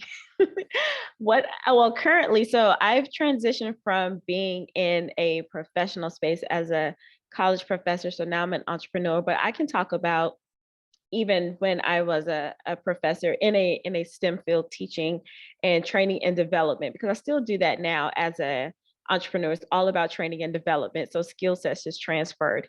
What I love the most about all of that is just teaching. I get to teach, I taught professionally, and I get to now do it on my own and on my own terms. So sharing my knowledge and a different perspective, how I want it to go out. And at this point now I can do it without any boundaries. So I love that the most, being free to do what I want to do and how I want to do it. What I love least about it, there's nothing I love least about it, because I get to, it's a fun and exciting time.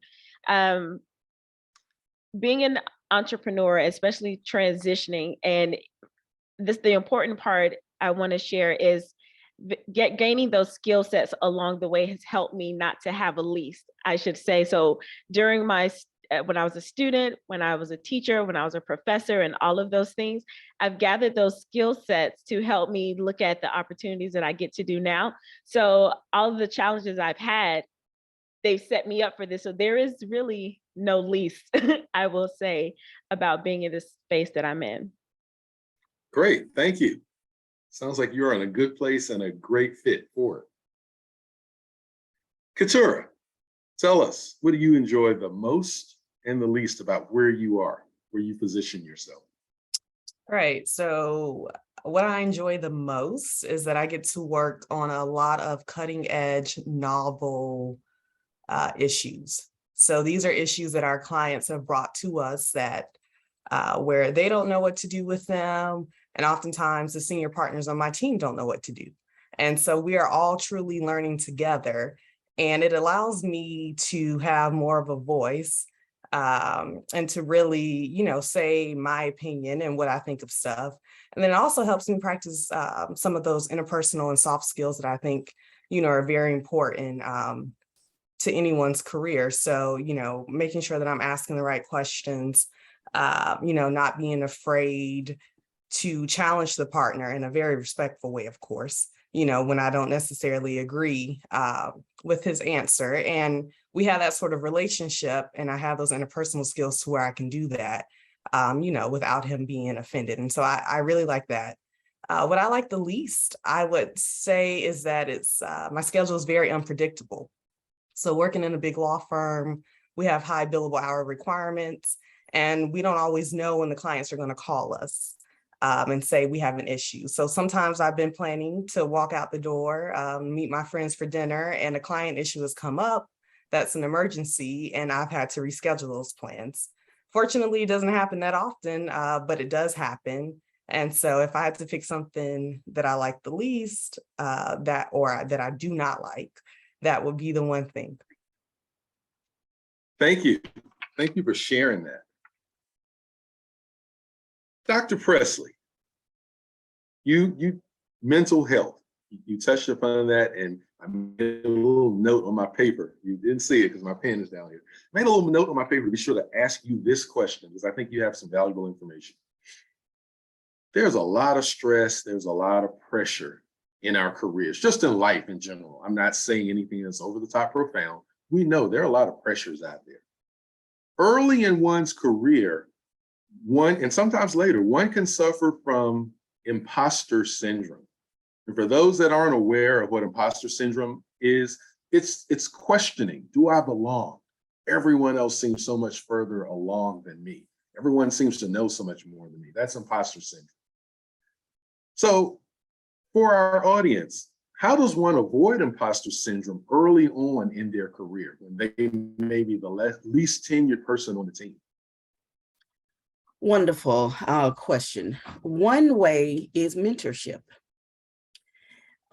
When you are the new kid on the block in the profession, try to join your professional organizations. That's one way of aligning with mentorship as well.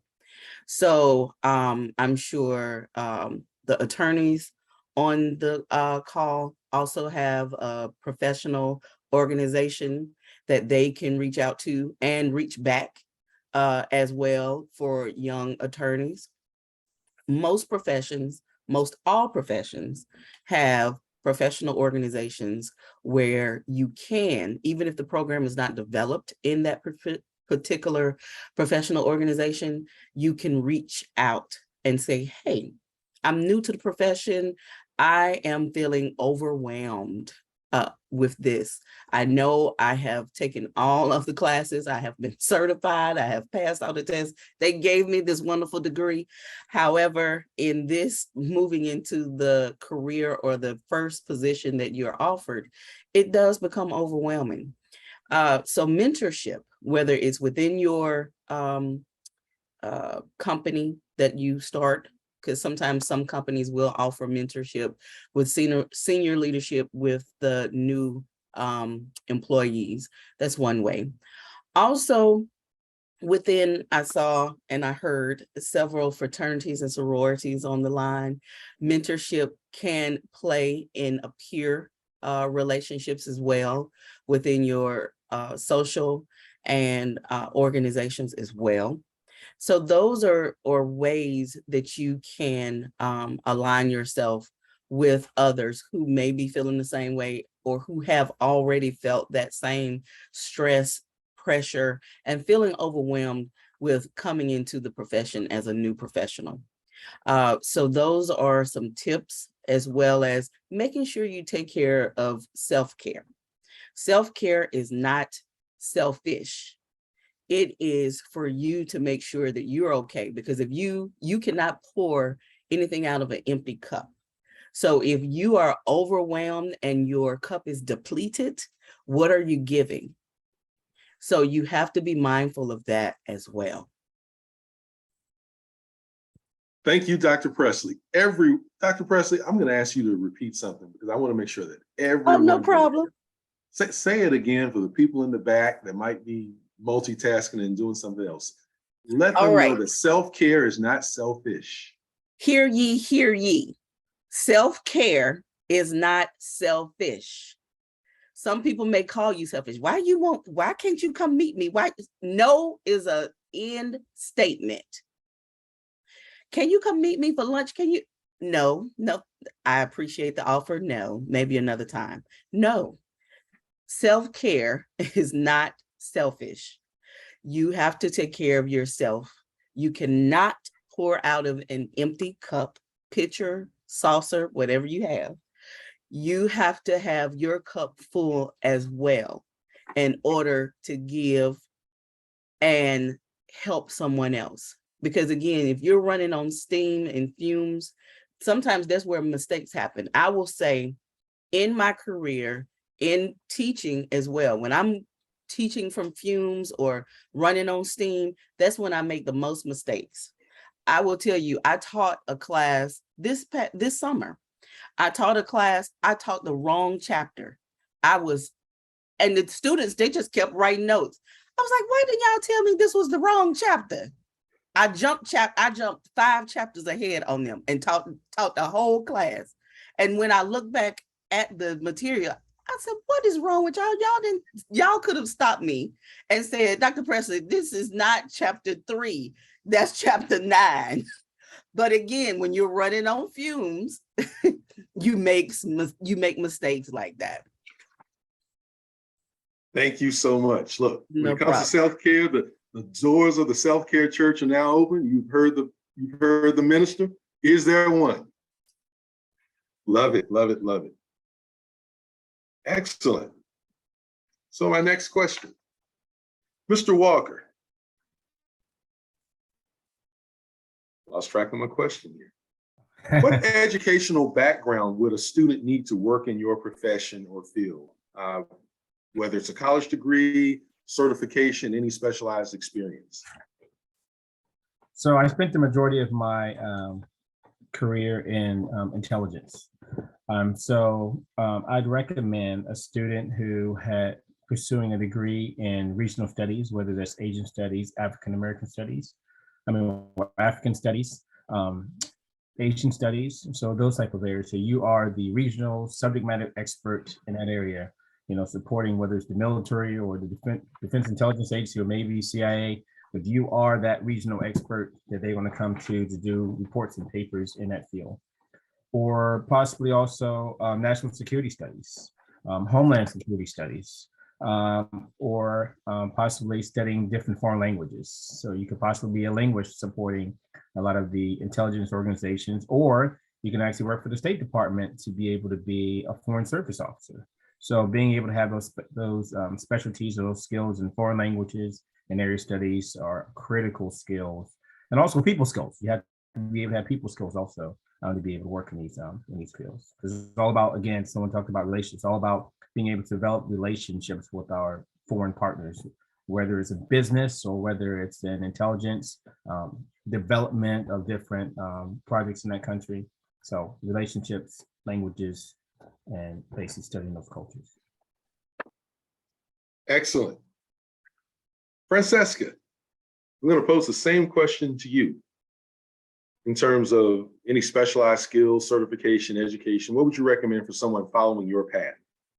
Sure. So as I stated in the beginning, I work in pharmaceutical sales. My degree was in biology. However, and I actually wanted to be a doctor too, Carla. However, I got to organic chemistry and realized that I really didn't want to be a doctor, but I couldn't at my sophomore year change majors and waste college tuition that had been spent. So I said, where can I use my gift of gab and my biology degree?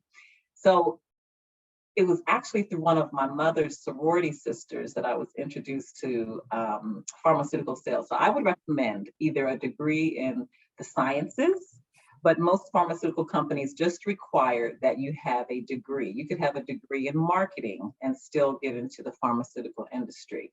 The main thing that most pharmaceutical or device companies are looking for is a 4-year degree and perhaps 2 years of outside sales experience. So perhaps over a summer, you work in sales, or one of your jobs is in sales. It's just the ability to, number one, have a college degree. And then a skill set that's so important is the ability to connect with people, all sorts of people, and the ability to network.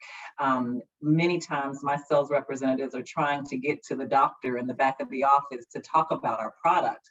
But if you cannot connect with the lady at the front desk or the doctor's nurse, sometimes you do not get access to the physician. So I believe I heard one of the panelists talk about always wanting to improve some of your soft skills. It's very important to not only have a degree, but also be able to connect with people, network, or as I tell my team all the time, how do you win friends and get back? So that's what I would say is required for a job within the pharmaceutical industry. Excellent. Thank you. Thank you. I'm going to shift gears with a different question. So Joe, Mr. Williams, this one I'm going to toss your way. Now, some of us on the call, and I'm in this category also, some of us on the call, I'll say, are a little bit more tenured than others. That's a nice way of saying it. And what I mean by that is when we were growing up and coming out of high school, going to college, early on in our careers, the beast called social media did not exist as it does today. Just didn't. So if you would, talk to us a little bit, and what would you say to our youth today about the impact, both good and bad, of social media upon their career? So I used to coach an AAU basketball team, travel basketball team, and also high school football. And this came up as a result, of kids being open to social media, using social media. And essentially, your social media is your resume. A lot of businesses are using that to do research on you before you get a call back or before you actually have an interview, so they can get an understanding of who you are, who you really are, as opposed to who you will present yourself as in an interview. They will, so be careful what you post. I told my both of my sons and all of the kids that I coached, be careful what you post, be careful what you like, be careful because that is going to be a reflection of your image to your future employer. On the flip side, it can be a good window into who you are. It can be a good representation of who you are. Some of your thoughts or some of the things that you do outside of the job place that can make you more attractive to your employer. So again, it is a double-edged sword. I think we talked about being authentic. So I wouldn't advise necessarily having two profiles, one where you're getting ratchet and another where you're kind of more conservative. But I would say be true to yourself in terms of what you're posting and just think about if somebody else sees this, if my employer, my current employer, my future employer sees this, is this the best reflection of me? And then in that case, and I've had to practice this myself, sometimes the best post is the one that you don't post, the one you don't push send on. You just eat it and let it ride. Absolutely. Thank you. Thank you for sharing that. And for our youth, you reminded me of something, Joe. We have seen several instances of young people coming out of high school, getting full rides, full scholarships, just everything paid for. And then that one post or that one ill representation on social media causes that school to step back and say, no, we're not going to invest in you. In fact, we're going to pull back that scholarship. And we may even question whether you're going to come to this school, even if it's 100% on your own dollar. So be careful, be careful. Carla, what have you seen, bad, good, or indifferent, or what would you recommend from a social media perspective as it affects one's career?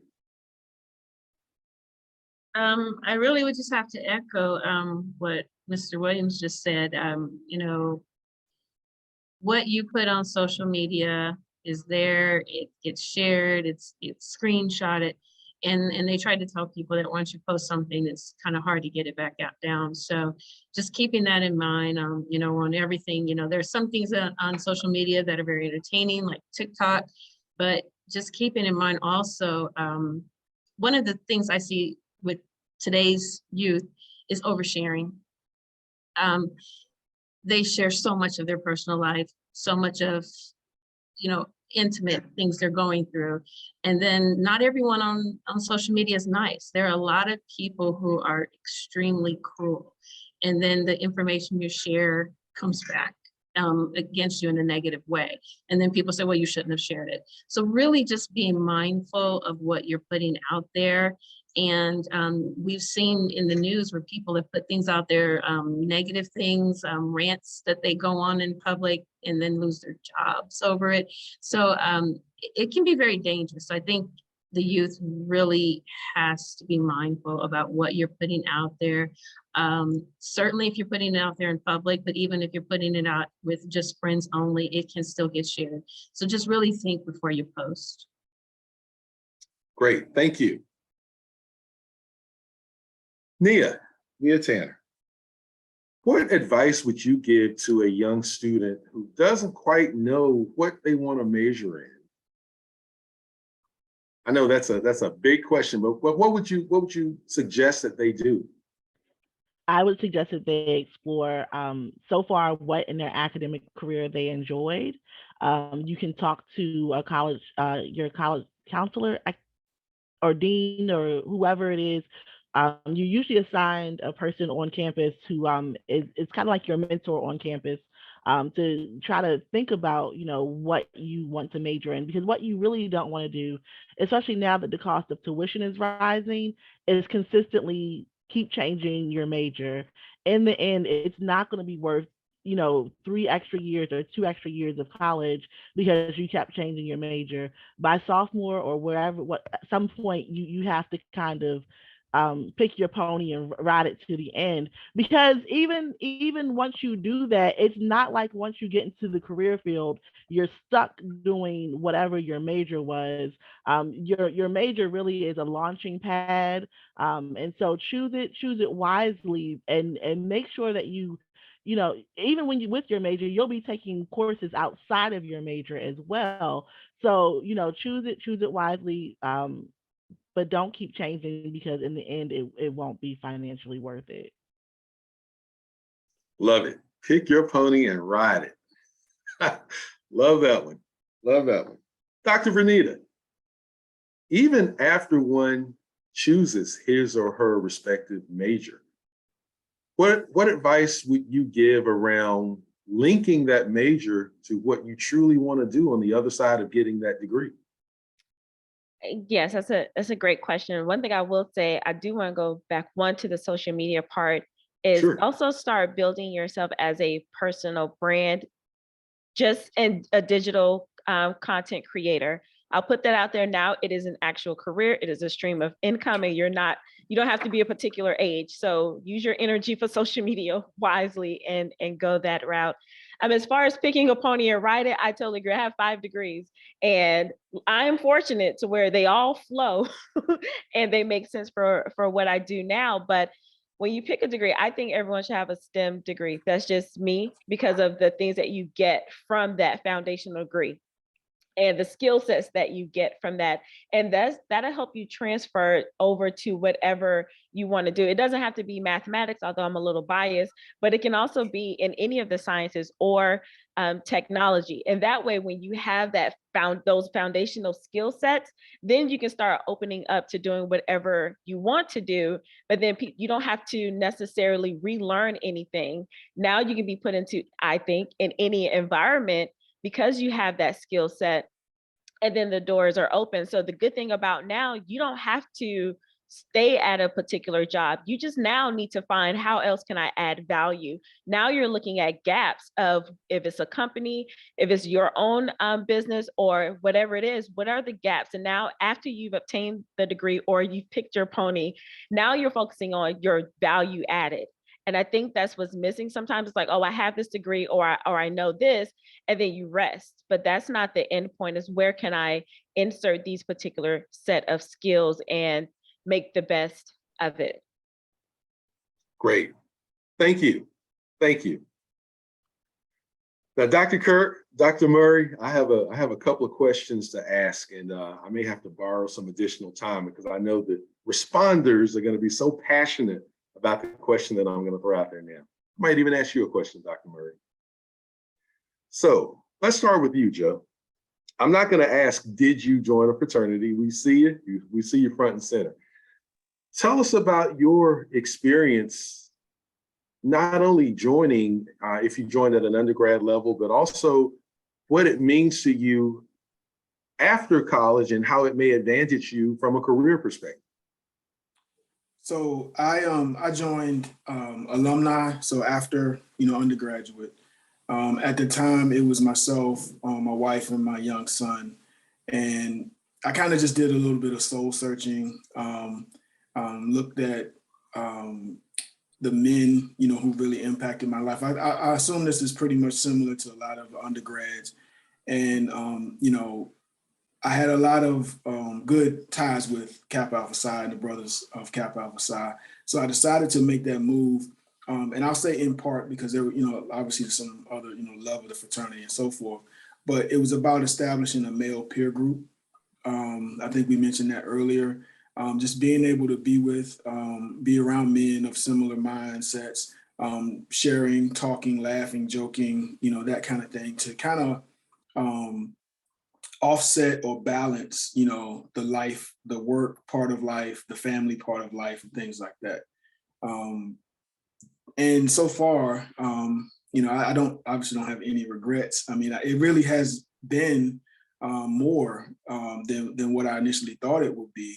And it has been there to, support and help, and sometimes just, make the happy times happier, just being there. So I hope that addresses the question. Absolutely. Thank you. Thank you so much. Francesca, let's hear from you. So I knew from the time I was a baby on the day of birth, that I would be an Alpha Kappa Alpha woman. because my mother was an Alpha Kappa Alpha woman. And honestly, just to give credit as well, my aunt was introduced sororities to my mother. My aunt was actually a member of Delta Sigma Theta Sorority Incorporated.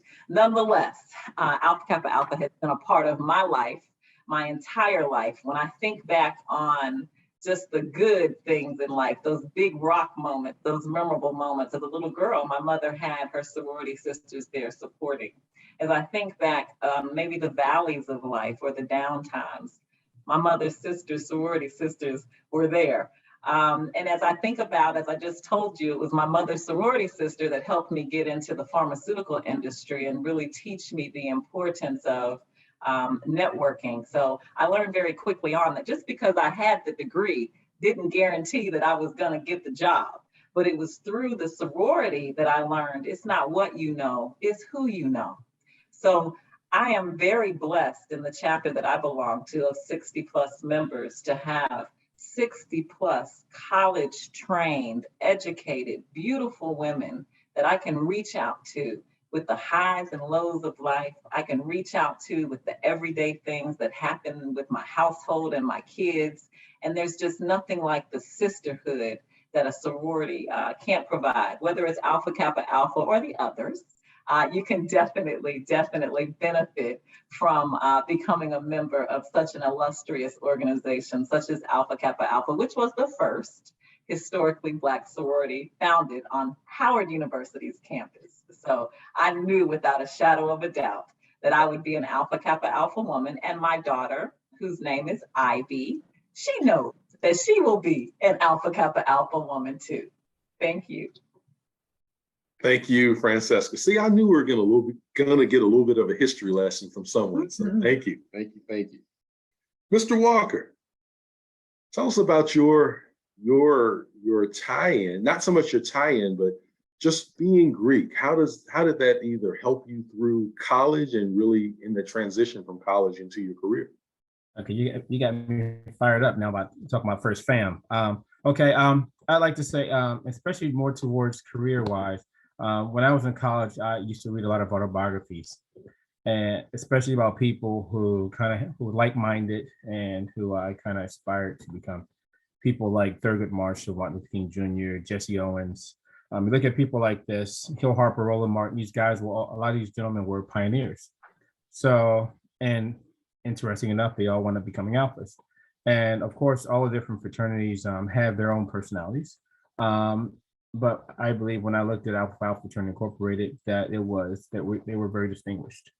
And as I pursued my career, we were talking about networking, the power of networking and being part of organizations that kind of help you. Because a lot of times your resume, may be very impressive, but if you're not part of a network, a lot of times you're not able to reach those different people that you need to be able to reach to be able to have an effect. And I think also when you're in these organizations, you're an individual, but you find yourself become a part of something so much greater than yourself. And when I think about Alpha Fraternity Incorporated, and again thinking of some of the people who have come through the organization, you inherit some of those characteristics that those gentlemen that preceded you, had that made them great. So it kind of gives you that extra level of confidence to be able to be great yourself. And when you go out there in the world to try to affect change in an area, you find yourself having that much of a greater impact because of all the power and energy and force and history behind you. Thank you. Thank you for sharing that. I'm sorry, was I on mute? No, we heard. No, we heard you. I can start over. No, I'm good. Okay, thanks.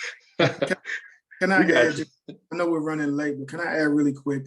When we're wrapping it back around to the confidence in the meeting, if you can stand up and run a committee or make a presentation in front of your fraternity brothers or your sorority sisters, the way they will beat you up, that gives you confidence to stand in front of people at your job. Understanding Robert's Rules of Order, just understanding how to work with people in a semi-formal or maybe a less formal atmosphere. I think that definitely translates over into being able to have that confidence and that true self when you're in a professional environment. Just wanted to add that. Excellent point. Excellent point. Thank you.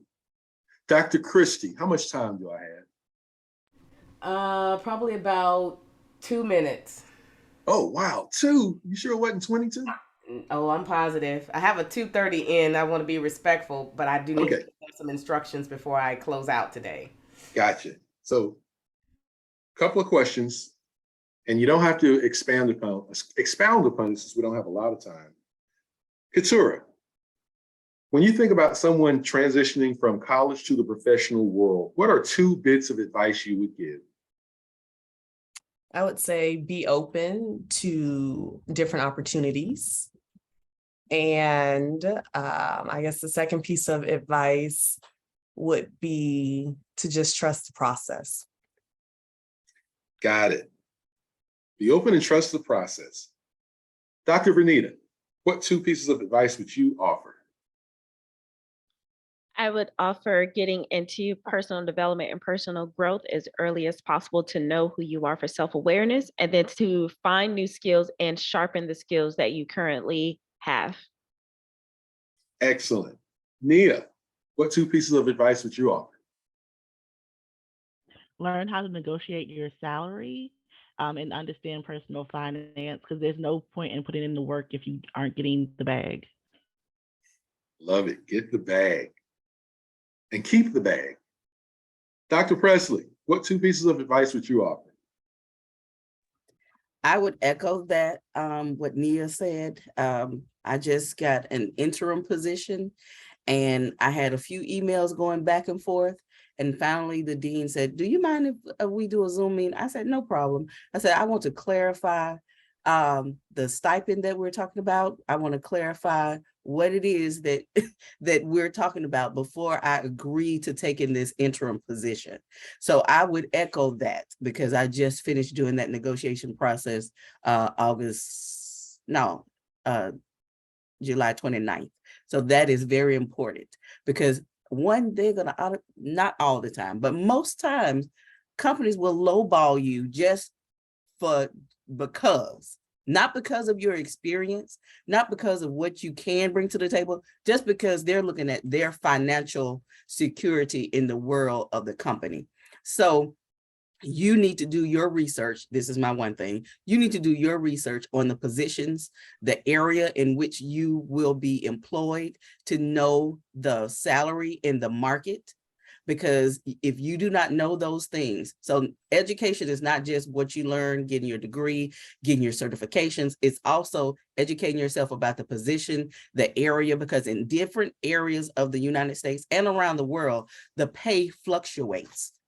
And so you need to know those things, because again, if you do not know that, and you take a position and you say, okay, I want to live in Baltimore. This is what I know people make in Jackson, Mississippi. And so you take the same pay at the same company, Jackson, Mississippi and Baltimore, you're not going to be able to eat, baby. Thank you.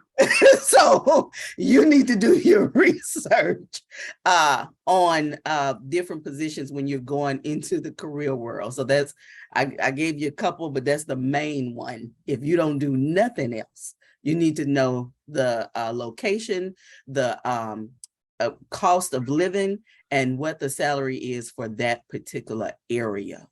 Great. Thank you so much. Carla, wasn't going to forget you. My 2 are, I'm sorry, was it a different question? No, same question. This Okay. is my last formal question. So what 2 pieces of advice would you give? Listen and learn, because you don't know what you don't know. And if you're coming from school to a profession, there's a lot you don't know and you don't know it. Also find a mentor, even if they don't know your mentor. You can see someone in that organization that is doing well and just kind of watch them, learn what you can from them. Sometimes you can learn from just observing what they're doing, and sometimes they will talk to you and give you tidbits of information on how they got to where they are. But definitely listening and learning when you're starting out is my recommendation.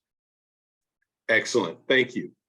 We are quickly approaching our time. First of all, let me thank each and every one of our panelists. What an outstanding array of skills, knowledge, experience, and we appreciate your transparency in sharing and giving our young people and parents as well just some great nuggets, not just nuggets, but a truckload of information.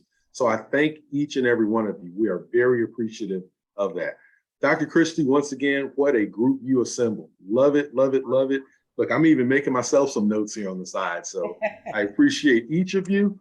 Thank you for your transparency and your responses and your willingness to just share the wealth. That's what it's all about.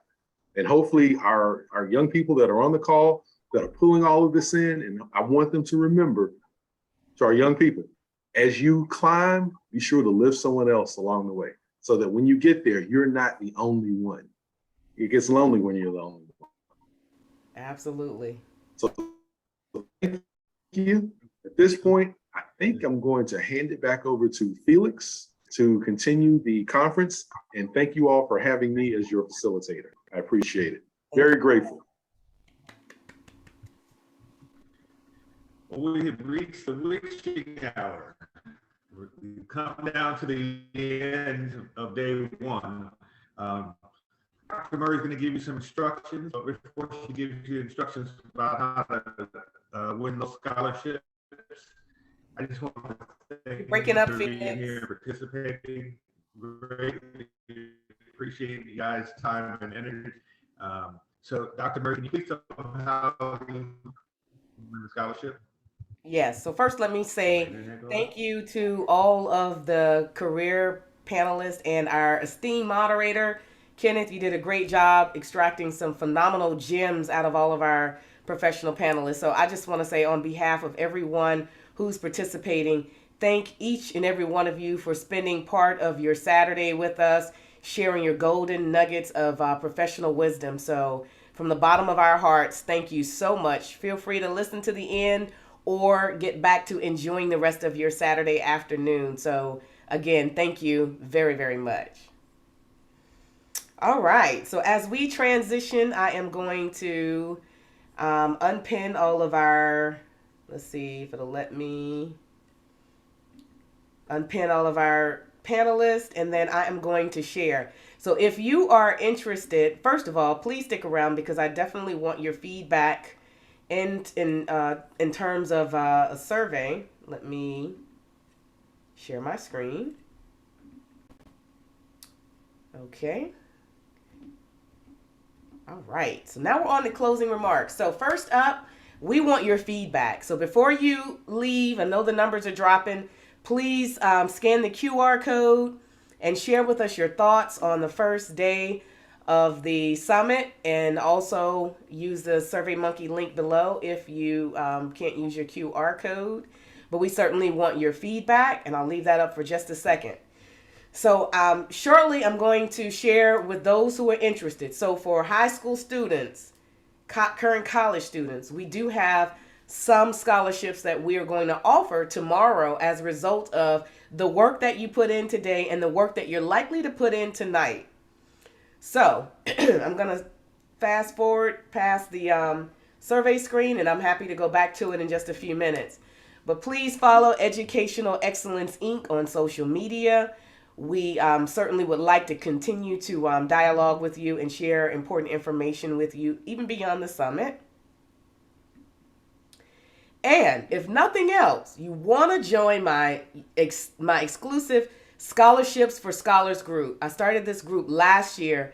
I share exclusive scholarship opportunities that I hear about, I'm affiliated with, and that people pass along to me. Well, I know there's a low percentage of students applying, which increases your opportunities to get the scholarships. So join on either Facebook or Instagram to stay connected. Next, I want to introduce our 6 scholarship sponsors.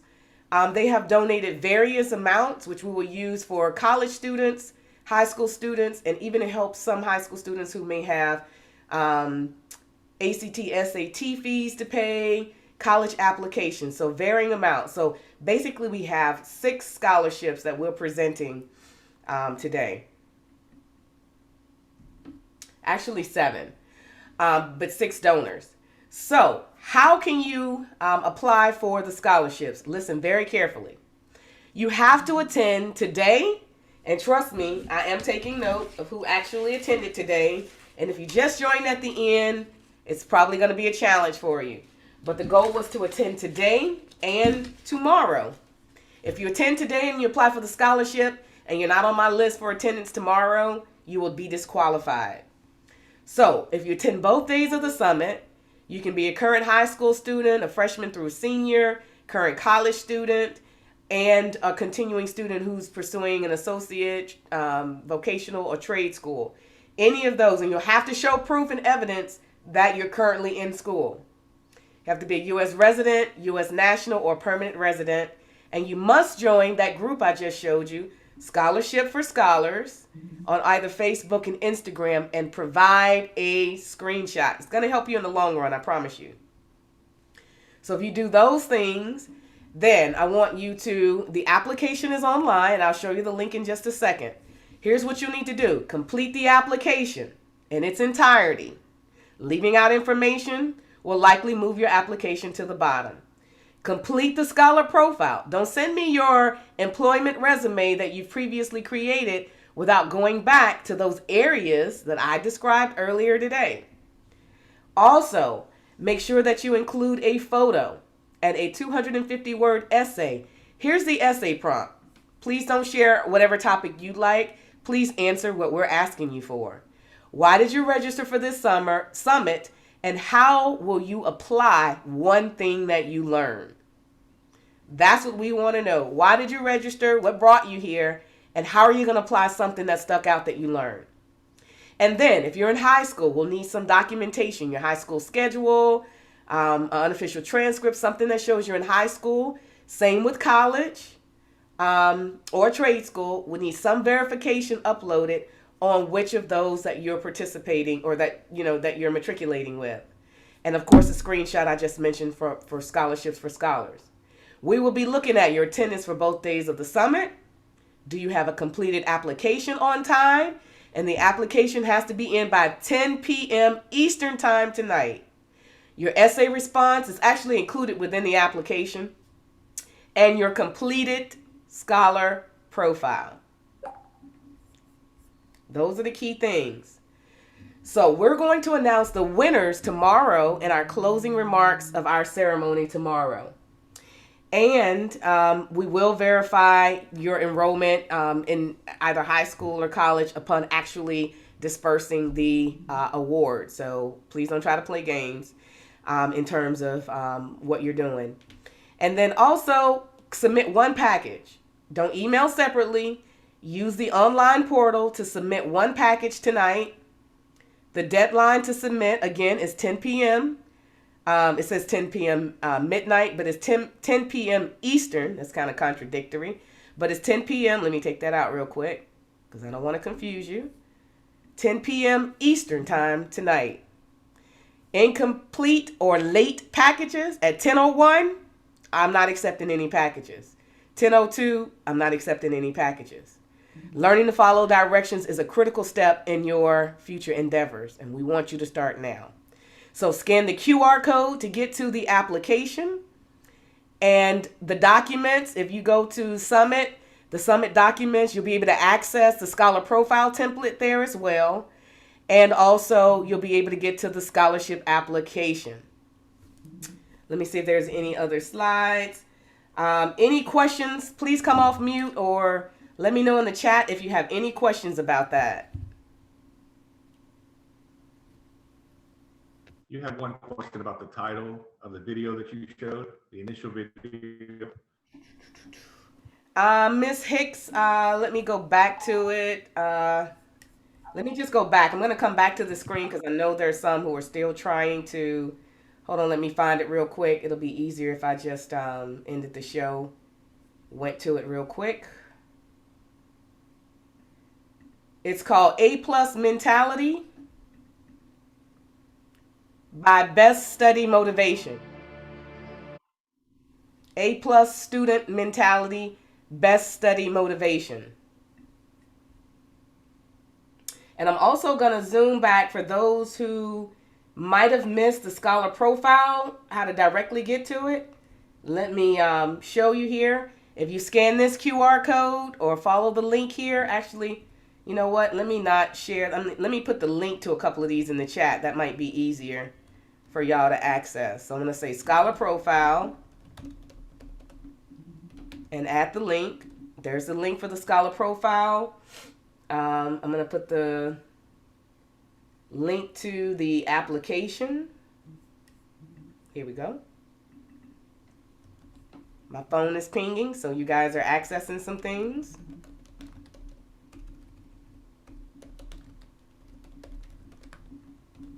Here we go. And please don't forget the survey.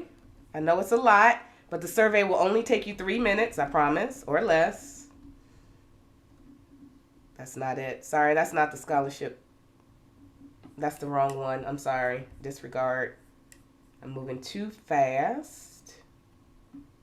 I meant to go back a couple slides. But let me know if you have any questions on the scholarship process. The deadline is 10 p.m. Eastern Time. You need your scholar profile, a screenshot of Scholarship for Scholars. You will need the completed application and verification of your school situation, high school or college. There we go. All right, so we are at the end of day 1. Tomorrow, we will start at 3 p.m. Eastern Time. Get breakfast, go to your worship services, relax, change clothes. We will see you at 3 p.m. and we'll go from 3 to 6. Hopefully you all enjoyed today's session. There's a question, do you have to follow Educational Excellence on both Instagram and Facebook or just one? You do not have to follow Educational Excellence. You need to join Scholarships for Scholars. 2 different things. Let me go back and you can just pick one to your question. Let me go back to it. This is what you have to send a screenshot of. One or the 2, either Facebook or Instagram. I hope that helps. So tomorrow we have a fantastic panel. You're not going to want to miss it. We're going to talk about money matters, your civic responsibility with voting, college funding. I'll do a talk on college funding, financial aid, and scholarships. And then we're going to have a great panel similar today, but it's going to be from college students and recent graduates. So join us tomorrow at 3 o'clock and happy scholarship application completion tonight. Have fun and enjoy, and we will see you back tomorrow. It's an exclusive group called Scholarships for Scholars. I'll stick around for questions for those who still need help. And anyone who needs to leave, feel free. But I'll stick around just for a few minutes for those who still are struggling. You have to put it in exactly as it's written here. Scholarships for Scholars.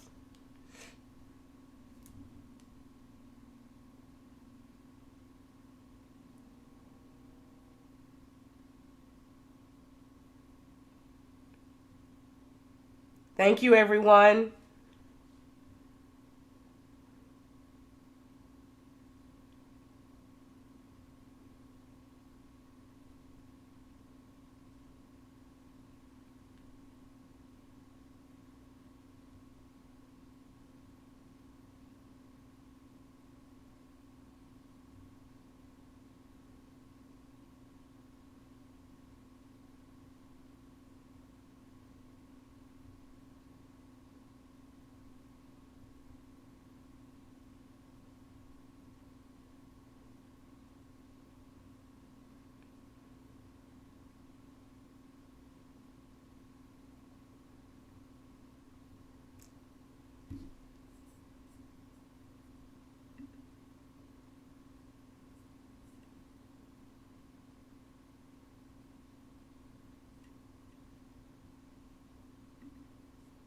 Sticking around for any questions or clarifications needed.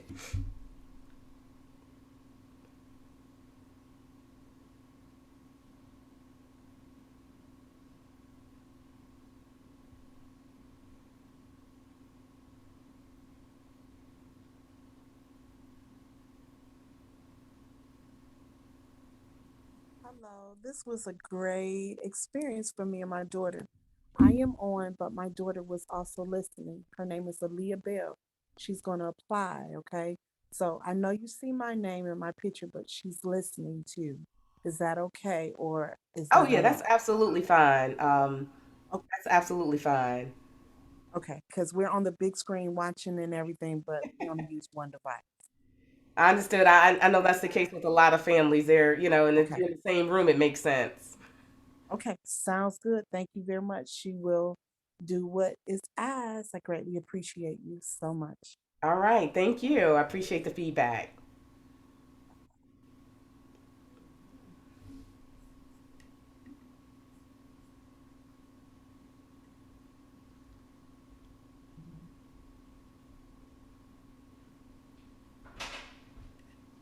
All right, if there are no more questions, I'm going to stop recording.